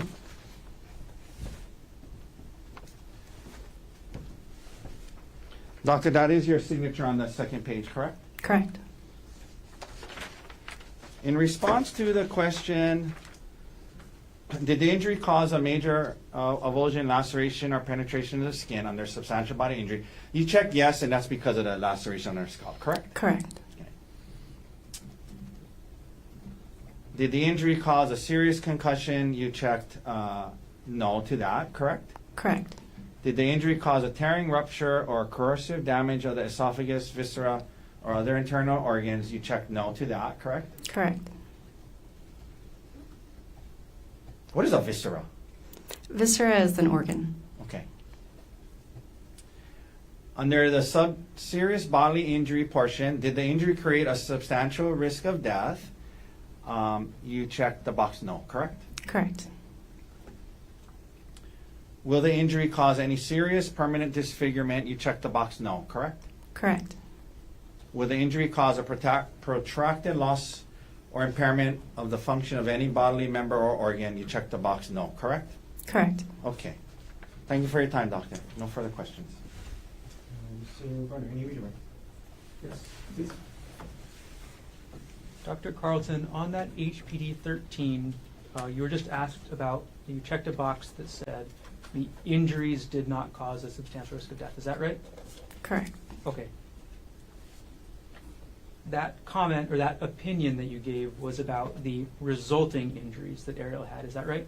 Yes, that's a retrospective look at the injuries. Okay. That is not an opinion about any mechanism. Is that right? Objection, Your Honor. Can we approach? Approach?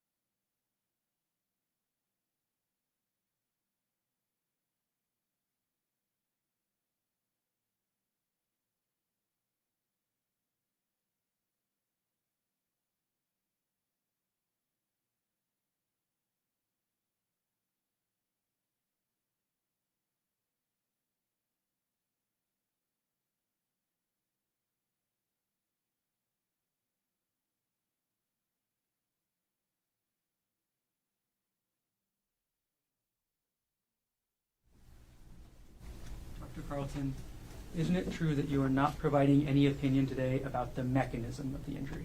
Correct. Okay, thank you. No further questions. Mr. Wakaki, any follow-up? Nothing further, doctor. Thank you. Dr. Carlton, thanks for being here. On to that first step. Okay, thank you. Mr. Garner, next witness. We'll call Katrina Como.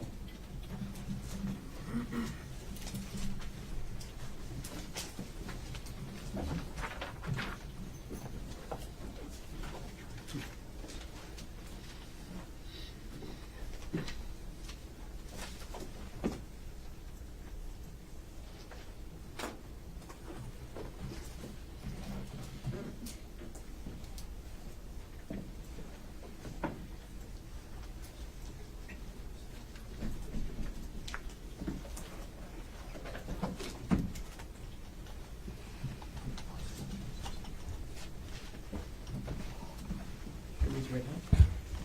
You do solemnly swear or affirm that the testimony about to give shall be the truth, the whole truth, and nothing but the truth? Yes. Please, have a seat. Okay, good afternoon. Good afternoon. Okay, and as you testify today, can you please pull the microphone as close to your face as possible and speak into the microphone as much as possible? Yes. First of all, can you please state your name? Katrina Kamo. And what's your occupation? I'm a Honolulu Police Department officer. How long have you been employed by HPD? 10 years. What was your assignment on March 24th, 2025? A drone pilot. And at around 2:30 p.m. on March 24th, 2025, where were you dispatched to? I was dispatched to the Pali Lookout. Is the Poly Lookout in the city and county of Honolulu, state of Hawaii? Yes. What time did you arrive to the Poly Lookout area? About 3:30 p.m. Okay, and what was your role in any investigation that was taking place up there? I was the drone operator. Can you explain to us what a drone operator does? Sure. For law enforcement, the drone operator, we use the drone to provide aerial support for police work. And we're talking about drones. What are we talking about? What is a drone? A drone is basically a camera. I'm sorry, like a camera that flies. Okay. And in this case, could you go over the steps you took when operating the drone up at the Poly Lookout area? Yes. So for operating the drone, we receive a mission or a request for support. Then we check the location that the request is being made.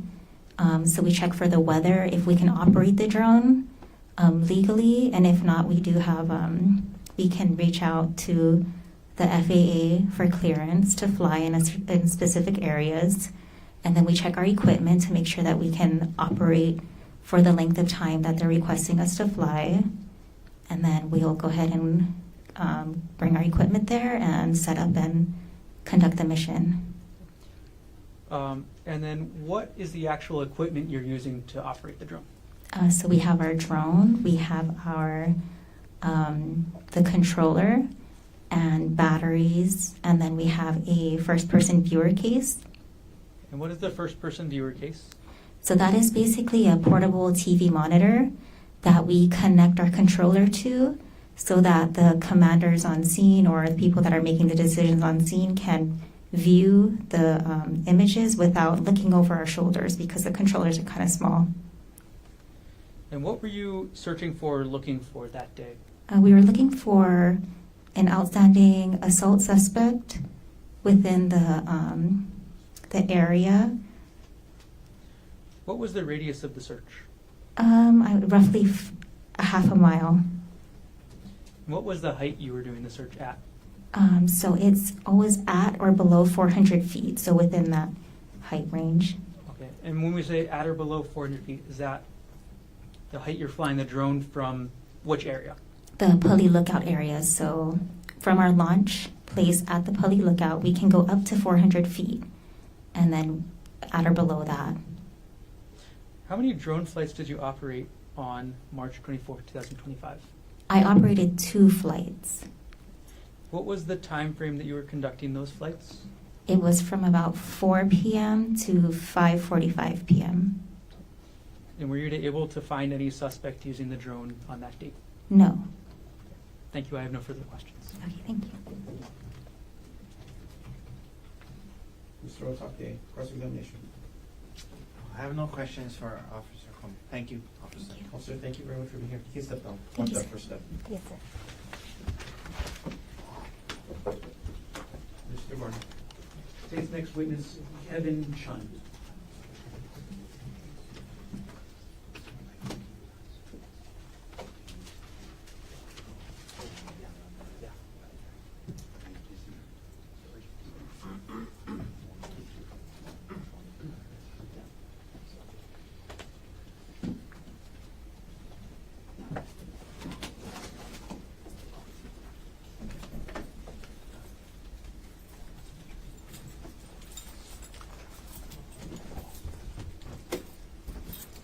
Raise your right hand, please.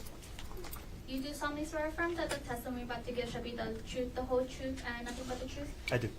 Thank you, Corporal. You can have a seat. Okay, good afternoon. Good afternoon. As you testify today, can you please hold the microphone as close to you as possible and speak into the microphone? Yeah, yes. Can you please state your name? Kevin Chun. And what is your occupation? I'm a corporal in the Honolulu Police Department. How long have you been employed by HPD?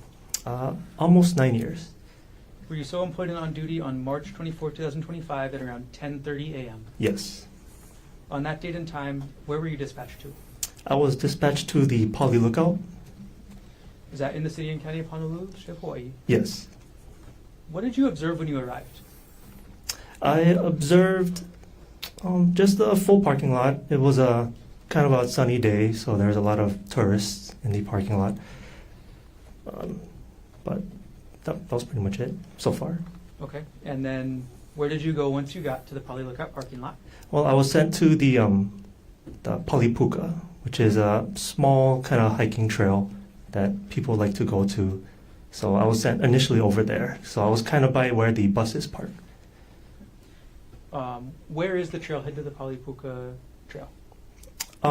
If you're kind of facing where the Poly Lookout is, it's to the left, kind of by a bunch of like bamboo shoots.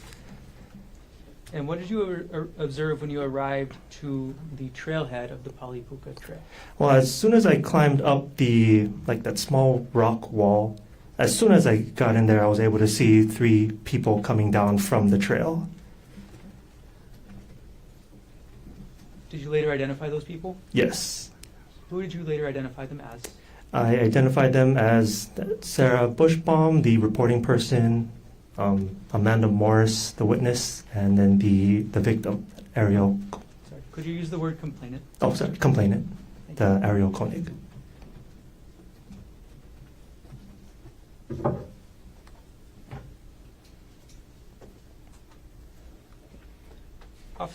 Corporal Chun, did you take any written statements at the scene? Yes, From whom? the Sarah Bushbaum and Amanda Morris. Did you take any photos at the Poly Lookout that day? Yes. All right. Before we get further with the photos, Corporal, can you walk us through what your process is when you arrive to a scene like this? Okay, so initially you get the call. It was an assault call, so you want to make sure the scene is safe. So when you get there, you want to again make sure that there's no active argument, no active assault. So when the witnesses and the complainants got to like the bottom of the parking lot area, I deemed that to be safe. So I initially I notified our dispatch to send on the ambulance because I was able to see that one of the 3 women had injuries to her head. And so first step you said is making sure the scene is safe? Correct. Okay. What do you do after you make sure the scene is safe? I attempt to get information to see if there's a crime, where the suspect is, to notify my beat partners coming to assist me. All right. I'm now going to approach you with what's been marked as State's Exhibits 16 and 17, shown to defense counsel. May I approach? Yes.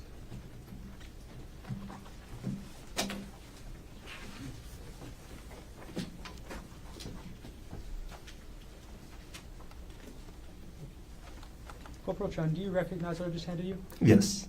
What are these? These are two photos that I took for the entrance to the Polipuka Trail. Do these photos fairly and accurately depict the entrance of the Polipuka Trail as you observed it on March 24th, 2025? Yes. At this point, the state will move States Exhibit 16 and 17 into evidence. No objection, Your Honor. Put the mark for identification of States Exhibit 16 and 17 to be received. I'm going to publish now on the screen States Exhibit 16. Okay, Corporal, what are we looking at with States Exhibit 16? Again, the entrance to the trail, right next to like the porta potties. Okay, and where in the photo is the entrance to the trail? Right where that raised, small raised rock wall is by that sign. Is that in the center of this photo? There's a pointer to your right. Oh, Can you please indicate on the exhibit? right over here. This is where it is. Is that the center of the screen? Yes. Now publishing States Exhibit 17. What does this photo show? Just a closer view of the entrance to the Polipuka Trail.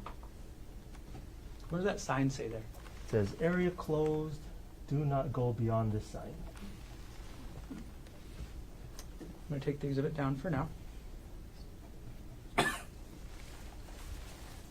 Corporal Chun, why did you take these photos of the trailhead?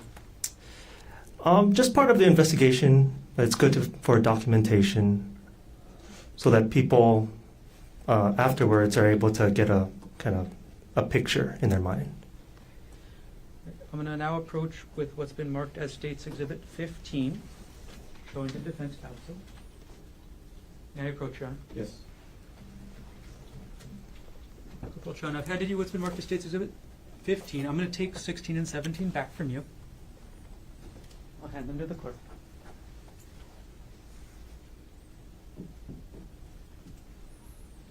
Okay. Corporal Chun, do you recognize what I've just handed you as States Exhibit 15?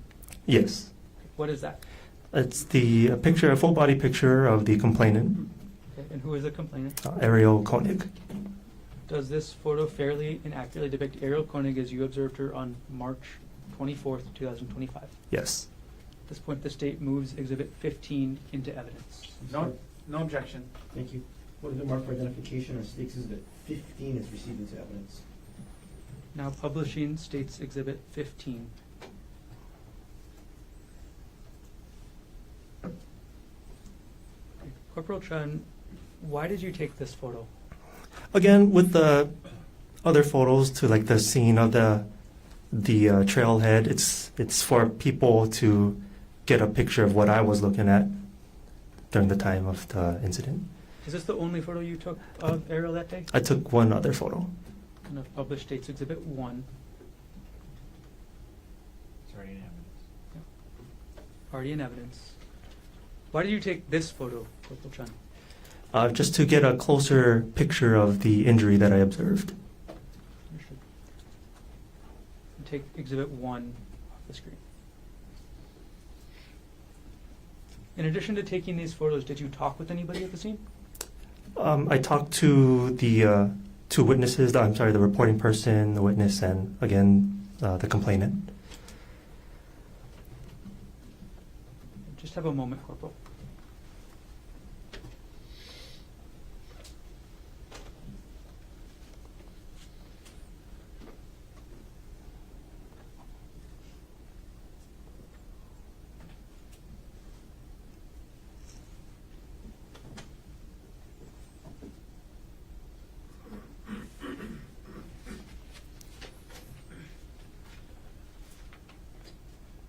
Okay, so once you talked with the people at the scene and took photos, what other steps did you take in your investigation? Once other officers arrived, we tried to attempt to locate the scene as well as the alleged suspect, notified my supervisor about what happened, see if we needed to call in any more resources to assist in us in the investigation. Did anybody secure the scene? Yes, Who did that? it was a Corporal Wu. Did any other HPD units assist with the investigation? Yes. Which other HPD units? there was a Corporal Bulagai. He kind of helped go up, try to look for the scene. There was Officer, I believe it was Callahan, who went to Queens to get a written statement from the complainant. And those are the two main ones. I also sent a follow-up to Waikiki to see if we could secure the hotel room. Okay, maybe that was a poor question for me late in the Oh. day. Did any other HPD divisions assist with the investigation? Yes, the MED, I forget what that stands for, sorry, and also the Specialized Services Division, also just specifically of HPD or other? Well, did any other government agencies or organizations assist? Yes, the Honolulu Fire Department, as well as the Department of Land and Natural Resources. What did the Honolulu Fire Department do? They sent their helicopter to go down to see if they can locate or to the bottom of the Polipuka, like all the way to the bottom. I don't know what that's called, but see if there's anybody down there. When you say the bottom of what? Just the Polipuka is a really kind of far, like fall. It's like a big cliff, big mountainside. So, and the scene was where there was like a kind of large opening. So we're just trying to cover our bases to see if anything was down over there. Okay, I'm going to take one more. I'm sorry for keeping you up there.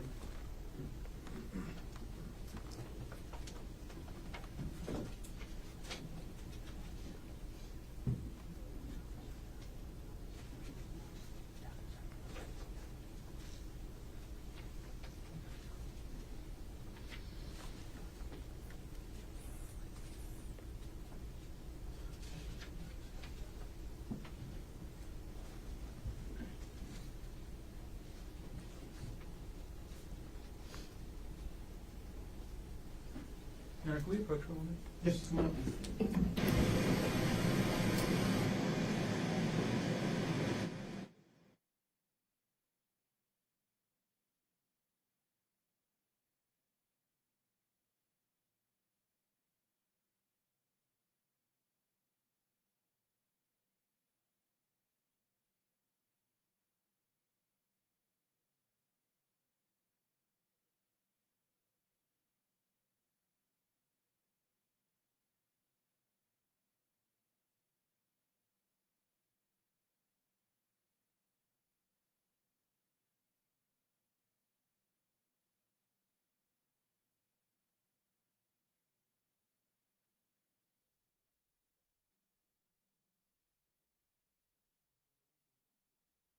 Ladies and gentlemen, early break or early recess for the day.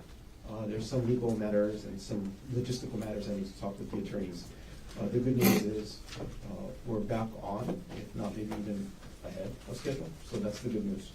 Going to have you come down, not at 9 o'clock tomorrow, 9:30. Let me clear up my morning matters so your wait time on the 4th floor is less. Report back at 9:30. Don't talk to anybody about this case. Keep an open mind. Do not try to learn about this case outside of the courtroom. Leave your notebooks on your chair. All of you have a safe drive home. Have a good night. See you tomorrow at 9:30. All right.